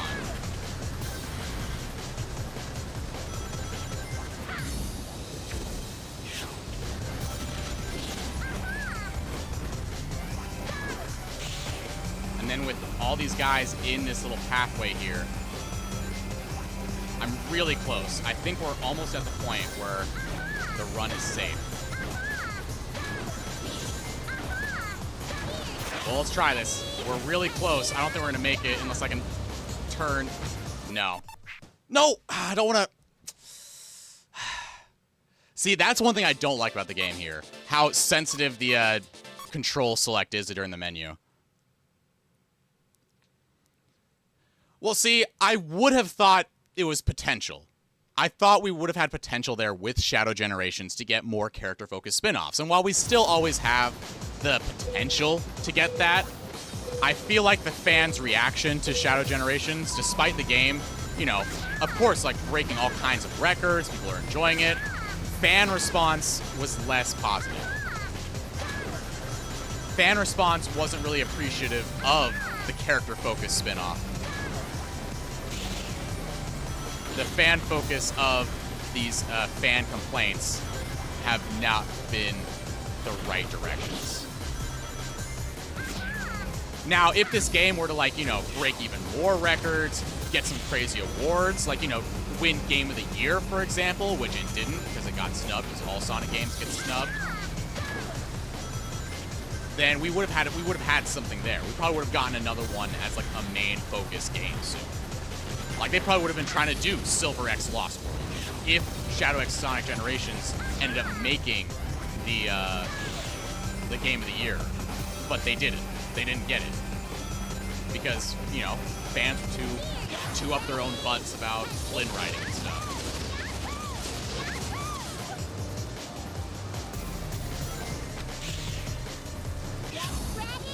I just joined as a conversation topic. Pretty much anytime you join my stream out of context, you can assume I'm just complaining about Sonic fans, fan response, and how little fans actually know or appreciate the franchise for what it is. Yeah, some fans really do, but the thing is, the discussion is not following the same way. The fans that need to be paying attention to the game aren't paying attention to the game. For example, again, people that like the Game Awards and stuff.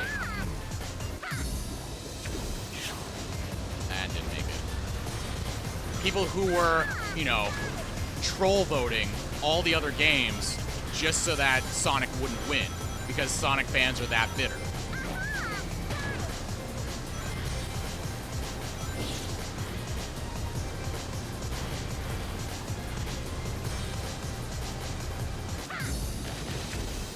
And yeah, of course, they're only going to focus on Shadow right now, because Shadow is the only character that still tests well. Like, it got to a point where people were going to be, you know, hyped to see Silver in real, actual, you know, replicatable and positive data sets. Then we probably get a Silver game. But right now, Silver doesn't have the same fan pull as Shadow does.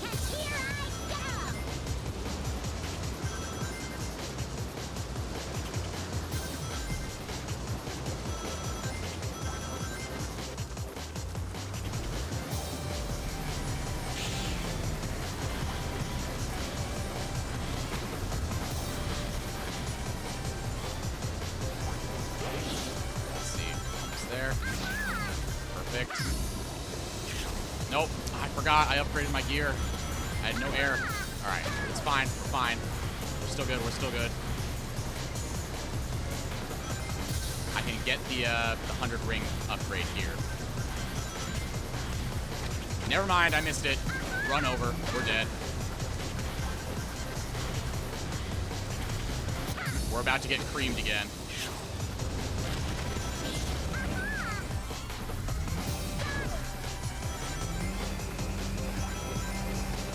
If I didn't miss that 100 ring monitor, I probably would have had it. Alright, come on, come on. Come on, come on. No, no! Bad drop, bad drop! No! Ah. That would have been it. We got creamed because Cream beat me. That would have been the run. If I didn't mess up my my drop on the dash pad, we would have had that. But now we know. So on this stage, it looks like it's not worth it to try to upgrade this guy. Unless I could really get these rings. Like, I'll try it because this speed up is basically what's holding me back right now. Still gonna go downward anyway.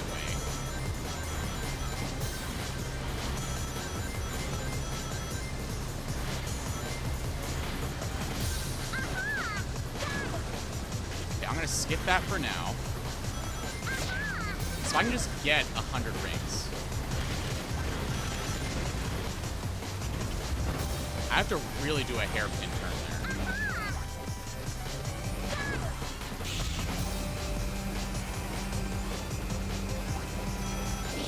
Once I get the final upgrade here.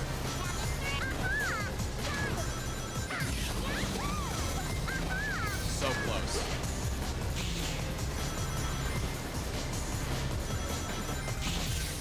Okay, 99 rings. Not ideal.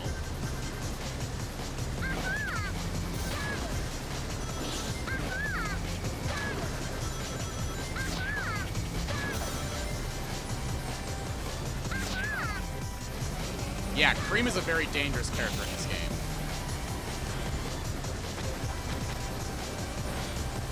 Alright, you know what? I'm doing something crazy. We're doing it.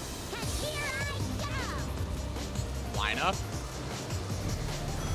I'm gonna get these guys, get all these extra rings, because I need them.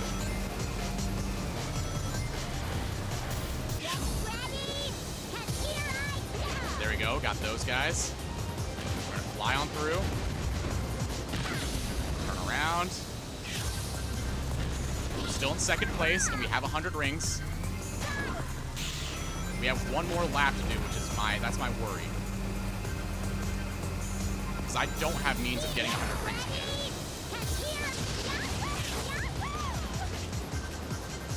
Alright, so just aim, drop, perfect. That's what I had to do on the last lap. But I almost won. Okay, let's grab these, grab those, grab those. Okay, this might be doable. We're at 52, we're halfway there. I'm in front, which gives me the ability to grab these guys if I don't miss. controlling is so sensitive here. It's fine. Nope, nope. Okay, rings. Okay, 10 rings. Okay, yeah, we got this. We got this. I can make 100 by now. We only need 20 more rings, and there's enough little random rings. As long as I stop missing. Come on, don't miss. Keep hitting stuff. Okay, we're almost there. This is it. That's good. We can get 2 rings. We can get 2 more. If I could just stop missing them, we can get 2 more.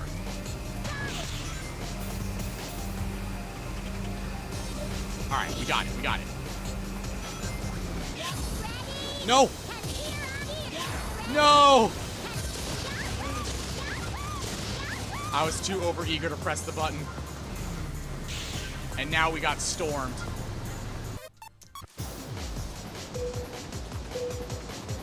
Nah, I goofed it. My right trigger on my controller is too sensitive. But it's alright. I like the stage aesthetics, so we're good. Keep doing our tricks, we'll build up our ring count. Except Storm will take our rings, apparently. I'm sorry for everybody on stream delay who had to witness that disappointing flub live.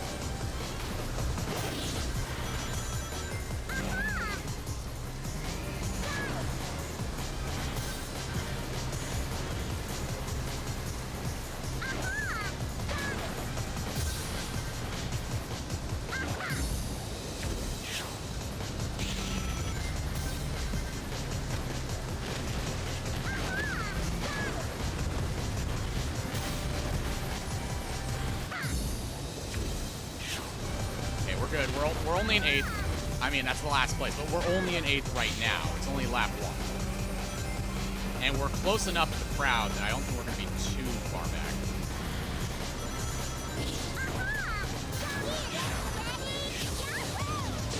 Wait, did I just interrupt my animation?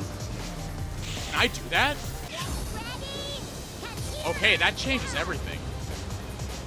If you gravity dive through a ring, your animation gets interrupted and gives you the wahoo before she even finishes saying get ready. Look at the mechanics in this game. It's crazy.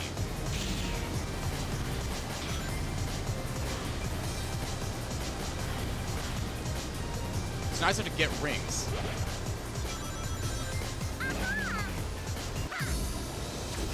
Come on. Bam. Alright. Rings obtaining. Yes, it is tech. I'm sorry it's not regular riders, but this is still really good tech. Like, I don't know. This is why I like to play this one more.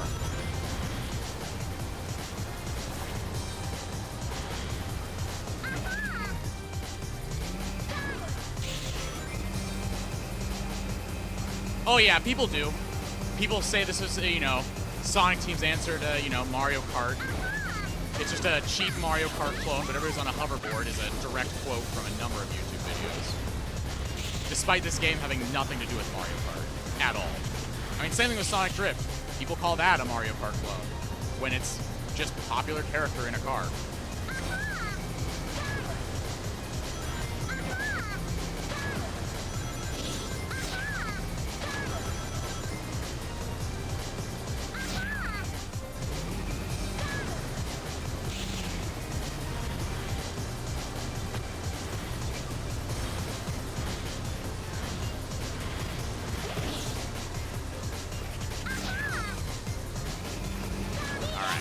Gear change. Let's fly through here. Let's grab that 100.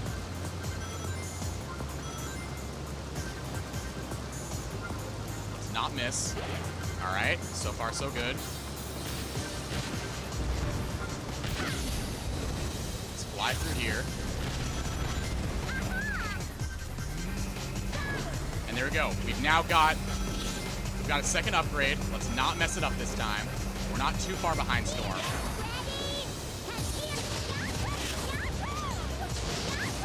Okay. Up. Drop. Bam.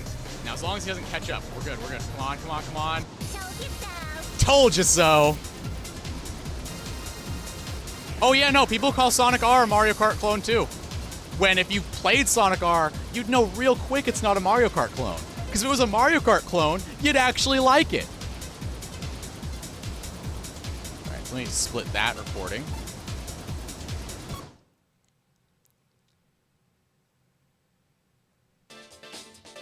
Like, yes, Mario Kart being a popular racing game and being a mascot racer that actually did really well is something that you might be able to attribute to Mario Kart. I wouldn't necessarily say it's the first or the only, but yeah, you missed it. You missed it, mild shocker. Tempest Waterway has now been completed on Magboard. Now, Gigan Rocks took me over an hour of grinding.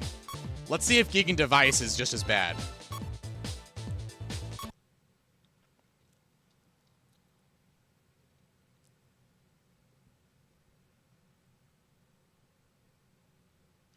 All right.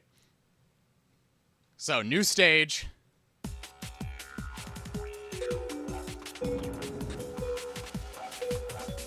So this is the mag board. You can only get this board by getting expert mode on all the missions, just like the Supersonic board.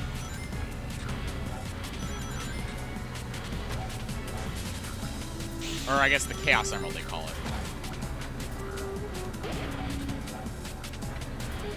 Ah, they don't have that marked off. That's interesting.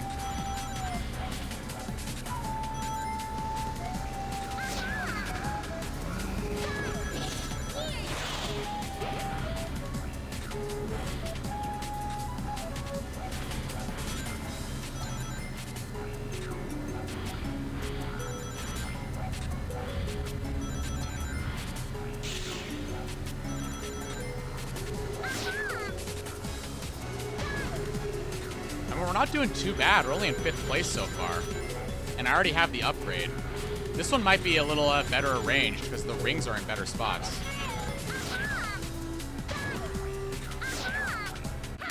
Ah, I missed that one. I was not expecting that guy to be there. It's fine. We're going to just do a quick run and see where we go. If it ends up looking too rough, we'll switch over.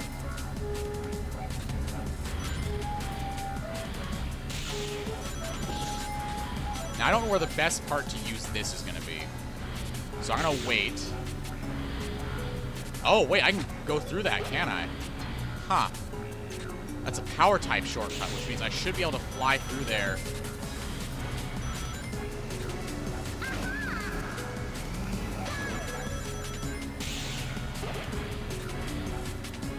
I bet I could probably use it here, too. This looks like a straight enough shot. I should be able to actually make it to that door.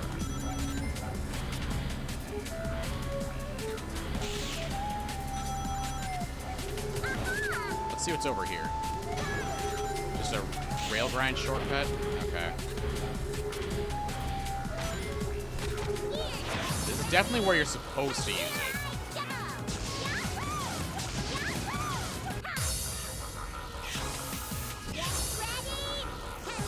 But now that I have unlimited for, you know, a brief moment here.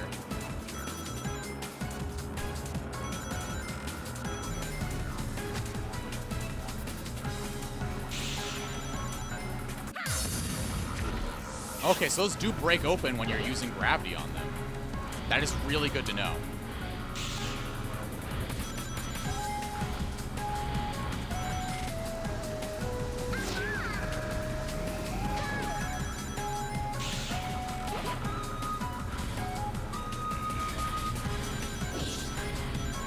Almost there.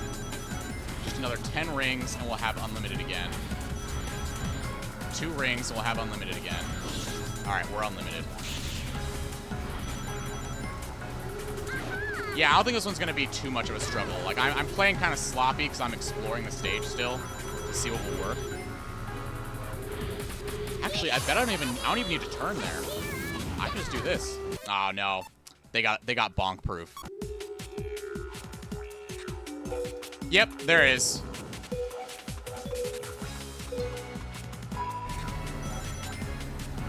She just really wants to, you know, make fun of the characters she passes.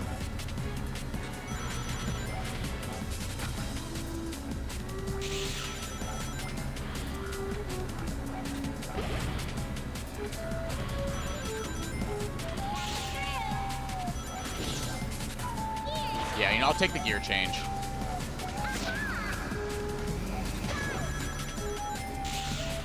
Because yeah, this gear change definitely did help out a lot. 'Cause there's a lot of straight shots here that I am not doing any, you know, stuff on.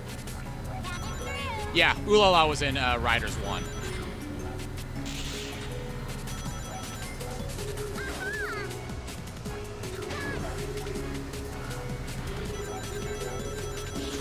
All right, yeah, so 73 here.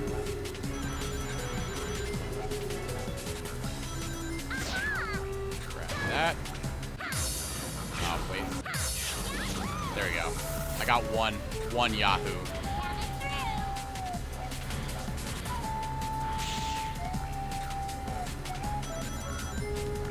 Ooh, wait, what's this? I don't have enough gravity to use that.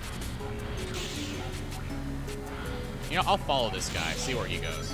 Because another cool thing about this one is that, you know, just take the shortcuts. You don't gotta be the right type for it, just do it. If you can do it, do it.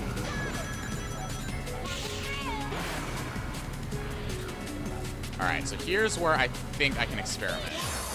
This might kill me. Okay, yeah, it did. I was hoping those crystals would break. There's some environmental destruction like that, and there's also ways you can actually skip that. But now that I'm curious, I think I might still try to go that way, but I'll try to squeeze in between the two crystals.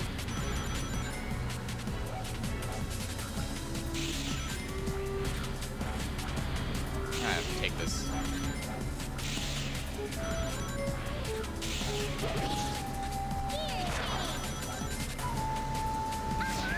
Gear change.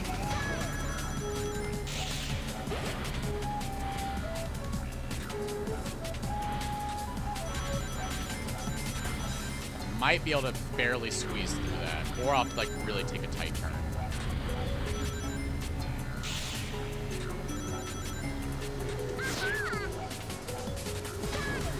Yeah, this one's a lot easier than Gigan Rocks. Like this one I'm not even sweating for.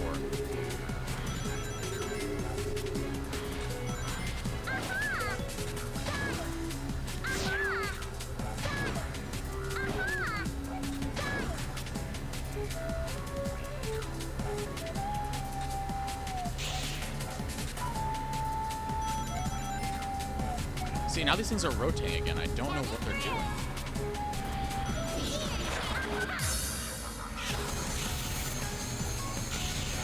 Ooh. Hello there. Okay, so that's where the 100 rings are at.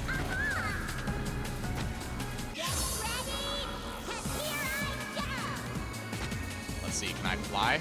Yes, I can. I can skip that jump. All right. Wait. I bet I could actually corner cut that. I bet I could corner cut that. This is gonna be a crazy stage. Holy. Okay. Yeah, no, I'm fully hoping that I botch this run on this last lap because that is about to turn this stage insane. Because I could basically cheese out half this level. Can I go through here? I can, but not quite. Is that another one? Oh, no, that's the max air one.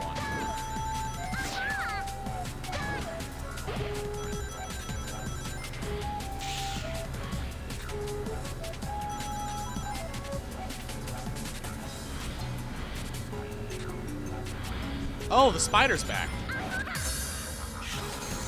Hang on. Let's see if I can get it. Nope, it got away. I saw a spider crawling on my screen. I was like, wait, what is that? Is that part of the stage? Oh yeah, earlier in the stream there was a spider that got in my room. It's been watching me play Sonic Riders Zero Gravity this whole time.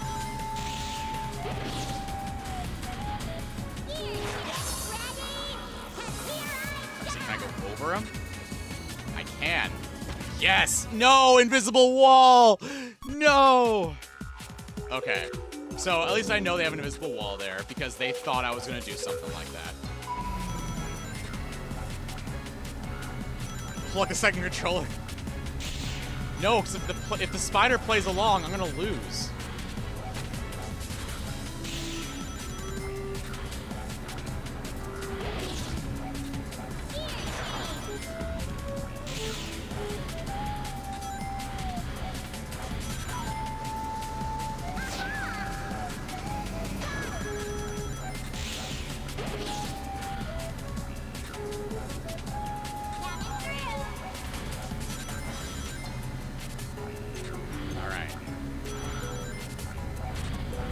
Still one more shenanigan to try on this stage. That's going to be...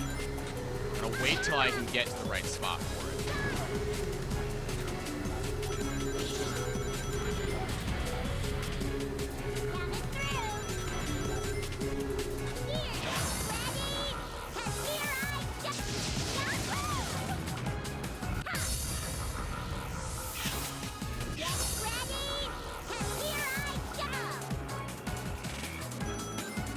Not opening. I wonder if I can get in there anyway if I fly. Because I'm flying at this point, I might be able to still pull that off.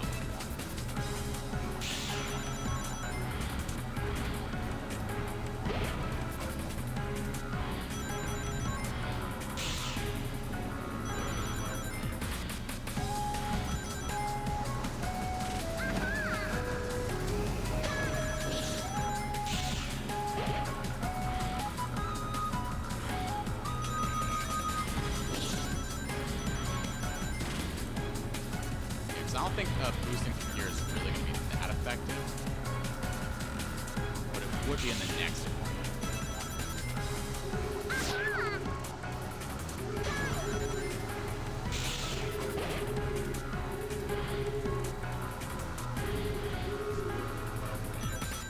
Alright, so I'll wait one jump and then go.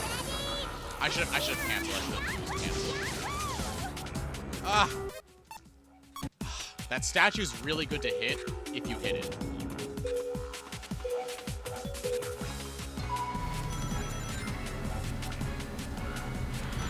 Exactly. You can do that in this game. You don't have to be a fly-type character to take fly-type shortcuts. You don't have to be a power-type character to make power-type shortcuts. The only, like, really, like, exclusive ability is going to be grinding, where you have to have a grinding-capable extreme gear. But you can still use your gravity dive to get places, and you can still use your gravity control to break stuff, usually.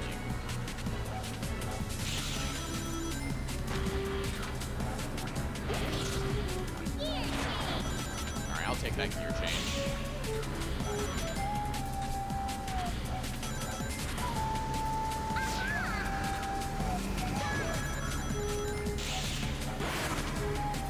Okay, I'll take a speed up.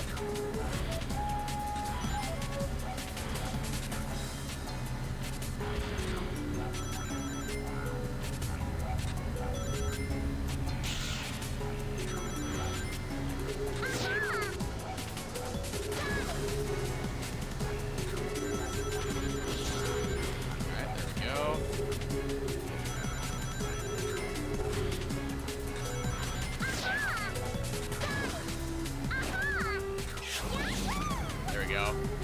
I gotta cheese myself a Yahoo.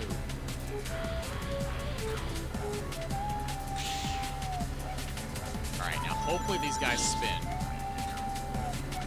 No. Oh, yes, they did. Okay, cool. Now, this is where 100 ring box was.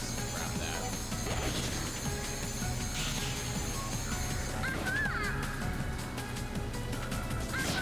Alright, so I can try this shortcut now. If I have enough outfit. Yeah. Yeah, I think I can totally make that. I can totally go over that fence. I'll try that next lap if I can.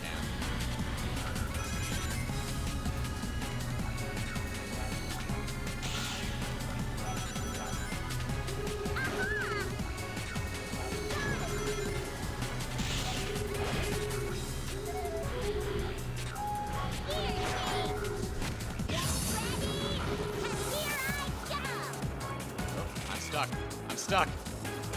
I can't move. Okay, Okay, that was weird. I got locked in the wall. Lost in the sauce. Can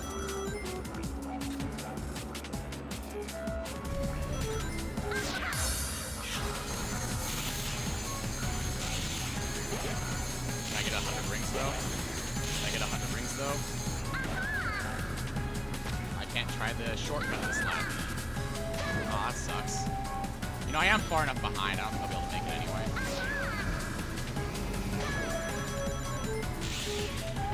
Yeah. Let's restart it. I really want to try going over that fence.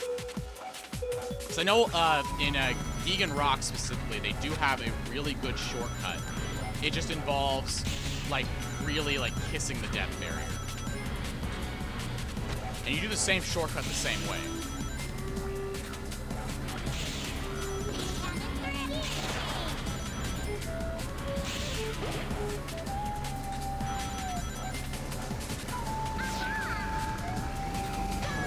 I love how all the characters are just taking that fly shortcut right now. Which means there's probably not going to be a death barrier.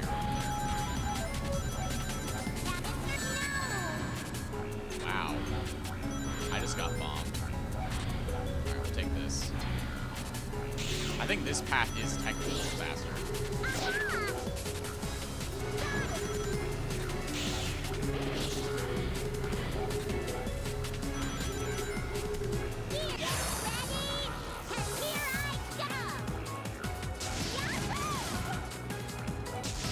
There we go. That's what I wanted to hit. Alright, so I'm gonna see if I can fly over this fence while I'm here. No, I can't. I still got in, which is nice.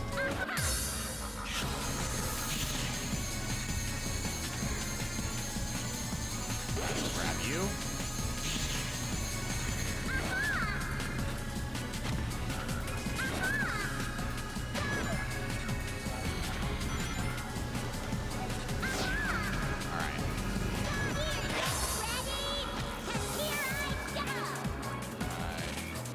Yeah, I can. I can. I could do it. I could do it. I could fly. Okay. New routing. I'm totally gonna throw away everything I've already learned about this stage. We're gonna make these AI opponents really regret being born. It's not enough for me just to win. Like I probably would have won that, but no, I want to send a message. Oh, he didn't go the shortcut.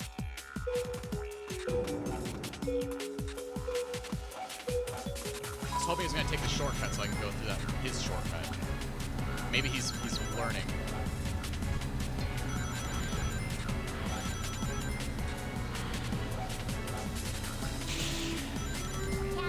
There we go. Don't mind if I, take a little peruse.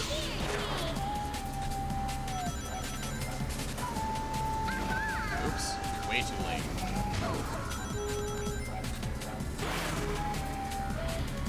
Now there's no rings. Wow. That really is the slow route.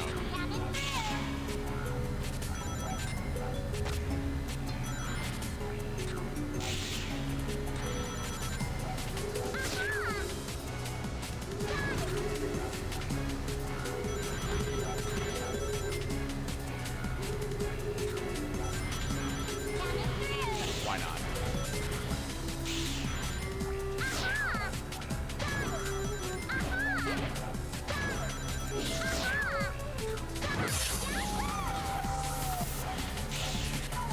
Alright, now let's hope it opens up. There we go. I don't think it's enough rings though. Ah, it was enough rings. I should have went for it. I should have mashed Y. If I mashed Y and then went right to the gravity control, it would have made that. I chickened out. So you need to have at least a little gravity juice in order to do one of the tricks.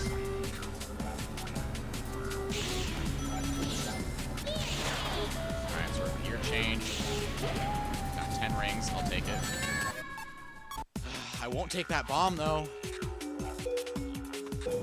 That was such a good run too until that bomb showed up.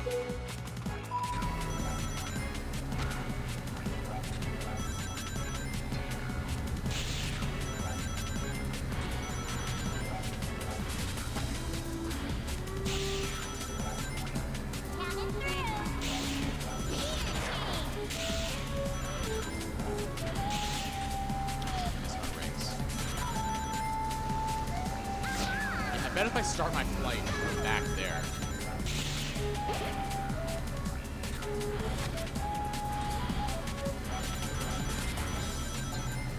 So I can just fly with those guys.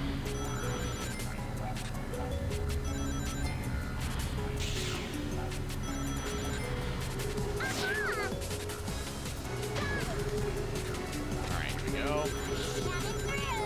I'm still quite a few rings short where I want to do this special section.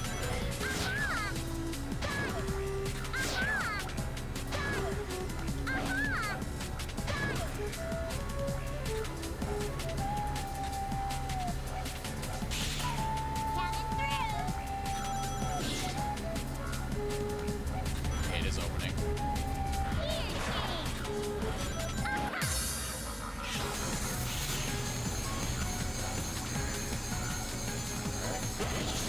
That up.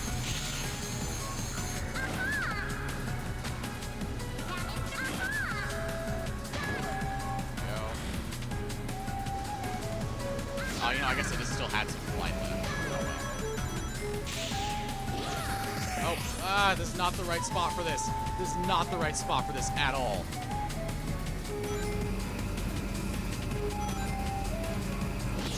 I couldn't even get a good hit out of it either. That was the worst timing for that.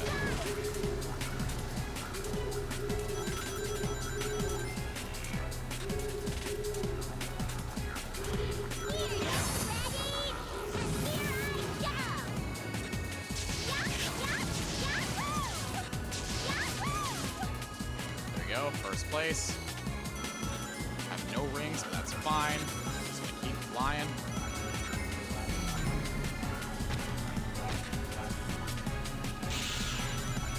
Maybe wait for the shortcut. And they're all gonna take that shortcut. That means I can keep all these rings. Grab these guys. 10 more rings. There we go. Perfect. I think we got this. We got this. As long as I don't do something ridiculous like I usually do.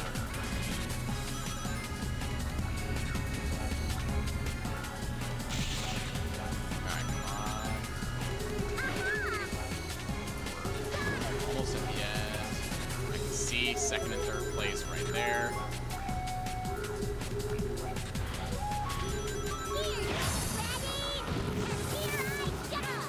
Give me the blocks. Take this. What happened there? Man, I think I got too close to the wall.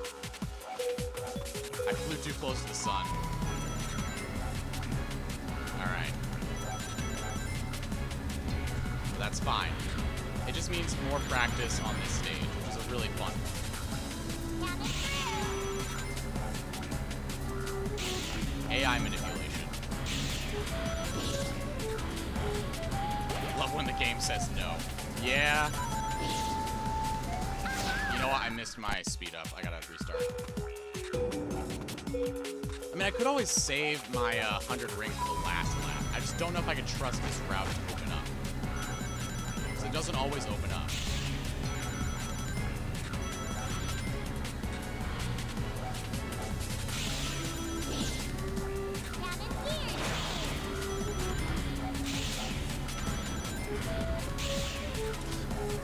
Just grabbing what I want to grab. But yeah, if I fly from that point, that might be enough. So I should be able to get over the fence and over into those little, the dash panels don't do anything if you're not flying, but I'll be, you know, gravity diving. So at least I know there's not going to be a death barrier.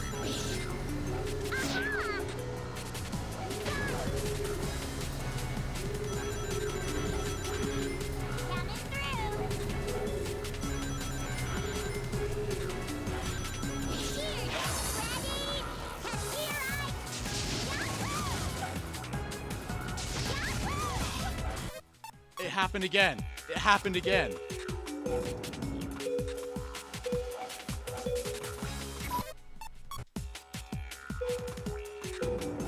I knew I was too early on that one.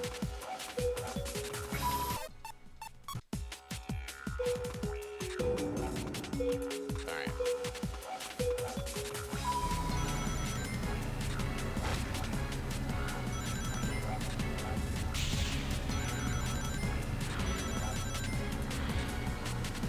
Alright. Where's our guy?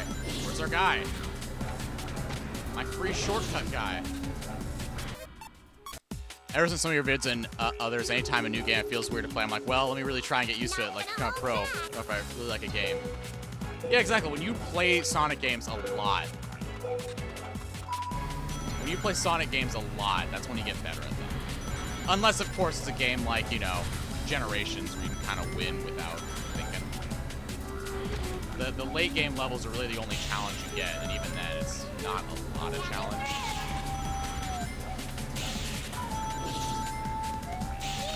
Like, some of the boss fights can be annoying, but it's not like they're hard annoying, they're just annoying. And yes, exactly, that's kind of the point of the challenge. You know, I'm basically doing zero gravity with very, very minimal gravity.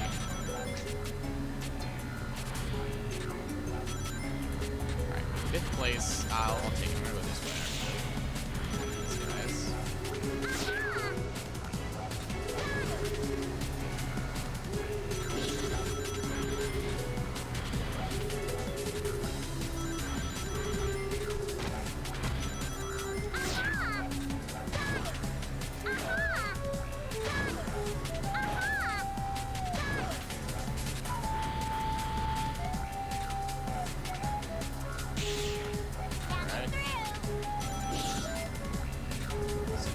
This. Now the question is, do I want to grab? Because grabbing this on the second lap doesn't really pan out very well for me.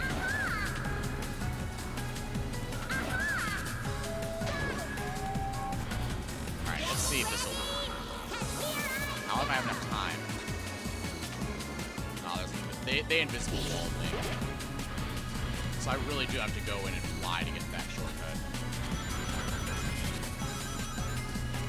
But see, now right here it kind of feels like a waste. Because I can't go back and get the middle upgrade.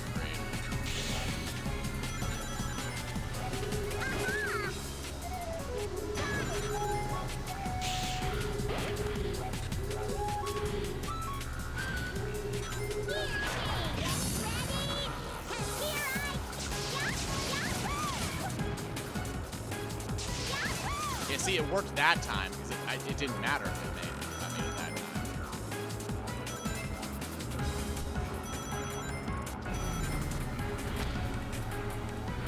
I wonder if I could actually wall bomb that. It seems very wall bomb.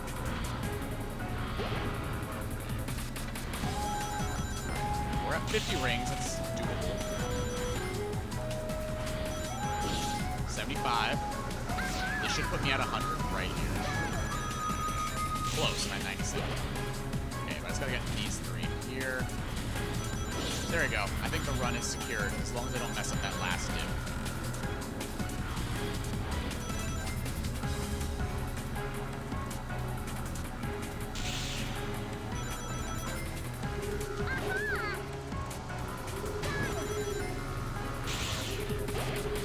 Alright. Gear change.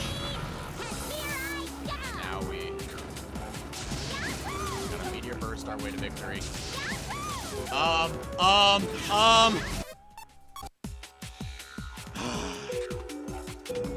What's the next vid? So I'm gonna do, if you guys liked my first Shadow video and a little bit of my my Rivals video, this is gonna be where I'm basically dumping all of my craziest Sonic theories in one video.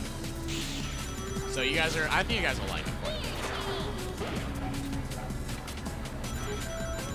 I don't know if it's gonna actually do well as far as algorithms are concerned, because I mean nobody cares about my theories, but it's a video I've wanted to make for a while, because so far I've had a pretty solid track record.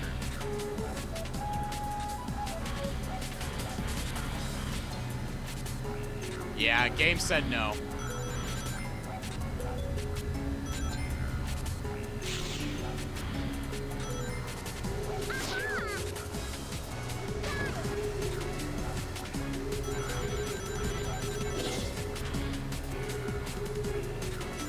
And I'll follow you.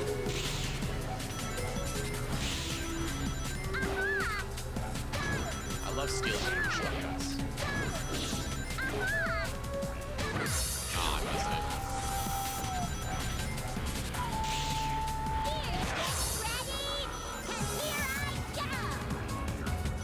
Oh, well, guess we're going this way. Can I wall bonk it? No, I can't. Oh, that hurt. Oh, that really hurt. Can I fly? Okay, I can almost fly through this. I might just like aim myself to fly through the right one.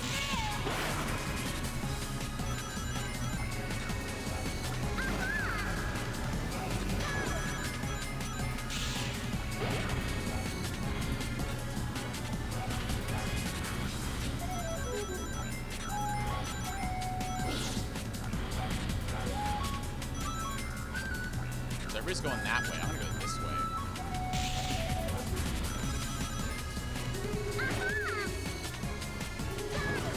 Let's see if I can get. There we go. We're at 100.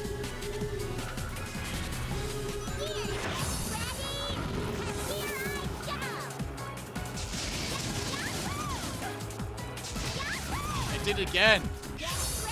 I don't know what's going on with that little statue at the end. It's supposed to let me just kind of bounce through. It's a gamble, obviously, but... Well, hey, I didn't go second lap, so man, go this lap.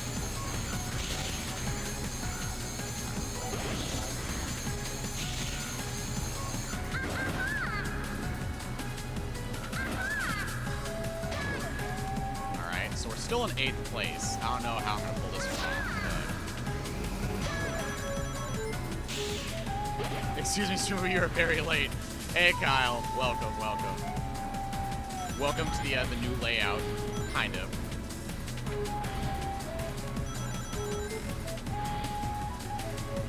Yeah, I don't know if I'm going to catch up 7 places in this time. I think I'm going to have to reset.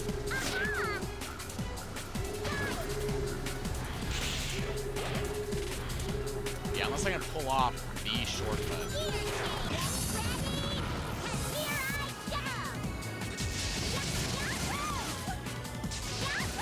Yeah. I mean, it's still basically the same layout, like overlays as far as OBS is concerned, but if you notice, my face isn't like super up close to the camera anymore because I actually have a little more room to work with. Closet streams are a thing of the past now.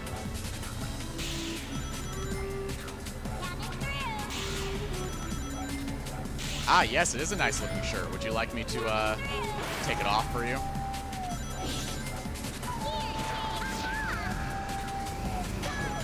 Unfortunately, it's going to cost some Kyle X points, but we can work out something. Like a payment plan. Maybe you could sell me a phone.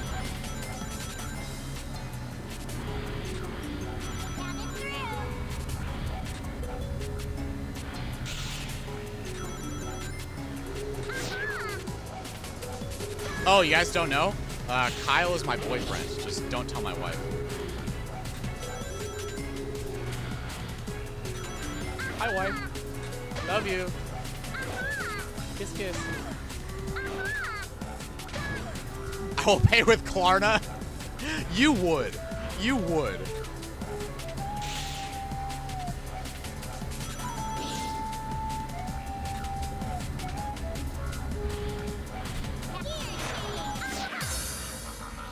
Is this wife in the room with us right now? Actually, yes. She's right over there. Just off camera.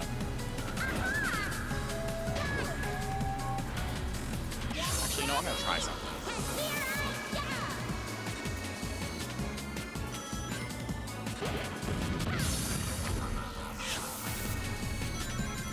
That kind of worked. I'm also boyfriend to the wife. Yes, Kyle has basically claimed everybody.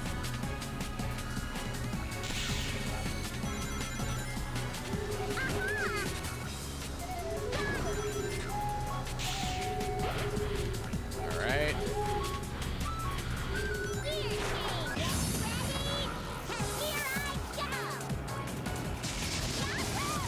on. Ah, it's right there. If I'm just a little faster, I can make it.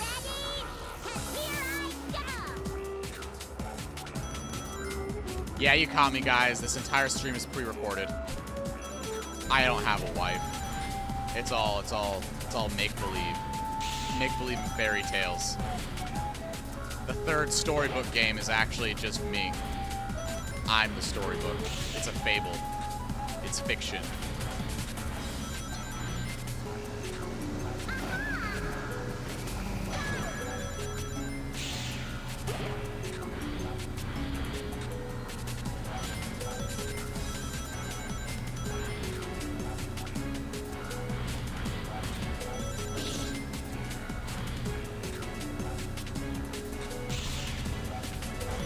Sonic was there.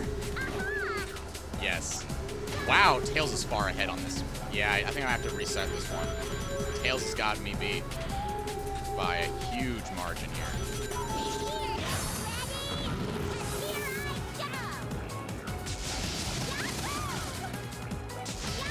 Yeah, that wall is gonna really mess me up.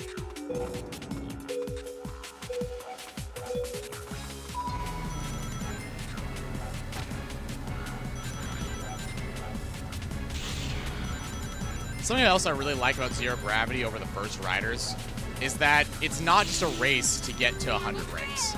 Because whoever gets the 100 ring monitor basically wins, right? Whereas here, you actually have to strategize when you want to get your rings, what you want to spend them on, and you're always constantly chasing after more rings. It keeps things interesting. Whereas, you know, if I were playing this like Riders 1, that ring machine would be where I'd go lap 1, have the maximum leveled up vehicle, and then play the rest of the stage at max level. Which, I don't know, I feel like it kind of defeats the purpose of this game. I like being able to grind for rings and having to constantly maintain rings, especially with this board.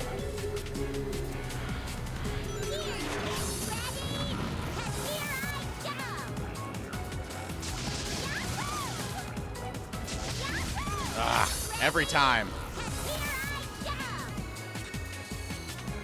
Hey Google, play Angel of Darkness. Ha, doesn't work. I don't have voice on any of my my systems.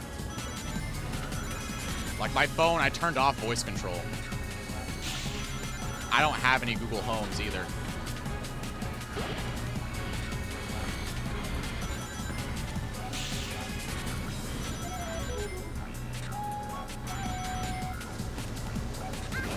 See, everybody takes those little flight shortcuts. That's what's basically kicking my butt right now.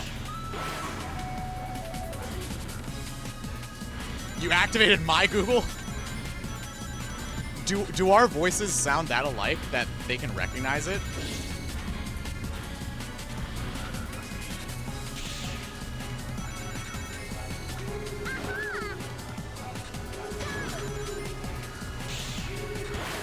Well, I hope you enjoy Angel of Darkness. One of the best video game songs to ever exist.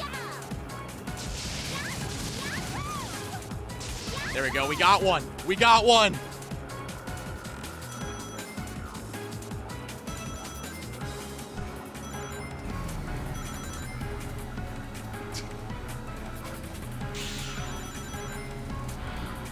Unfortunately, Kyle, I will not read that on this stream. Maybe on Twitch. On Twitch, I'd probably read it. Twitch don't care. YouTube, they might hunt me down.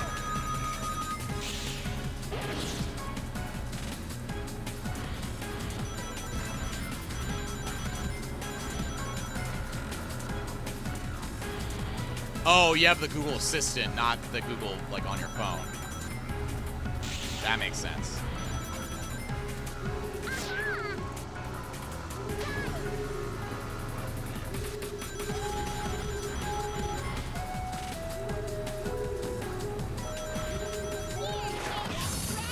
All right.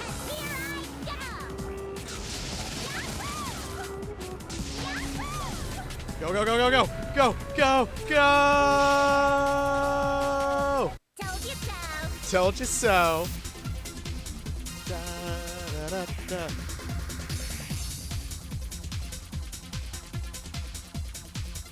Let's see, it's 3 o'clock now. I go to work in a couple hours. Ooh, finally, this dude shipped it out in the mail. I ordered something, and dude was taking forever to put it out in the mail. So let's see which one it is. Which is crazy, it's Memorial Day. You can't even put it in the mail. Oh, yeah, okay, okay. I have a really cool game coming in.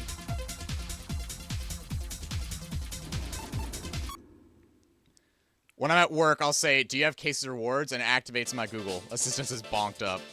Makes sense. So, funnily enough, you actually can't do the boss with the mag board. Let me show you what happens. Where is it? I think it's Mobius strip, yeah? It's not selectable. So on a stage where you genuinely can't use it, the game actually doesn't let you use it.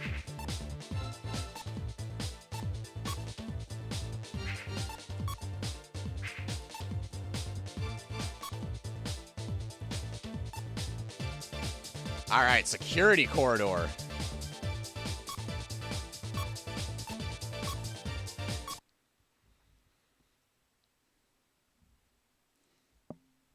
But yeah, as you can imagine, the dude I was telling that, no, it's possible, you just have to get good for this specific challenge that we're doing here, he changed the goalpost. He was like, but you can't even play the last stage with this. Like, yeah, so you don't have to do that one.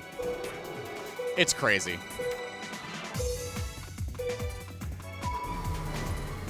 Yeah, exactly. No, that's a rule that Sonic fans came up with, not a rule that actually exists. Mobius still can be used.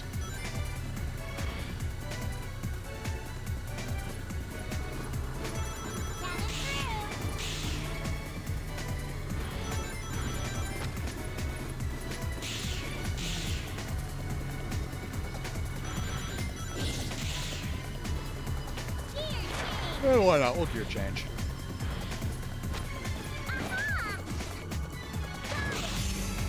Oh yeah, the Babylon version of the stage is so much fun. There's a lot of really cool gravity dive spots too.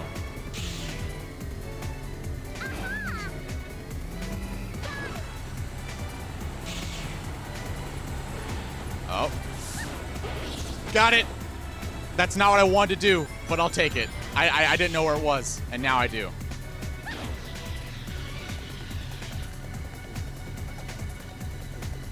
I wonder. Hang on. Since we already flubbed our run. Haha! Yes, it does work.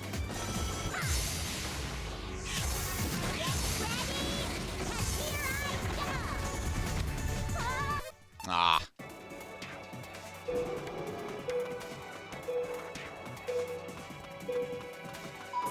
Alright, so we've got some cool routing on our hands.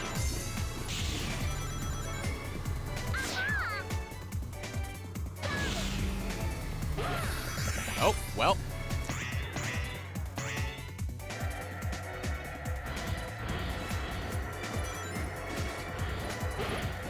Ooh, 20 rings? I wonder if that's a fixed 20 rings, and that's always going to be the case there.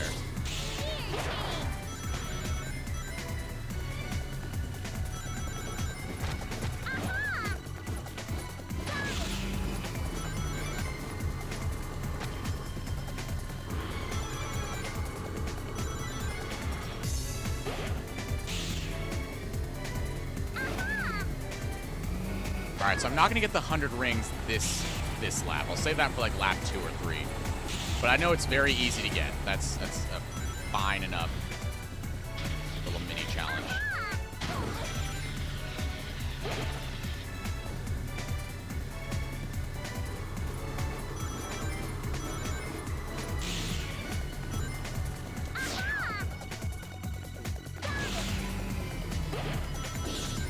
Alright. I just need 25 more rings. And this is also a really good gravity dive right down the middle, too.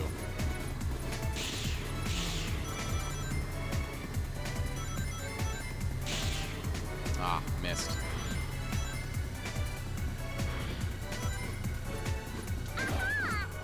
See, I probably could do my gravity dive right there.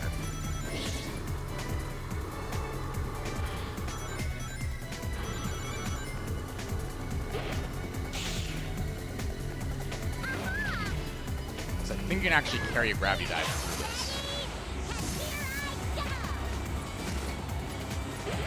All right, so we got my goodies back. Come on, get off the thing. All right. And now I can just do that. Fly across. Ooh, now we can do the other shortcut here in the middle. Here we go. Okay, that was a really weird one, but okay.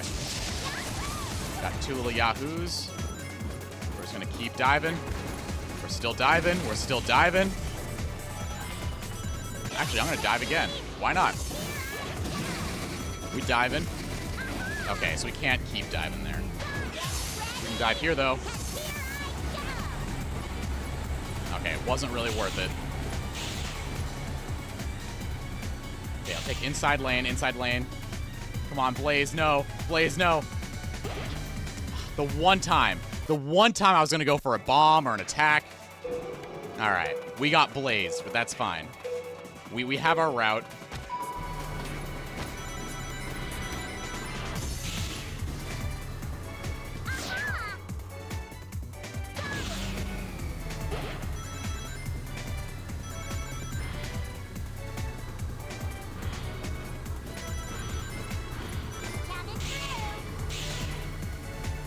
I'll go this way.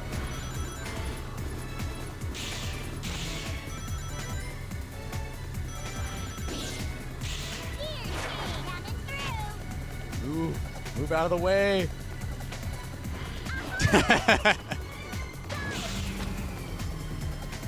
When are you making a video about how Free Rider is actually good?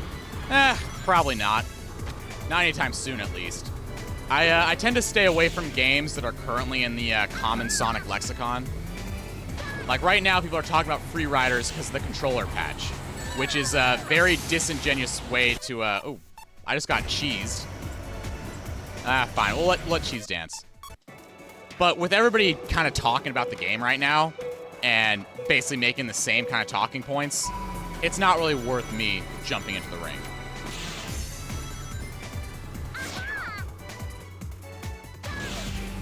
Oh yeah, so in this game, when you actually get attacked, you actually get some weird screen effects too. Or alternate effects. Like, for example, Sonic gets just kind of spin dash through you. When Cream attacks you, Cheese jumps in your face. The attacks in this game are very silly.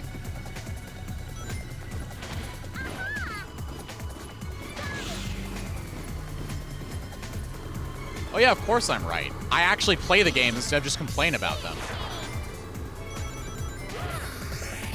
Oh, now I get the thing.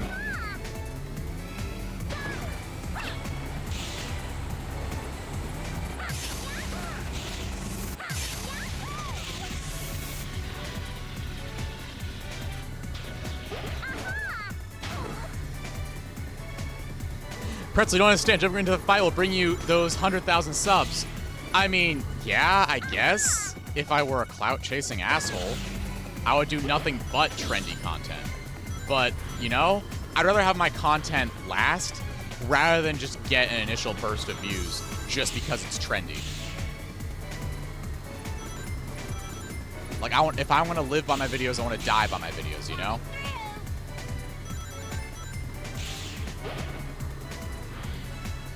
This whole, like, you know, new Sonic game announcement, let's get my reaction to it. Like, I don't know, it just feels so ungenuine, so fake, so, you know, here's today's bread and milk. Like, I don't know. Probably just me.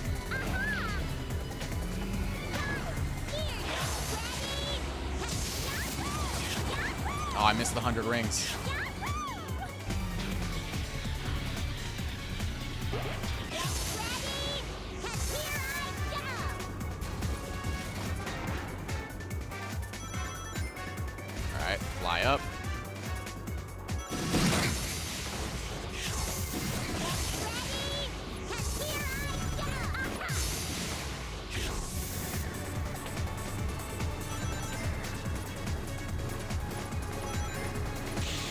was an unusual interaction. I need more rings. I'm not gonna make it.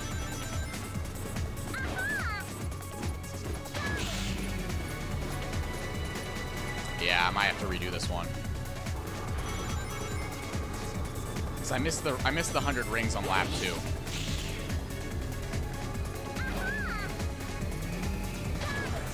Yeah.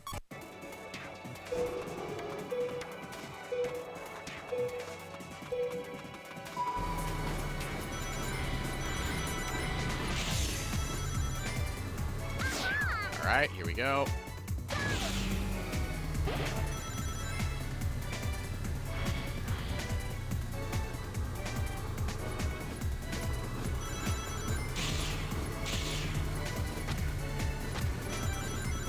Ah, man. I went the way with all the people on it, so all my rings get taken.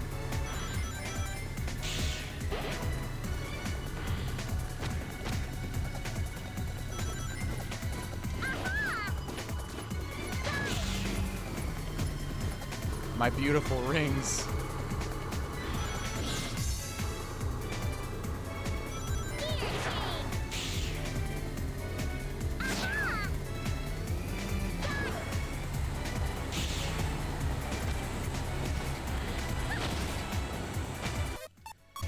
I wanted to go to the right and take the power type shortcut. It's a really good shortcut on this stage, especially.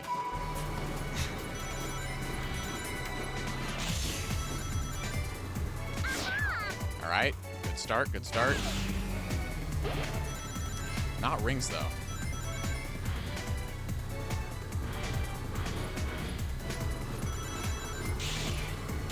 Like, if I get rings out of those, I'd be more than set.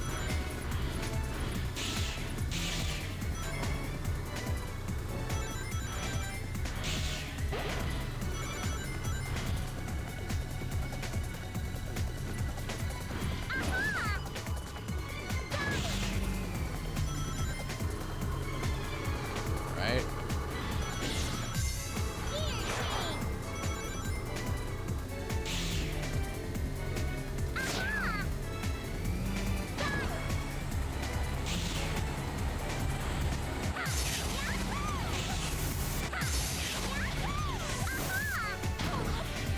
Get me off this turbulence. Jane, stop this crazy thing.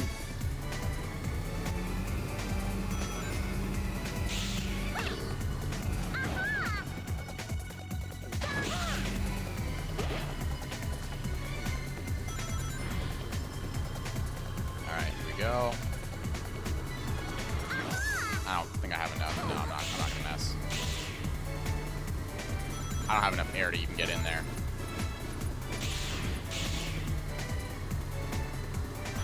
Alright. And this gravity. I want air, or I want rings. I don't want gravity. Alright. 10 away from our super duper.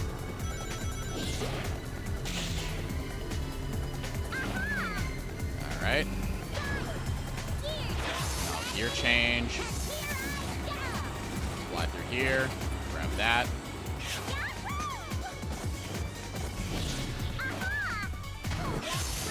Ride through here. I'm gonna go through here. Ah, I can.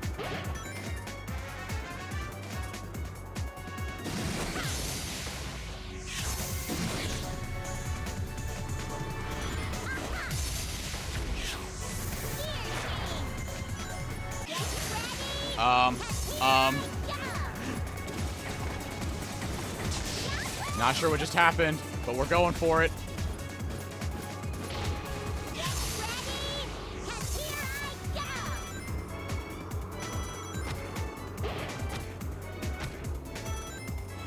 Oh, and it puts me up here. That is actually really good. I don't know what just happened, but that was a really good shortcut. I don't know if I'm going to actually win because Rouge is catching up, but... All right. Okay, then. Told you so. There's our told you so for the day. All right, probably got time for maybe one more stage.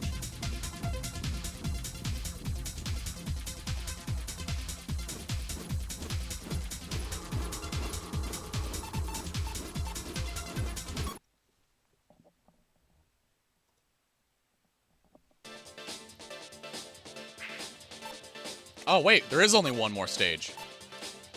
That's the Mobius strip, which means now we are at the last stage of the Mag Challenge. Maybe I'll put like a YouTube short compilation up or something.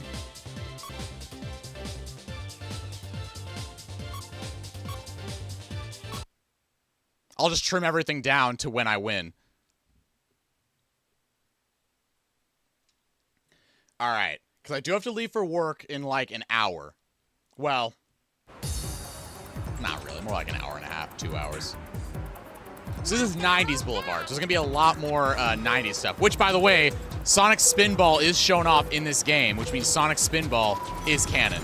Just so you know. There's Sonic Spinball. Look to the left. There's the artwork.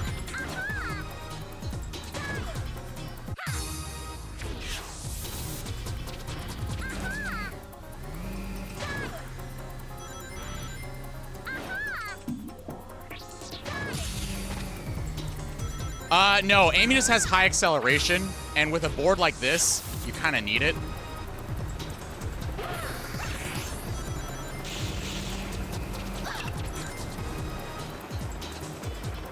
Here we go. Look, Sonic Adventure reference.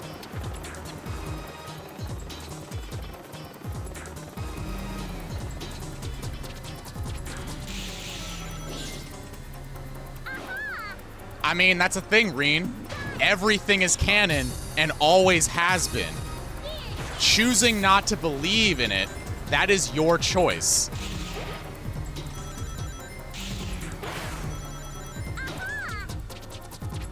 You can decide whether or not to believe everything is canon.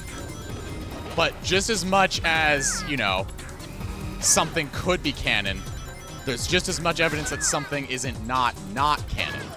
Just because it's not explicitly stated to be true doesn't mean that it can't be. That's why the full saying is everything is canon, but not everything is true. Because yes, everything is a part of Sonic canon, and everything has the potential to be a part of Sonic canon, and everything has the potential to be relevant in a future story. That doesn't mean it is, that doesn't mean it will be, that doesn't mean it has been.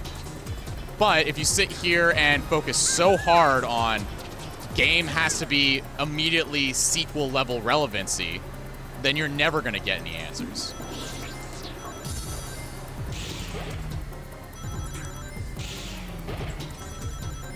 Like, a game can be canon without it being a direct sequel to another game.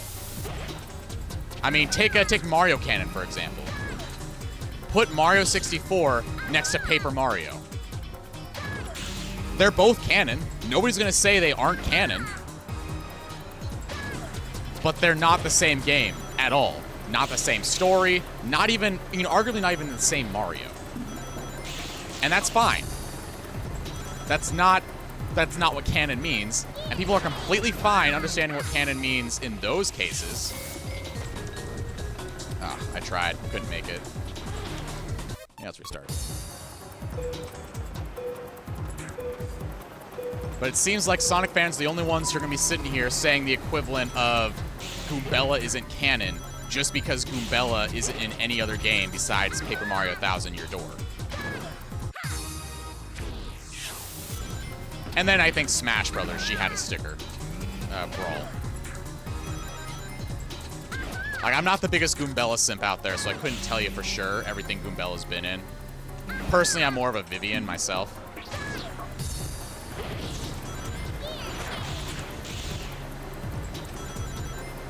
Yeah, exactly. Separate universes are a thing. And we know this even with Sonic Prime, with all this time travel, with almost the entirety of Sonic Rivals 2, but nobody played Sonic Rivals 2, so nobody knows. Like, alternate dimensions, alternate universes, it's all stuff that can very reasonably explain this stuff away. I mean, we have Sonic Boom, which is as literal as possible to be a TV show. For all we know, it's an in-universe TV show. Like how in the Superman universe, there are Superman comics. Like how in Spider-Man, there are Spider-Man costumes. Like, there is Spider-Man merchandise, even though it's, you know, Spider-Man.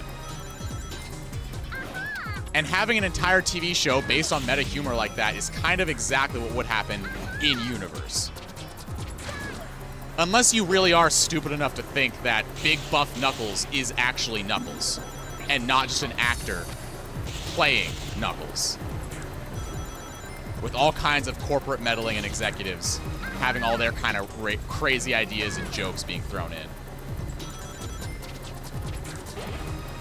Like, again, everything is canon, but not everything is true. There may be some truth to Sonic Boom. Of course there is. It's probably based off a true story. But that doesn't mean it is. That doesn't mean that's the only truth. Oh, I'm stuck on Knights. I'm stuck on Knights. I'm flying. Wait, can you run on that? Hold up. Because gravity switched, which means I should be able to run on that.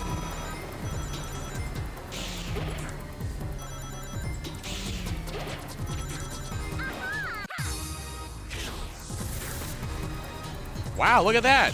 I've never taken that shortcut before.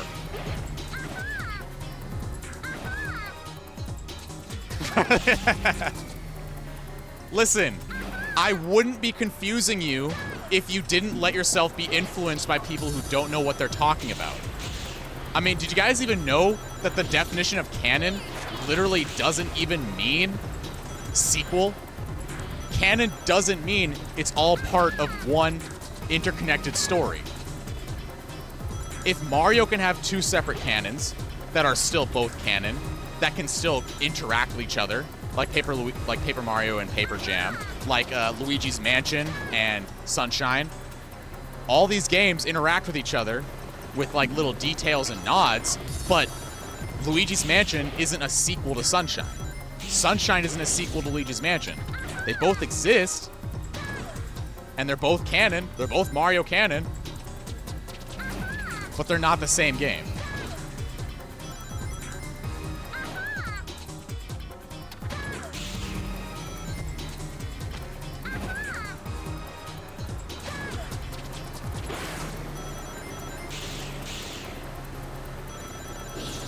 Go, got another 100. I think I'll use it here. I'll see what this looks like.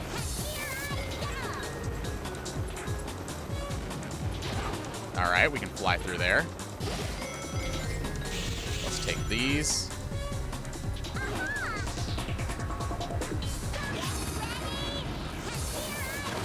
Come on, get up, get up, get up.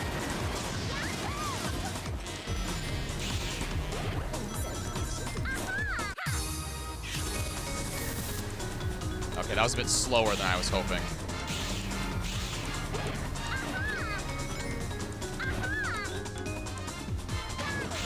Exactly, like continuity. Like, if you value linear continuity between games,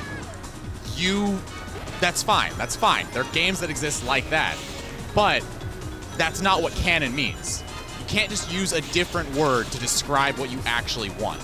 It's like going to a coffee shop and asking for, you know, a strawberry pizza. They're not going to know what you mean. You could say it's on the secret menu all you want. They're not going to know what you mean.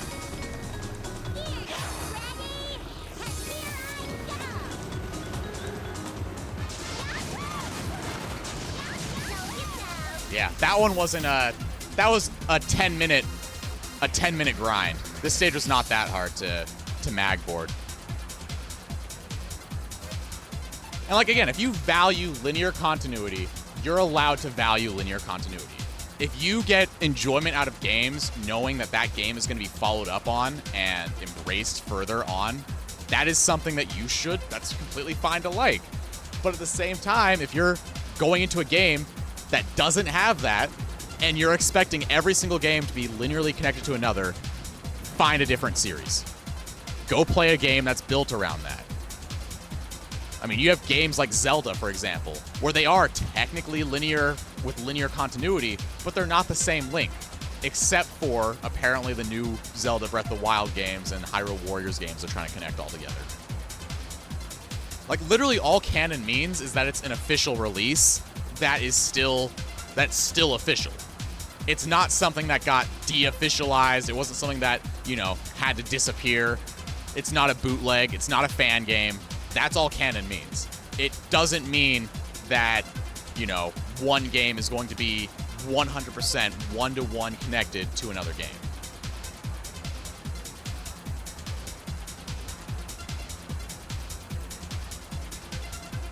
And like, yeah, you could sit here and, you know, separate between mainline and spin-off. That is a different level of separation, but that's not canon and not canon. That's mainline and spin-off. And if you have separate lines, that's great. And I could rant to you guys about mainline for hours, because I also don't think there is a real distinction between mainline and spin-off specifically for Sonic, because a lot of the spin-offs have relevancy to the mainline games.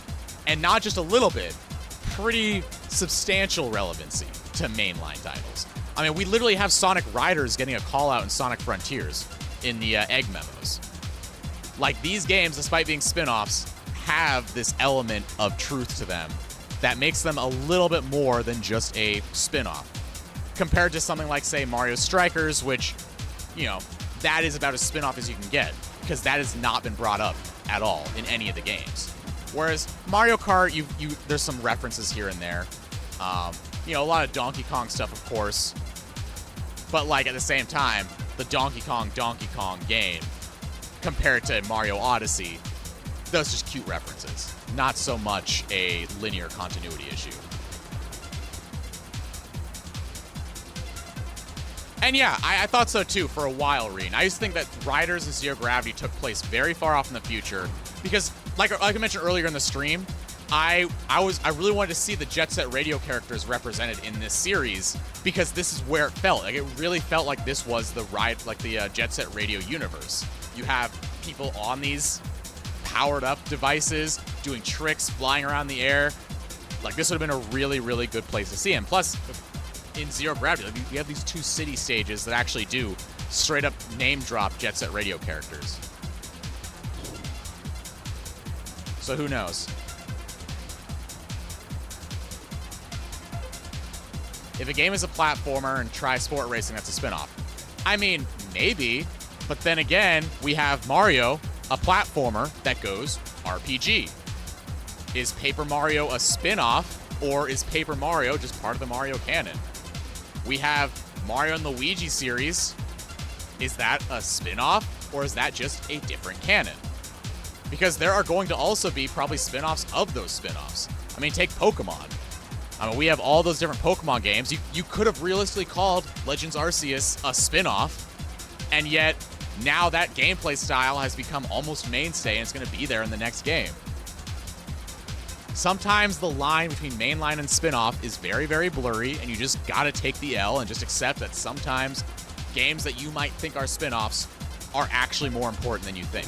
Or games that you think are important actually aren't that important. Like, take Sonic Adventure and Adventure 2. There are only 2 adventure games out of over 35 years of Sonic content, right?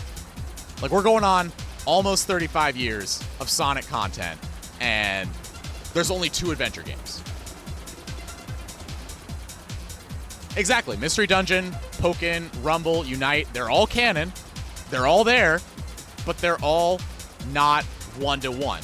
Like, Ash Ketchum doesn't Animorph into whatever Pokemon you get in the personality quiz at the start of Mystery Dungeon. You are not playing as Ash Ketchum. You might be able to crackpot tinfoil hat theory yourself that way, but that's not necessarily the story. That's something that you can imagine if you would like to pin these games together one-to-one, but they're still canon, even if they're not directly related. And yeah, every Mario game exists in a real universe in real life. I mean, they literally had Mario Galaxy end with that central concept, is that yes, all these different universes that exist, we're just going to keep rewriting them, whatever. Mario is going to exist in all of them. That's just how it is. And now we never know which Mario is Mario. And that's fine, because we play the stupid games and we enjoy ourselves. People don't focus this hard on canon on literally any other franchise.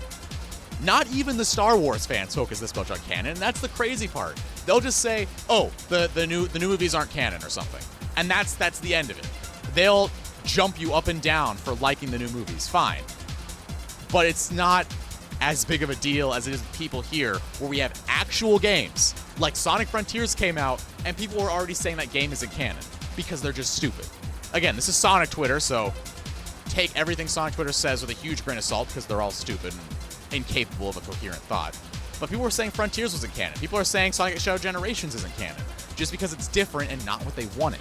People want a direct linear continuity connection to the adventure games, which at this point, I have just resolved, you know what? If there's never a Sonic Adventure 3, there's never a Sonic Adventure 3. We have Heroes, we have 06, we have Battle. Those are all very connected to the adventure storyline kind of storylines, and they're still not adventure. Because their name isn't Sonic Adventure, dumbass. Like, if it was Sonic Adventure 3, we'd have Sonic Adventure 3.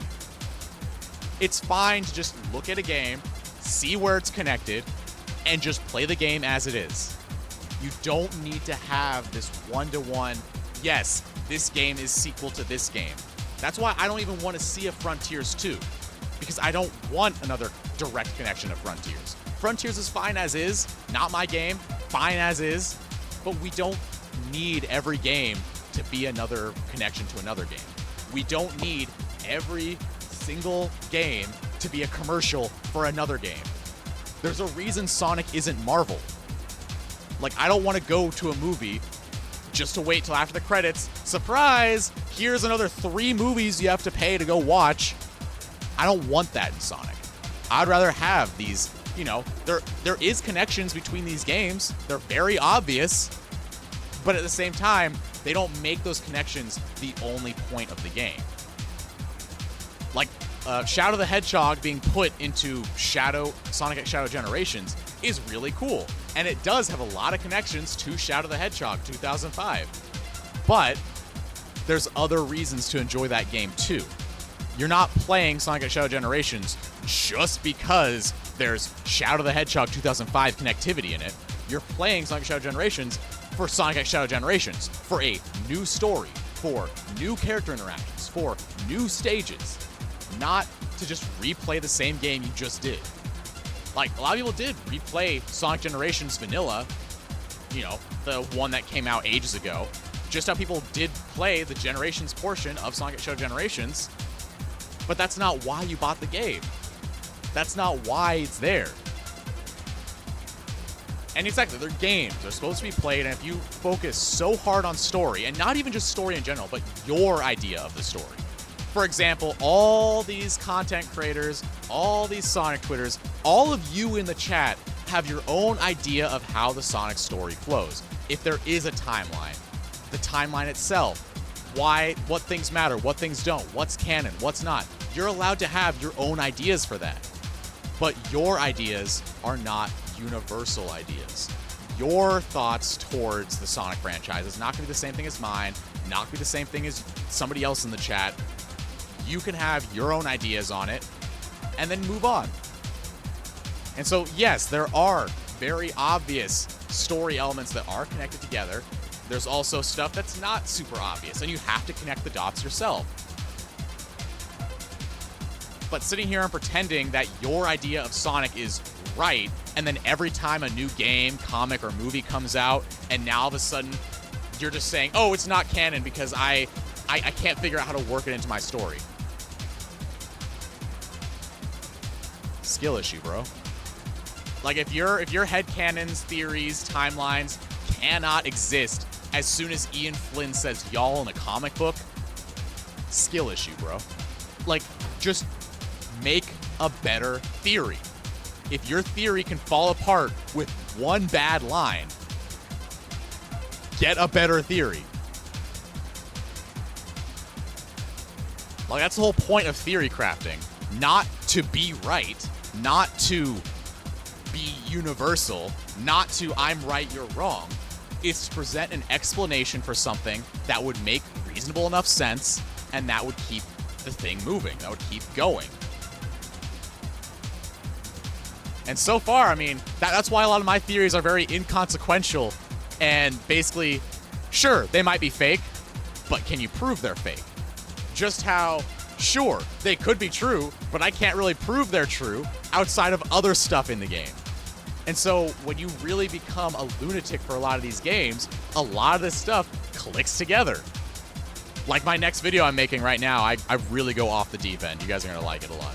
I really go off the deep end on some of these like super inconsequential, I can't prove it, but you can't prove it's not true sort of theories. And yeah, falling for the y'all is ridiculous. It's crazy. Like that's where we're at. That's why I don't trust the Sonic community to like really come together for anything. No, Big Yoshi, that's not an official timeline. It's literally called a world story. So, as a world story, it references games that are important to the world story.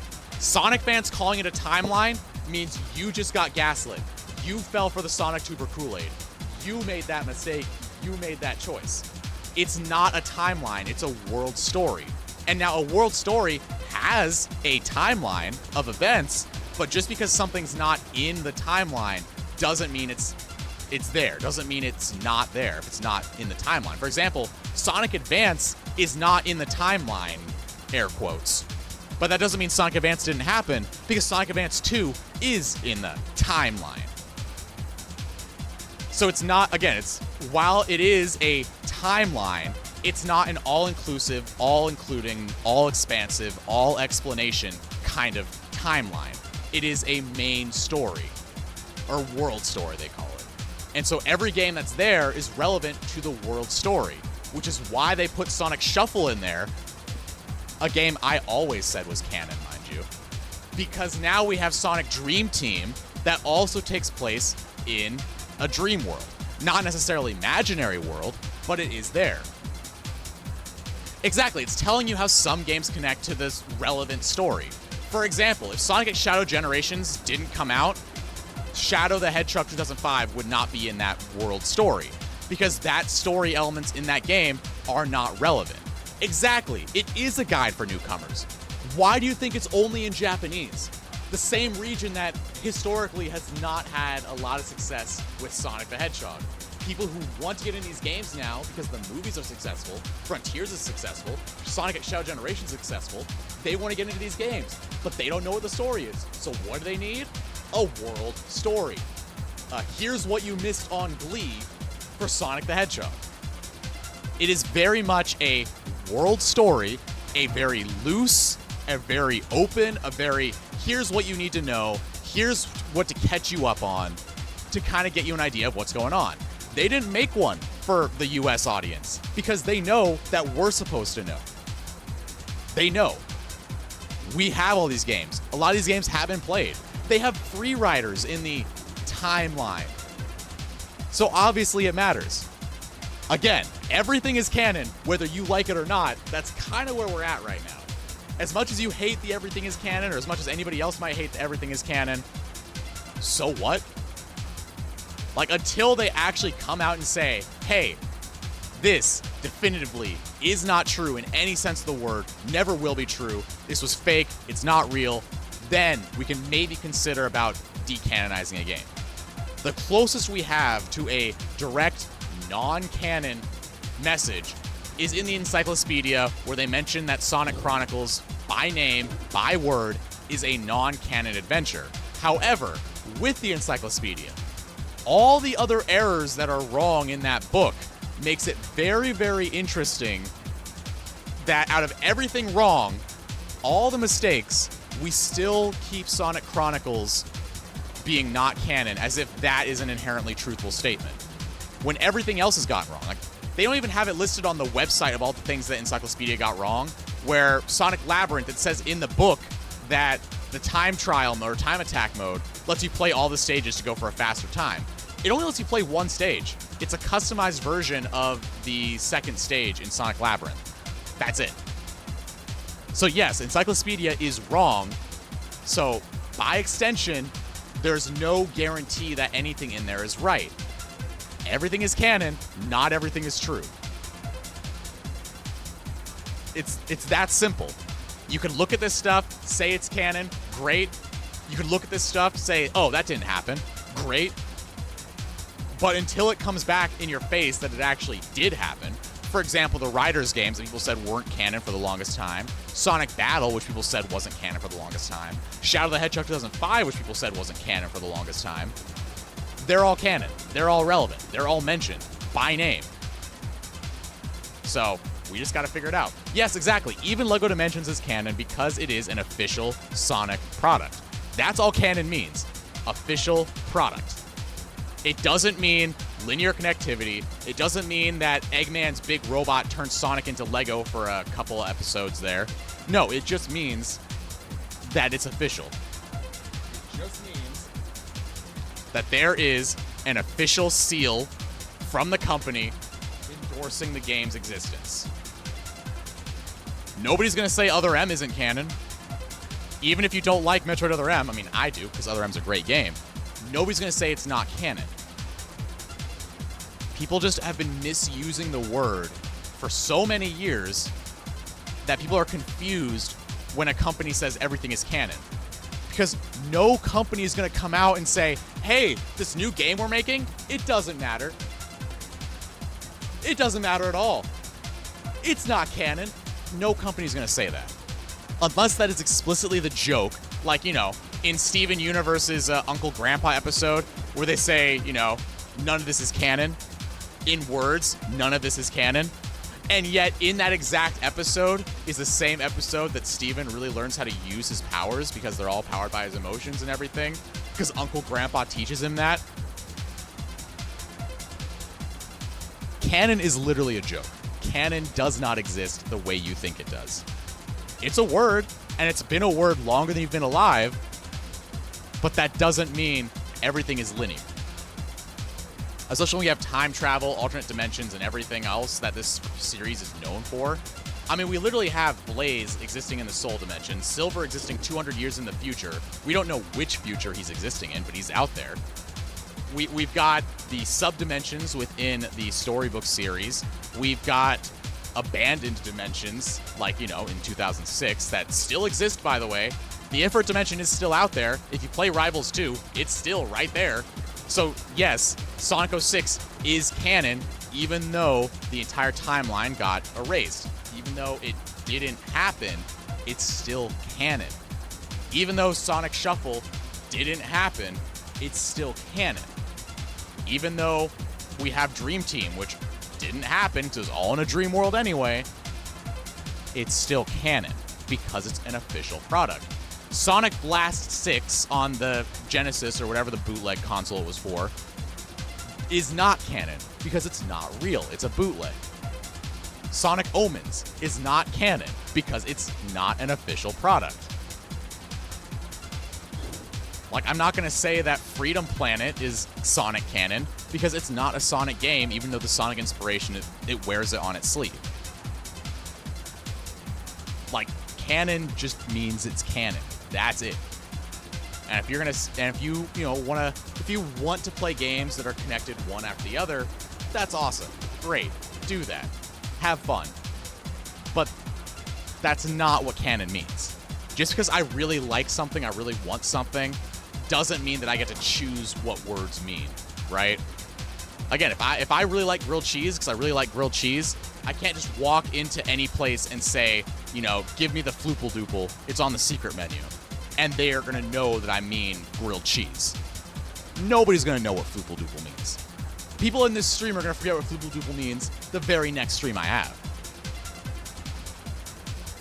Grilled cheese is grilled cheese. Use the word. Or, if you use something else, don't be mad when you order a strawberry milkshake and you don't get a grilled cheese. Dumbass. It's not that hard.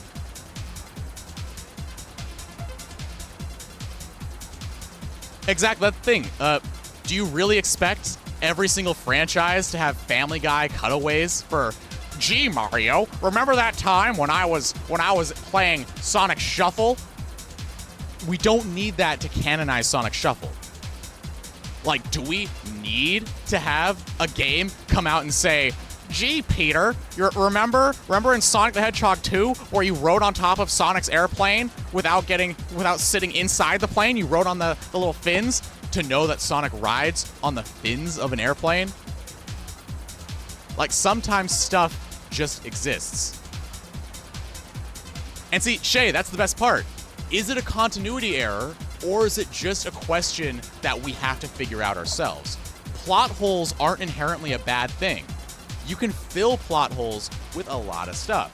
For example, Sonic Rivals fills the continuity error plot hole right up in front of you. Like in my Sonic Rivals video, I literally tell you guys that because Eggman Nega is Blaze's bad guy, but is also now Silver's bad guy, but Eggman Nega is a descendant of Eggman in the future, we already know that that's not a continuity error. It just further explains where Blaze is coming from. It gives us point blank, this is where Blaze is from. This resolved every issue that we had. And yet we still have other questions now. Like, how does the Soul Dimension even work then? How did a magic tornado pick up Sonic and take them to the Soul Dimension?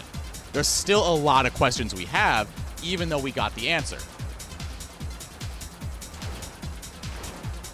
And when we do have, like Rena's mentioned, when we have these exact direct callouts where Sonic mentioned, wow, I'm familiar with pinball, or having these character callouts when you stop and stand and wait in a random place for 5 minutes without touching your controller at all, so that Sonic says something like, I sure wish Shadow were here. Like, do you need that?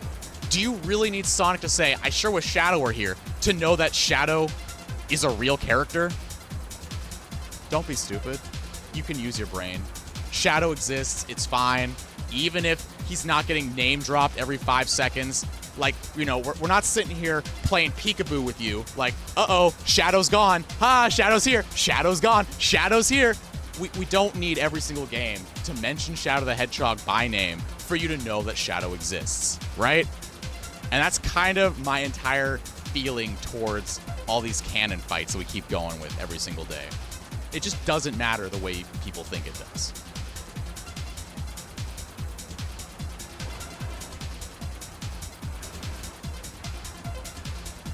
And what game does that Eggman Nega explanation come from? That comes from Rivals. Because Rivals is where they name drop that Eggman Nega is a distant descendant of the Eggman we know. But if you play Sonic Rush, you know that Eggman Nega is Blaze's bad guy. Now, this isn't saying that Eggman Nega doesn't transfer between different dimensions, but we also know that Eggman Nega probably has no reason to go back in time 200 years and go through another dimension, or specifically that date. Like, we don't know why, but we also know that if Eggman Nega is from roughly 200 years in the future, that's what, about 4 or 5 Eggman generations, then there's at least some premise there for that Eggman Nega is coming from the future. And despite Eggman Nega being in the Soul Dimension, that probably means that the future and the Soul Dimension have at least some ties together. Or at least Eggman Nega is down in the Soul Dimension for some reason, even though he came from the future. Shadow died in SA2, every other game is non-canon. Exactly, until we have a game that comes out and says, hello, I am Shadow the Hedgehog. Gee, Peter, remember when I died at the end of Sonic Adventure 2? Except Shadow the Hedgehog did that. Shadow the Hedgehog did that explicitly and had a callback to him dying at the end of Sonic Adventure 2. So I guess Shadow the Hedgehog has to be canon because we have a Family Guy cutaway. Multiple of them for multiple instances throughout the series.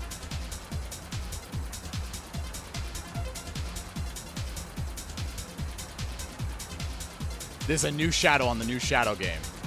Sure. We'll just bring back, you know, clones, time travel duplicates, everything's fine.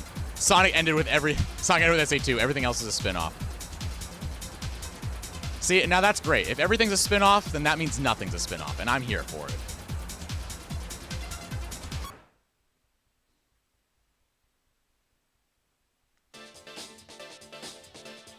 All right, so let's see. It is 3:19. We probably have time for some e-reader nonsense. Do you guys want to see the e-reader at work? Because I got some cards.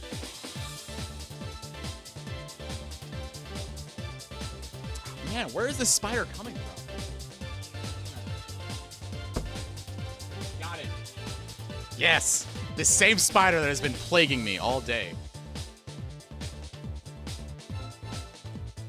Because it's dodged like 3 times.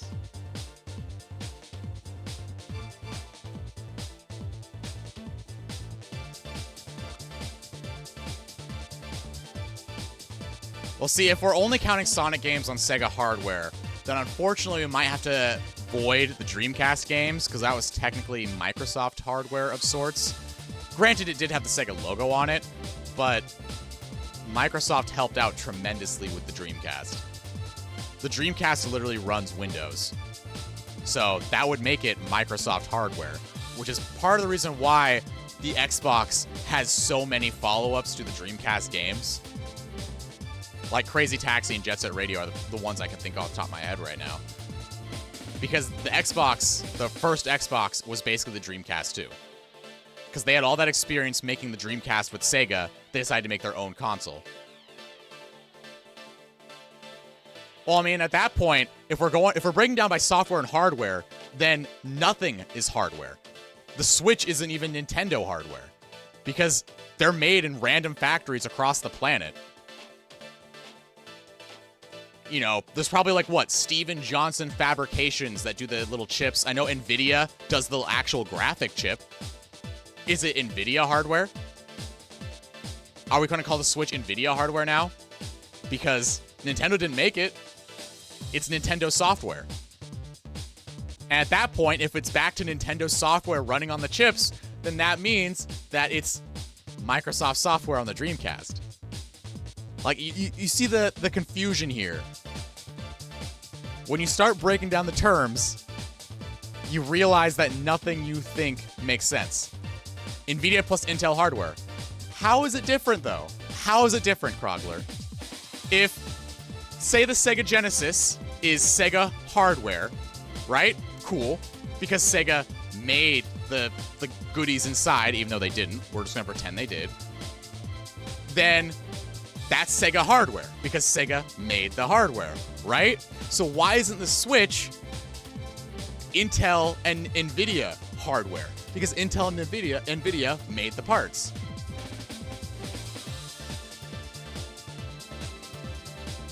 So it's all the same.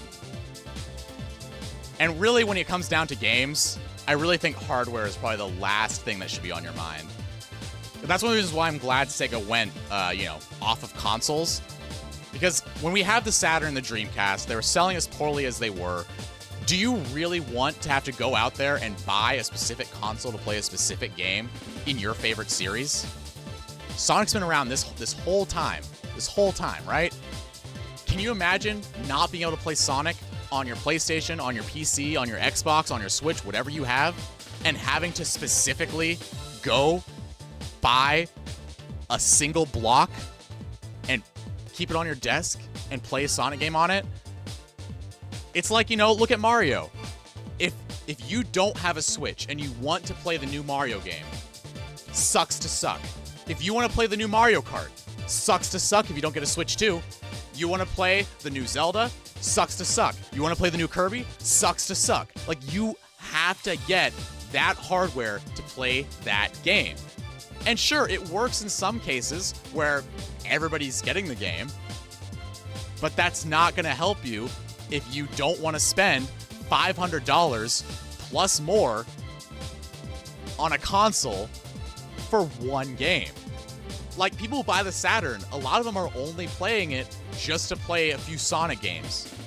Unless you really want a Saturn for the Saturn, you're going to be disappointed because there is no way a single game is worth an entire console. For example, I bought Sonic Jam on the GameCom, which means I had to buy a GameCom. I have 2 GameComs, 2 copies of Sonic Jam. That's not worth it. I'm not going to say the GameCom is a good piece of hardware just because it can play Sonic Jam on the GameCom. I like Sonic Jam on the GameCom, but that doesn't mean it's worth buying a console for. I would never tell you guys to buy a GameCom just to play Sonic Jam.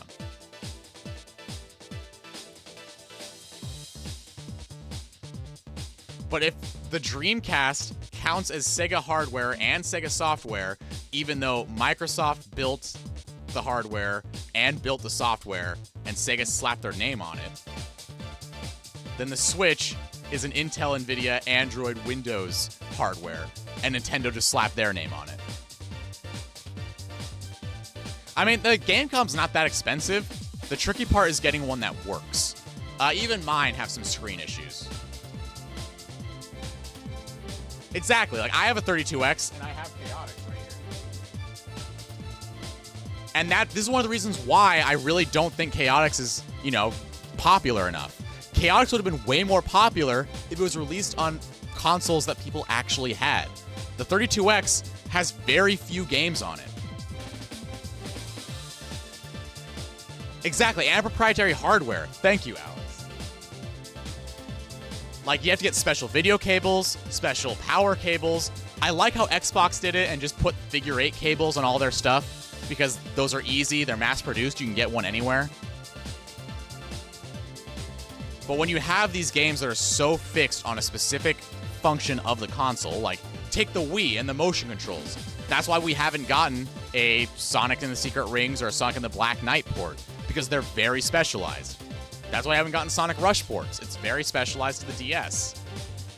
That's why we had games like Neo The World Ends With You brought over to the Switch. It doesn't work the same because now you have to touch the screen on the handheld mode or use analog controls, and it just is not the same. That's why Kid Icarus Uprising isn't ported, despite that being probably one of the best games on the entire 3DS. It's not going to get ported because you need the 2-screen mechanic. You need the 3D, more or less.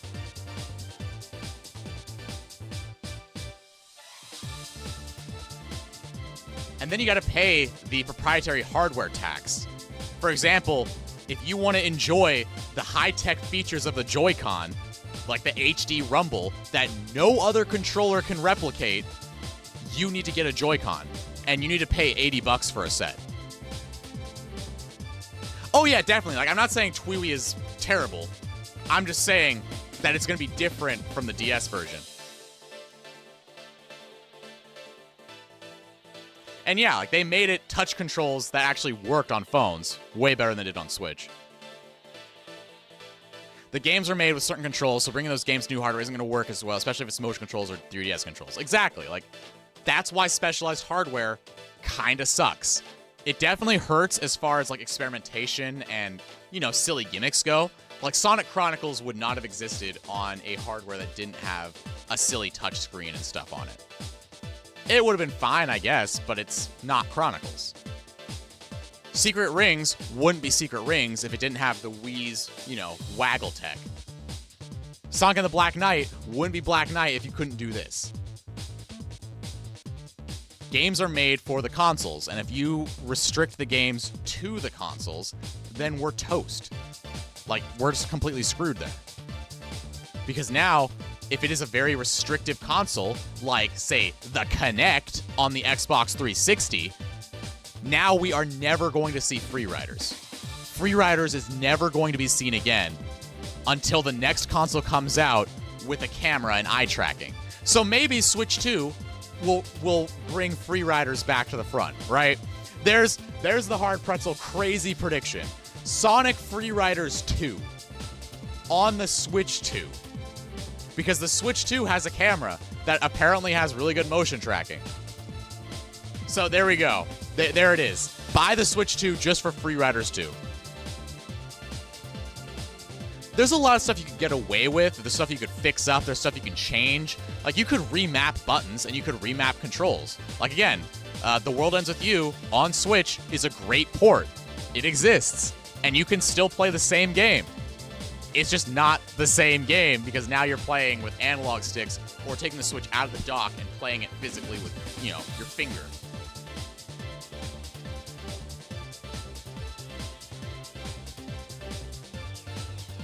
Yeah, exactly. They'd have to do that, but they won't. This is Nintendo we're talking about.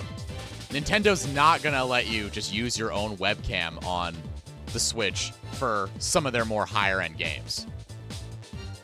They're going to insist that you need to have this 720p camera that costs 60, 70 bucks just to play their game.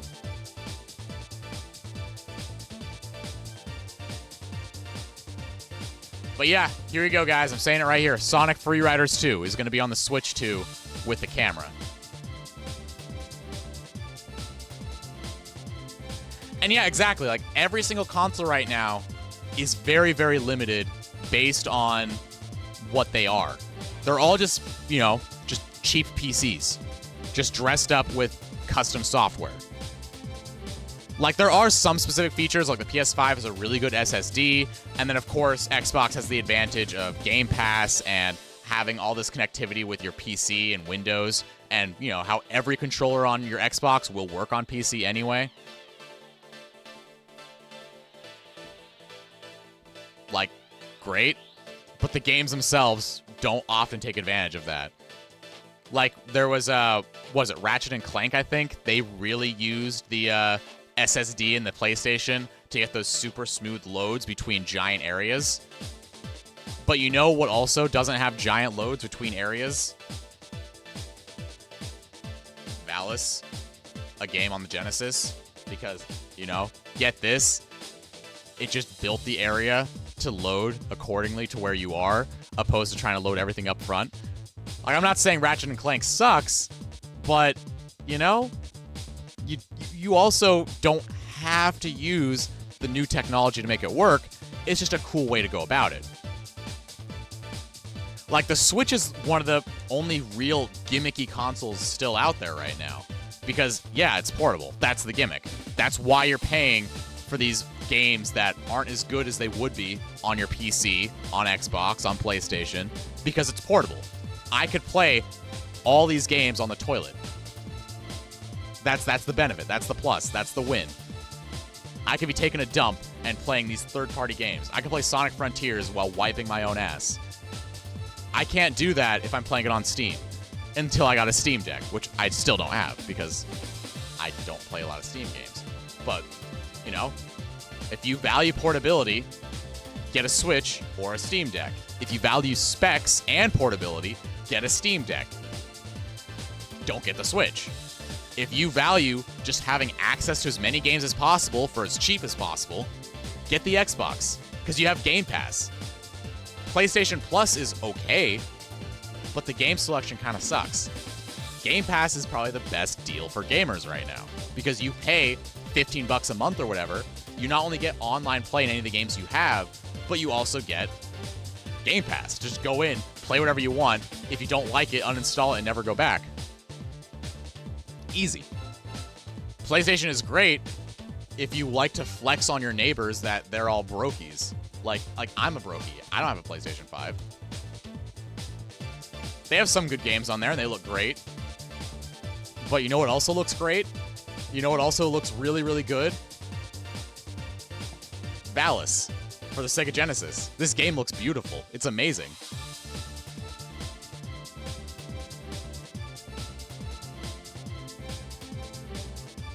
And yeah, if you do make a console with a trackball, then that means we could finally play the Sega Sonic arcade games. And see, that's the thing, Mighty Reen. Now, like, it used to be PC and Switch to cover all your bases. Now, you may as well just get a Steam Deck, and you could cover everything. Because the Steam Deck is powerful enough to handle most games at some level of quality between the Switch and PC.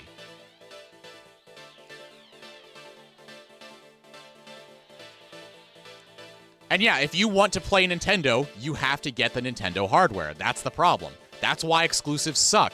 This is why Mr. Sega said, hey, let's stop making consoles. It wasn't because they hate you, the gamers. It's because they want to make money. And you can't get money on a console people aren't gonna buy. And yeah, if you don't care about portability, PC is the way to go. And even if you do care about portability, PC can still be the way to go because you can have a portable PC build. You could also get a Steam Deck, which is basically a portable PC. But I don't care that much about portability. At least when I do, I don't care about portability and specs. If I want portability, I'll play on my Switch, which is a little bit better than playing on my phone, which actually has a cute little A little Tails card. You like this? One of my best friends went out to Japan and picked this up for me specifically because they know I'm a Sonic freak. And they got me this cute little Tails photo card for the back of my phone.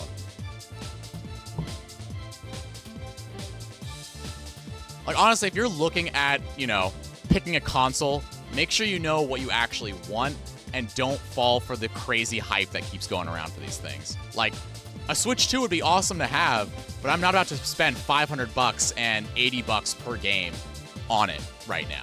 I don't have the money for that. And the games that are there, I don't really care for Mario Kart World that much. It looks great, but I'm not really a Mario Kart guy. You guys know that. You know I'm not a Mario Kart guy. I do like Forza, and I like a lot of the Forza elements being thrown into Mario Kart, but it's not really a game I'd get a console for. Like, I have Forza on my Xbox, but I have it on Game Pass because I'm not at the point where I think I want to buy Forza.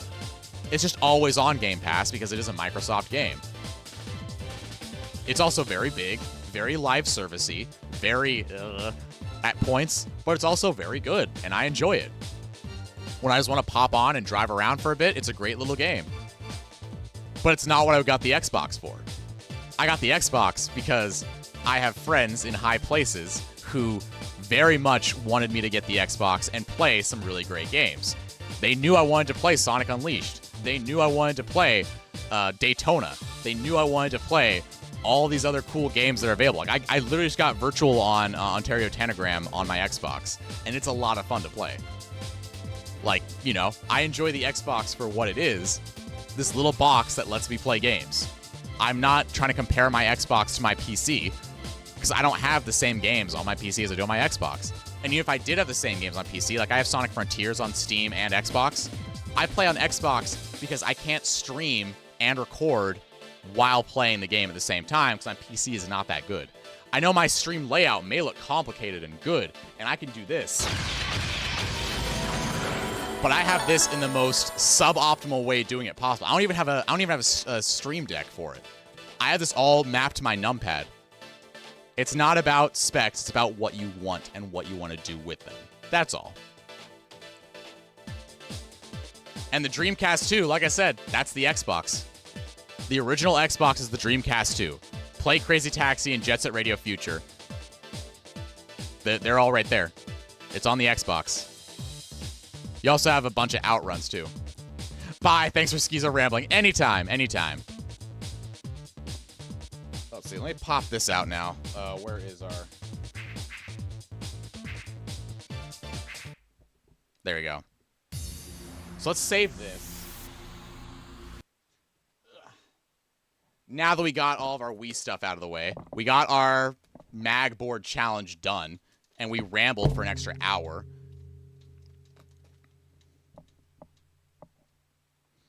Let me put my controller back down. And I guess we'll switch over to GameCube real quick, just so I could show you guys the e-reader and how absurd this is. Wherever I put my e-reader cards.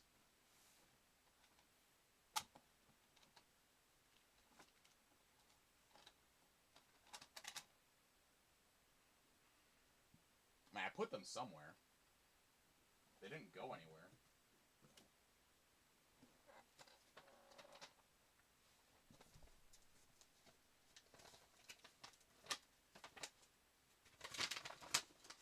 Oh, I think I put them in there. Okay. So let's switch this over. Pull the plug.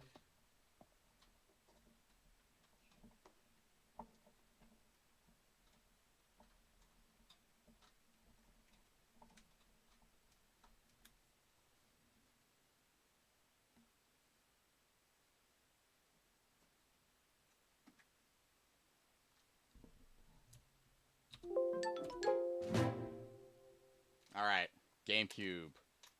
Yes, I would like to enable progressive scan. I don't know why I rolled up my controller.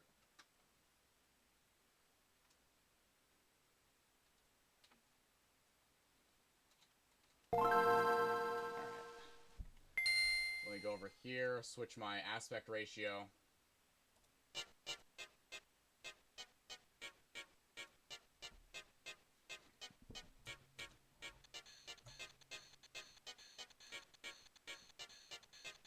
let me see if I can find my Yu-Gi-Oh cards that I set down somewhere stupid and forgot about.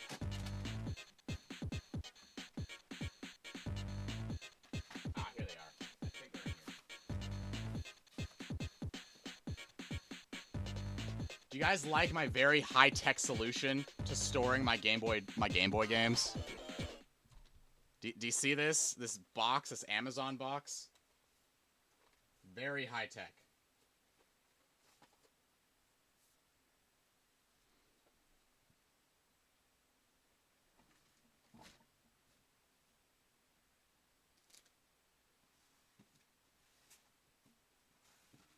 Oh yeah, I forgot to show you guys. I got a cool pair of shoes while I was out.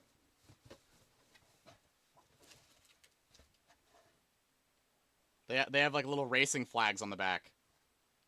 I found these at a garage sale for like $10, brand new, never worn. Baby shoes, never worn. So I'm gonna probably wear those at Expo. Where did I just do the Kirby slide game? That's what I really wanted to play.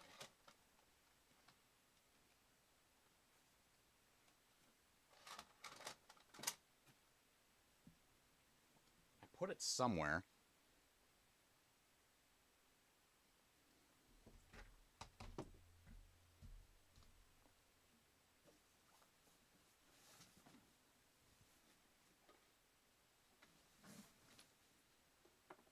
Ah, here they are. They were in my game shelf. But yes, here you go. So I'm going to show you guys how absolutely obtuse this Game Boy player is here. So I've only got 2 full games. I've only got Excitebike and Donkey Kong Jr. I want to get Mario Bros. I want to get Ice Climbers. But yeah, we got these guys here. And then, of course, the new one. The Do the Kirby Slide. And Air Hockey. So, since we're playing this on a Game Boy player, it's going to make it really interesting. So, let's open this up. Scan.code. Load scan. Start application. Load application. Scan.code. So yeah, I have Excitebike already in Load here. start application. Load application. But we'll do a scan card. So we're gonna scan the dot code. So what I'm doing, I have 2 of these, so I didn't unplug this from my Game Boy player right now. This one's it's gonna be a gift for a friend, but I gotta show you guys a visual example of what we're doing. So since we already have Excitebike installed, I'm gonna take Donkey Kong Jr. here. Time delay error. Okay, time delay error, whatever. I took too long to scan the card. But basically what you gotta do, you gotta take the card. On every single card, there's 2 lines of dots. There's a dot line up here and a dot line down here. So at the top and at the bottom. You basically take that, you scan it through the reader, and then you come back and do the same thing. And you have to do that for as many cards as you have as part of this game. So in that case, it's going to be this guy. So we have 5 Donkey Kong Jr. cards to run. So, here we go.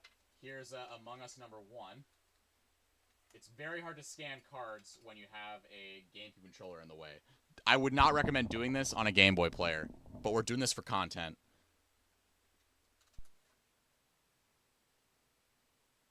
I broke it.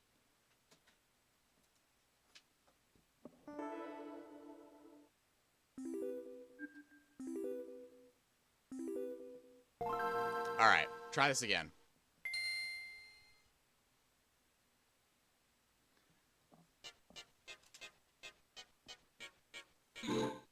Scan.code.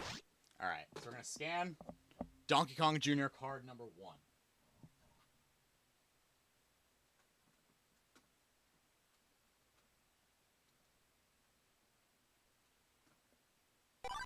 Alright, we got one. We got one. You need more dot codes to start. 9 more dot codes. Here we go. So we gotta scan another card.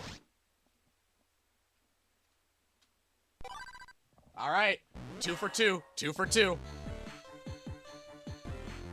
Alright, ready to scan another card?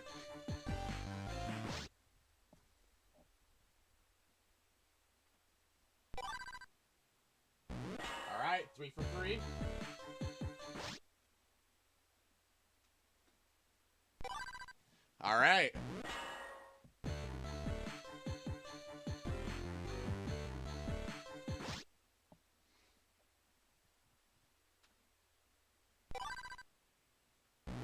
That one had me worried. I think I went a little too fast on that one.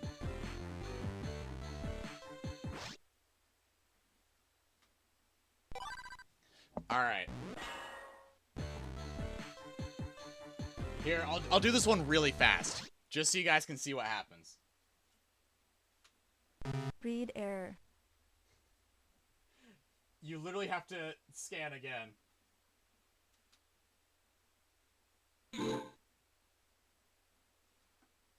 Read error. Read error. There we go. Took me a while on that one. I only messed up deliberately the first time. I am just that bad at Among Us.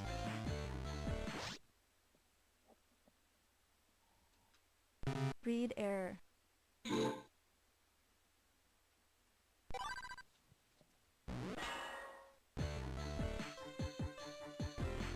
All right, last two dot codes.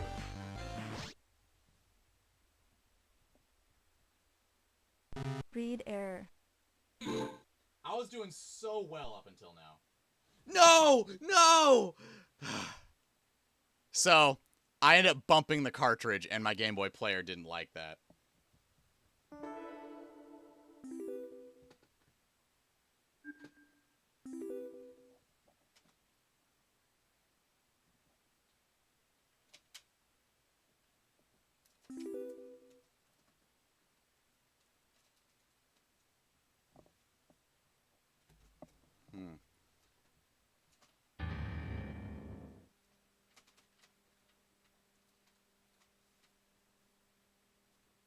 All right.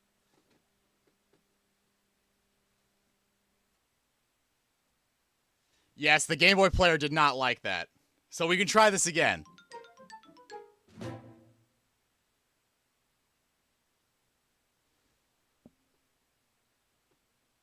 All right.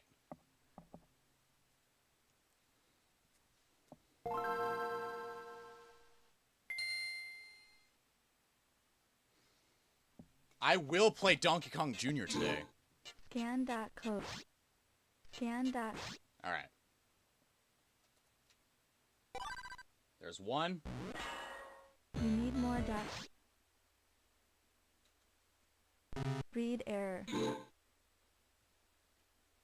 Read error. Yeah, okay. Two.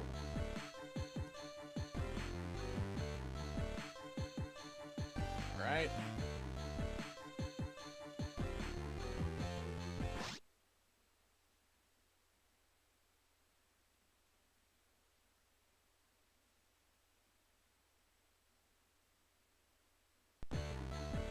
Come on, let me scan.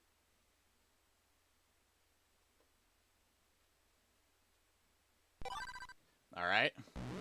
I don't know what was going on with that one.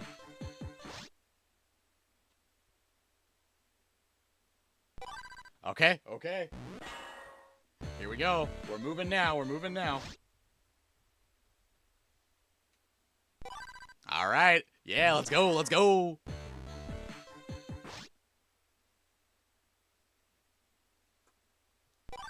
Okay, okay.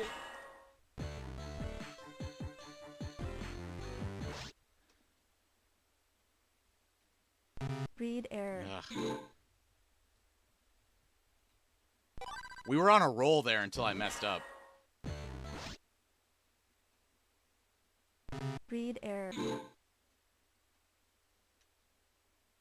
Read error.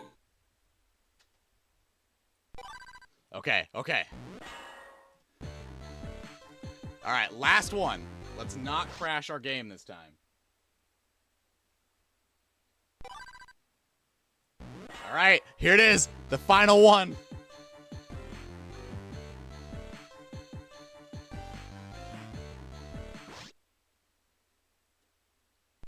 Yeah, okay. Scanning of dot codes complete. Start application. Is it okay to overwrite this application? Saving.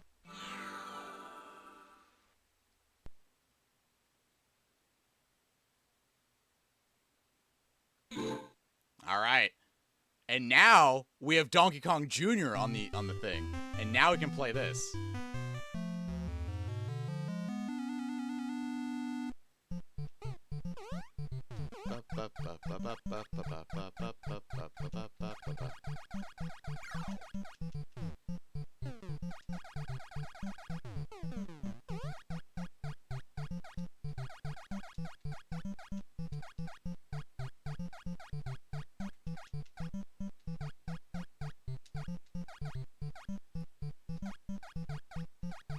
All right, I'm focusing. We're in focus mode.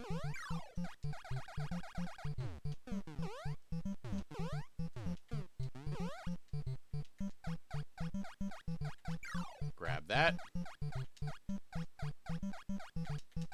Oh. Oh. Sneaking. Yes, he does go faster when grabbing 2 vines.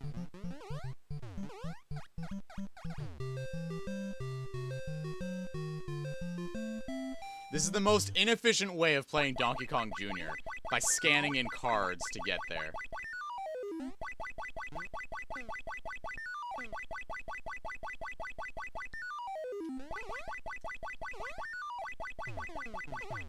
Oh. I got impatient. Skill issue, bro. Alright.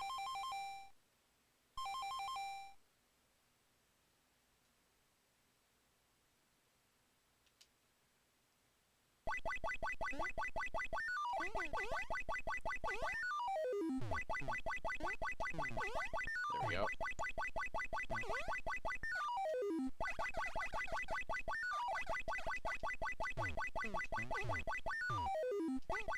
Oh. Okay. Now just wait. Okay, it goes out just before the peach there. Do do do do do do do do do do do do do do.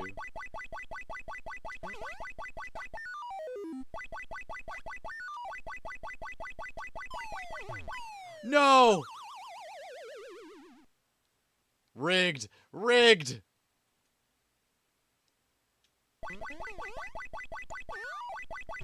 Ah, yes! We got the shortcut.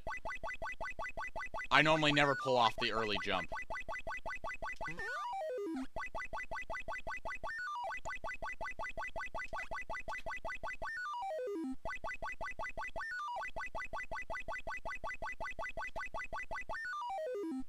Oh, you know, I think I have to jump.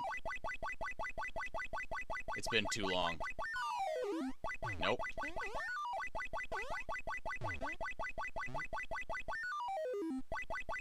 Yeah, I know. The vultures are scaring me.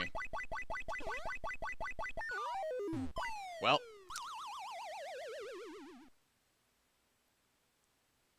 I think that's game over, right? Yeah. I did not get very far. But it's okay, guys. Mario doesn't have any bad games.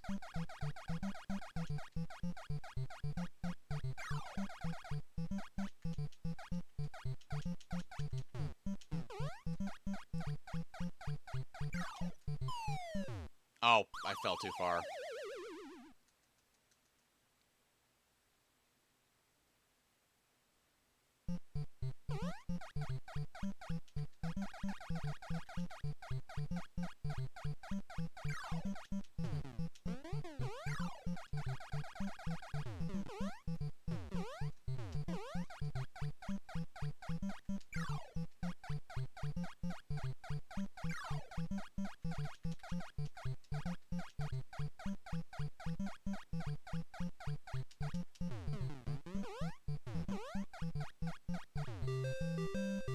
Alright, we got one. We got one. Quality content right here.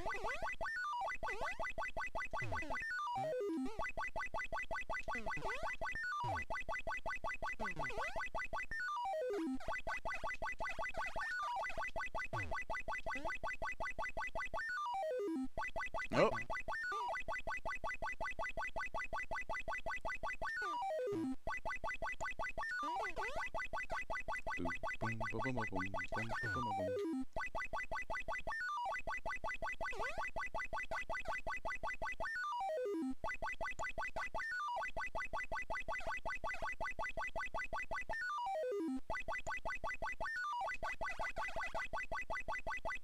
Okay, so it does work. I just have to, like, switch over. There we go. I was early last time.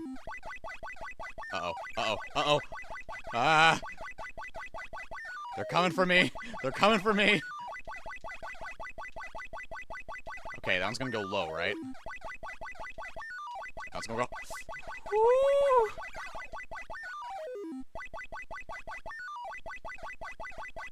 Okay, so the next one's going low.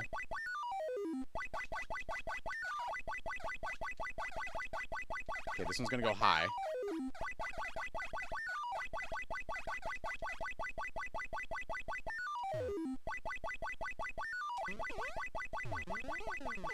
No! No, it was right there! I got cheated. I got cheated. Ah, no shortcut for me.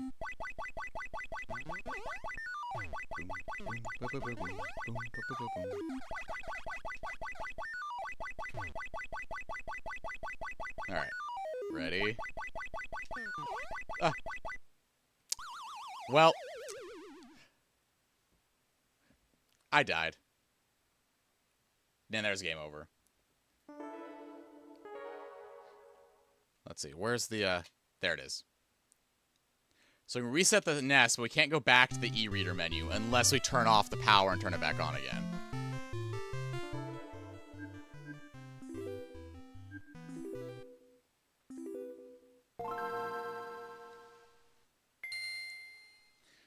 But now we've played Donkey Kong, I can finally play a game I've actually never played before, even though it looks like I've never played this before. I'm gonna just get my e-reader cards back in their Pokemon card sleeve. The guy I bought these e-readers from gave me like these cool Mewtwo Pokemon card sleeves.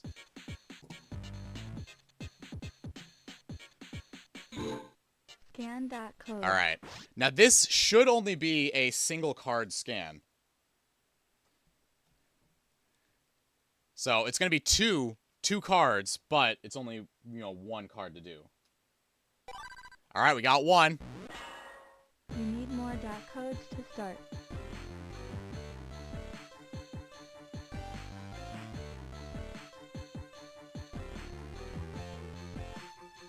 Come on.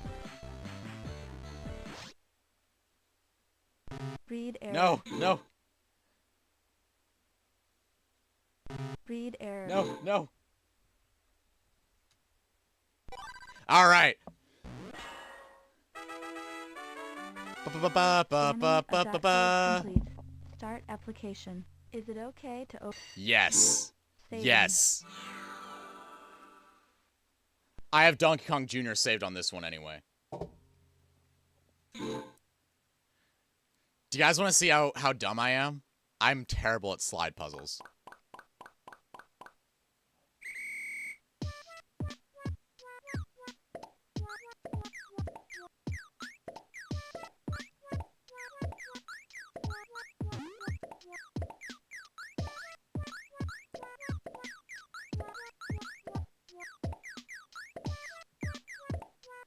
There we go. We're almost there.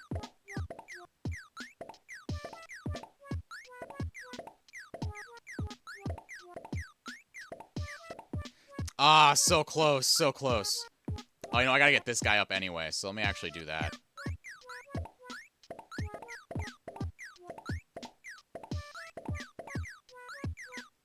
Okay. Kind of reminds me of, like, Luigi's Mansion music, almost. Actually. Oh, I have to.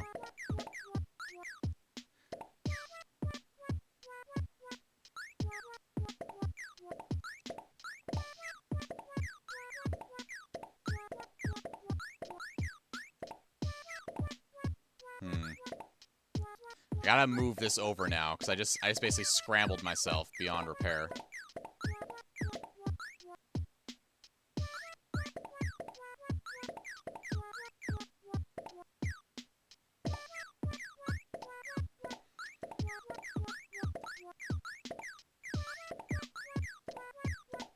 It is a certified banger that nobody's ever going to hear until they get an e-reader. Alright, I think we're almost there.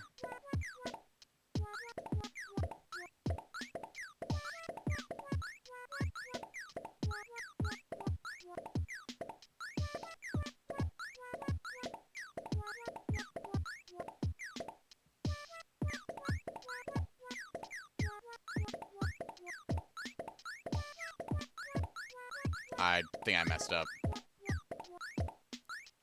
I'm glad it's not counting my moves, because this would be embarrassing.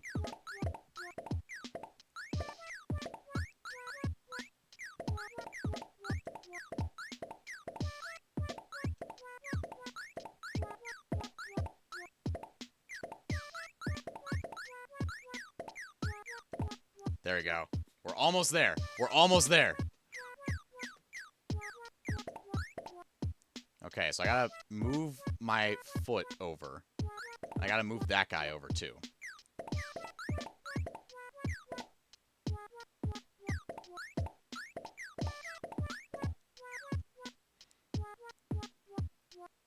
This is not zero gravity? What do you mean? What do you mean this isn't zero gravity?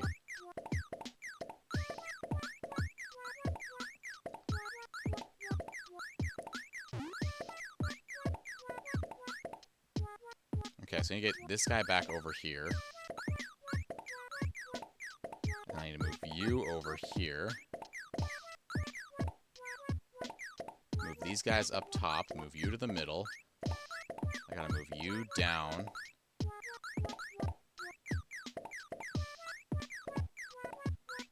There we go. Okay, wait. Hang on.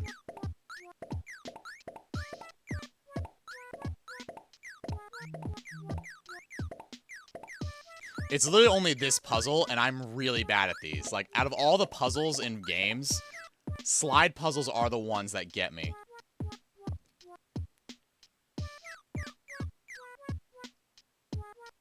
Let's see. Okay, wait. So I scramble these just a bit. Move you over. No, wait. I need... Move you over here. And then move you guys back down. Move you back up. I'll put you over here for now. So I can move this guy back. There we go. And that's how it's supposed to end up. But now I have to move these guys over here.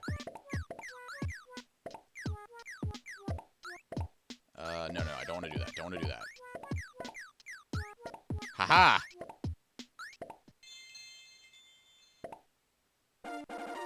Yay!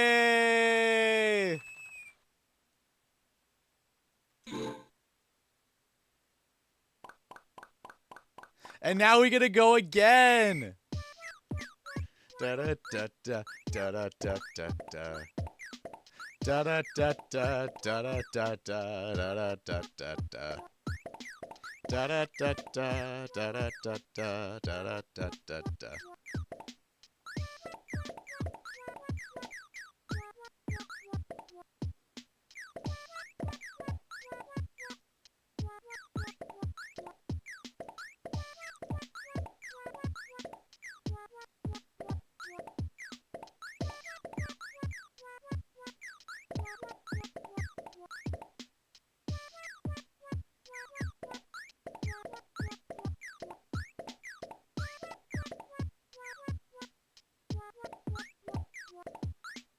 Ba-da-ba-ba, ba-da-ba-ba, ba-da-ba-ba-ba.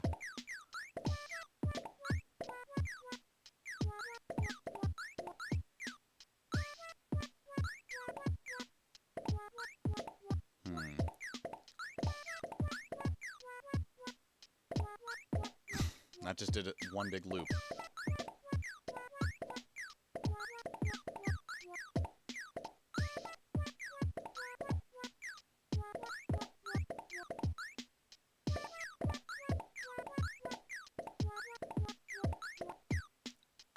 I need to move this back over. That was the wrong order. Okay, move you.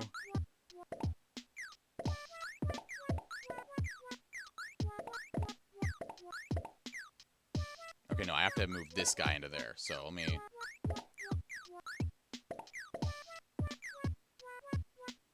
So why don't I get you... Okay, wait. I think I'm cooking. It might still be raw, but I think I'm cooking.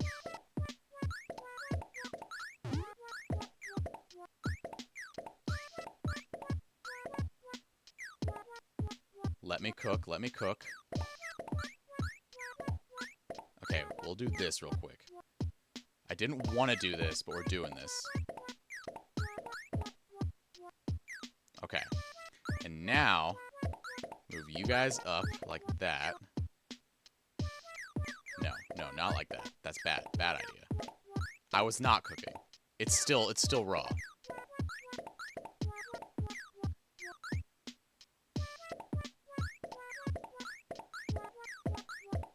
Wait, maybe I was cooking.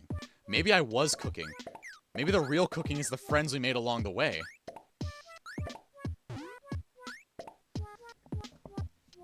Yes, continue is play again. Okay, we gotta get this one in here. This is the weird one. This is the one that we can move for free now. Okay, yes, we're almost there. I just gotta, like, re-scramble these guys.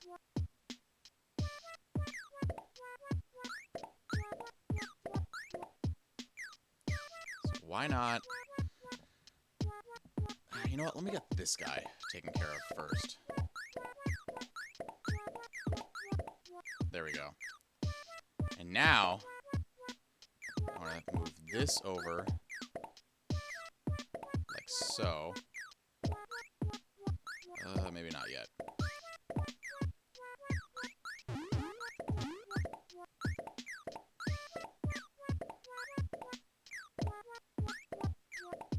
There we go.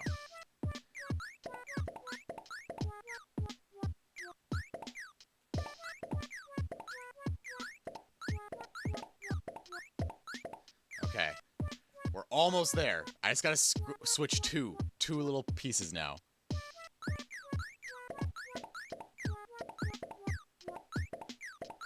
There we go. Congratulations! Yay! Do you guys want to... I'm gonna show you guys air hockey now, and then that'll be our Game Boy stuff.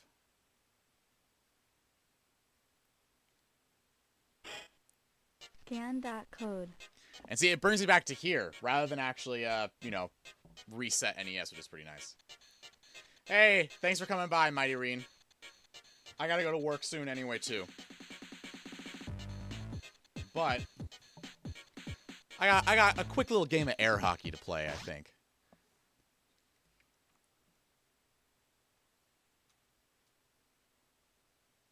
Oh, that one didn't take. Let me scan again. Read error. Okay.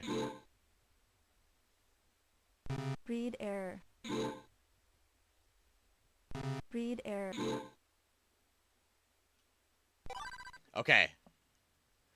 A dot code puzzle other than Kirby puzzle was scanned. If you continue, the application will be erased. Continue? Yes. You need more dot codes to start.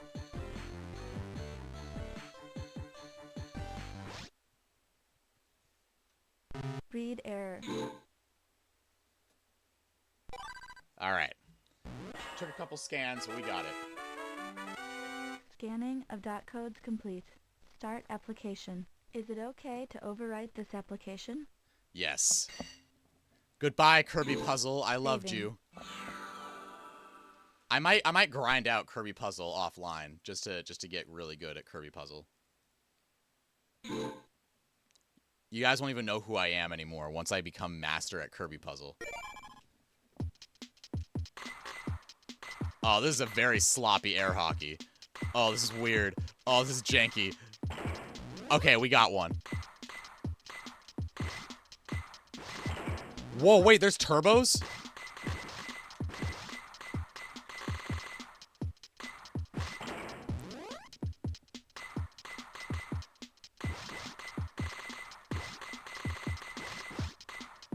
Oh, that should have scored on me. Oh, it's going crazy.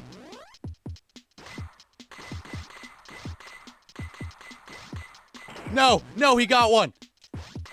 Oh, I don't know what I just did.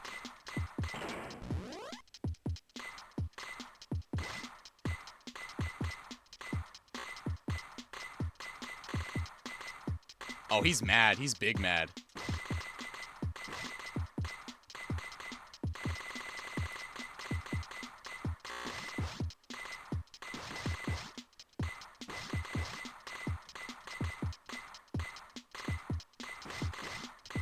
No!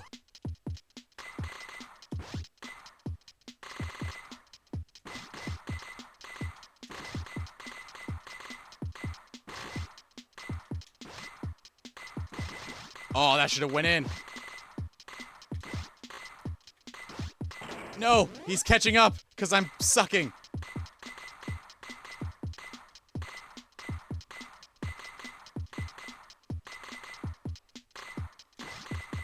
No! He's gonna catch up.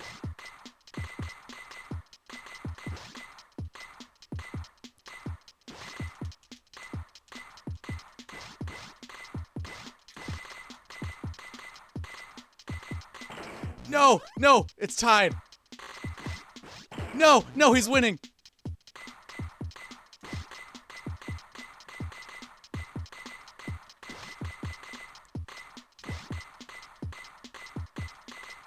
I'm thinking too much. I was doing so well and I wasn't thinking.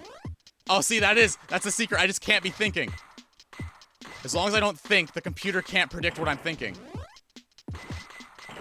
Never mind, I'm thinking too much. Ah, there it is. No, no, there it's gone. No! The first ever game of e-reader air hockey, probably in the last 10 years. Gone. I'm a loser.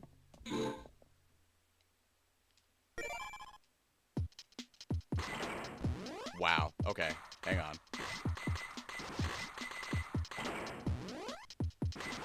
Okay. Good.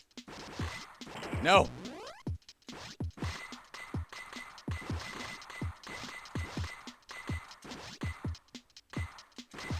Yeah. Yeah. Yeah.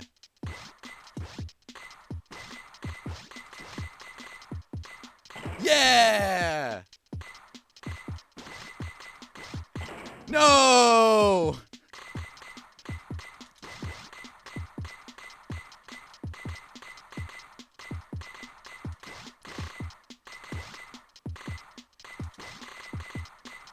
No.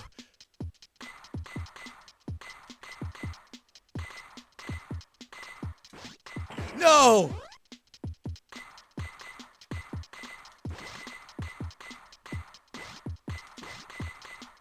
Yeah.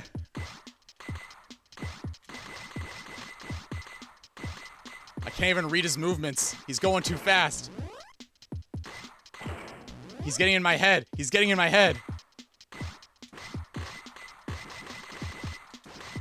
Oh, I almost messed up.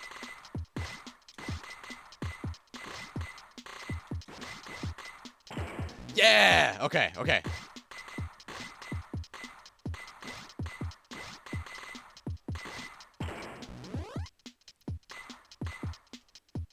It's a close game, but not close enough.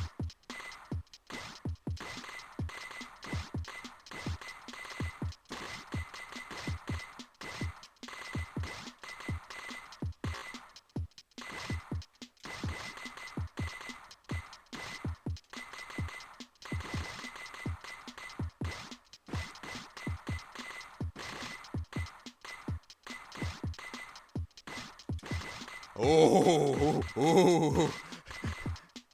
It's getting intense.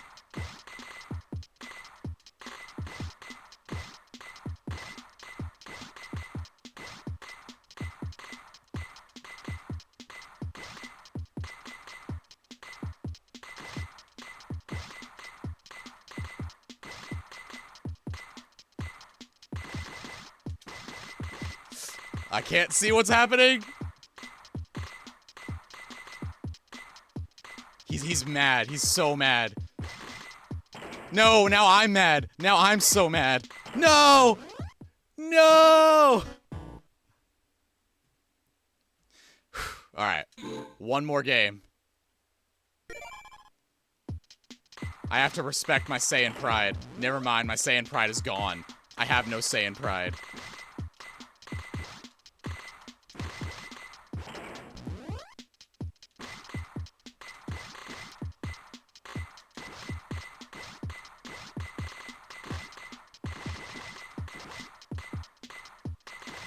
All right.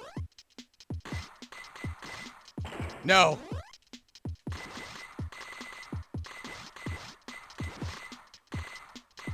Oh, that should have been in.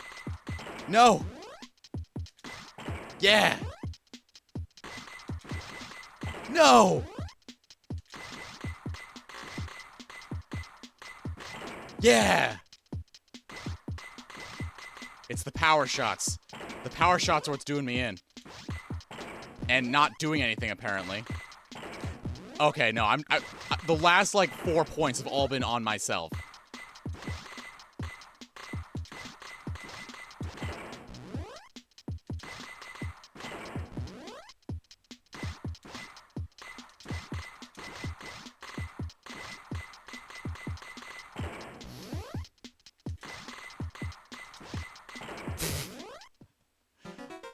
When will I ever beat this guy? 90% of gamblers quit before hitting big.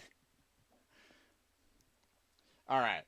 Now, normally I would keep gambling, but there is, you know, a certain birthday boy in the chat who's probably been waiting for one specific game to be played today.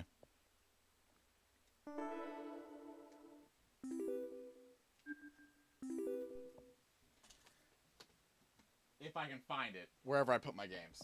Here they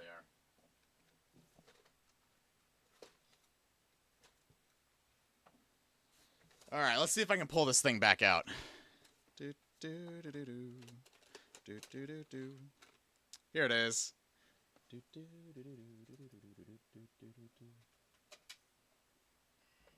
Yes, I will beat this air hockey, and I'll have it filmed at some point.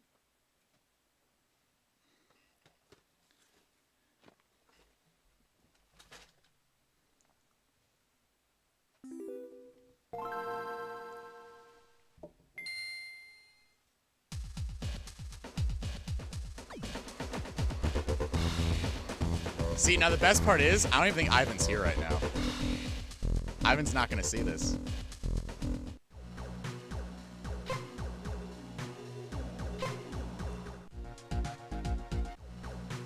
Now, what's really cool about this game is that they let you choose where you want to go, and this is where all the different power-ups are going to be. You go on different branches to go find them. Now, I have found myself enjoying the Mega Drive version of the game a little bit more. Just because I still have to learn the combat and stuff.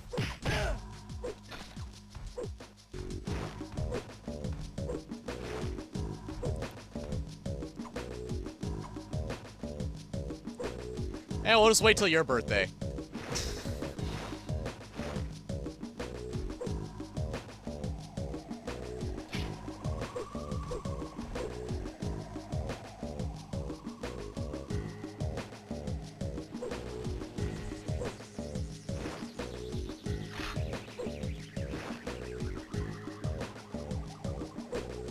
Now, I do want to learn some cool tricks to, like, skip that. Let's see if I can pull this thing back out. Famous last words. See, this is why it's still zero gravity, because Spider-Man isn't affected by gravity.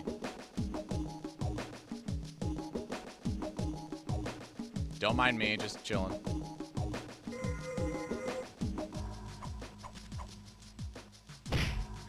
Ow. Okay, whatever. Enjoy yourselves down there, boys.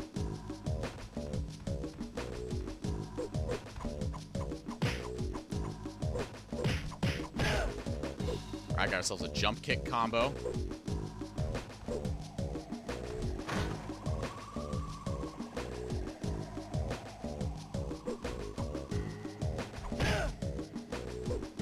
I got the happy hits.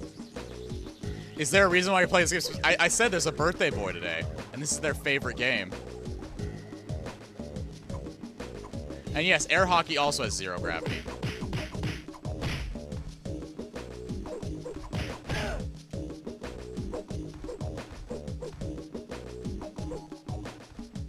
Happy Ivan Day, everybody. Ooh, I'm blue suit. Don't know what this means, but I am.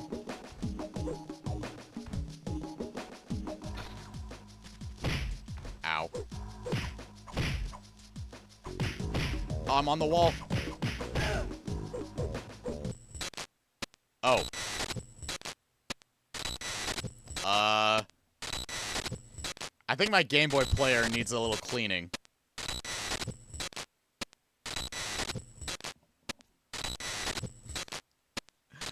Well, that's good timing anyway, because I do have to get going to work soon, so we'll probably save that for an offline stream. We'll hang out in the Discord server and do some stuff like that. Yes, unbirthdays, Ivan. Yes, happy unbirthday, Ivan. You just got unbirthed just now. Yeah, banger alert, banger alert. So I'm gonna. But yeah, so for those that heard me mention Discord server, I do have one. If you go to the About section of this video right here, you should be able to see a link to my Discord server. If it's not there, you can go to my channel and then click the More Links. My Discord server's in there. You're welcome to hop on in there. I, every now and then, hop into voice calls and stream some games. Every other now and again, I just drop some random Sonic information in the chat and then run away. I'm going to go to work soon, so it's a really good game, Ivan. I'm sorry it crashed so early. My Game Boy player just needs to be cleaned out, I think. That's what happened to the e-reader a few times. But thank you guys for coming by for this very long Zero Gravity stream and for watching me open up a whole bunch of packages in the mail. Oh yeah, I guys forgot to show you a really cool thing I also got. Wherever I said it. Where did I put it?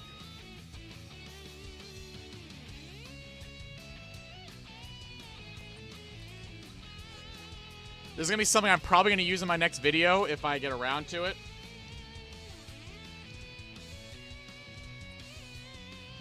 But if I don't use it there, I'm definitely going to use this as Expo. Here, I'll actually set this thing up.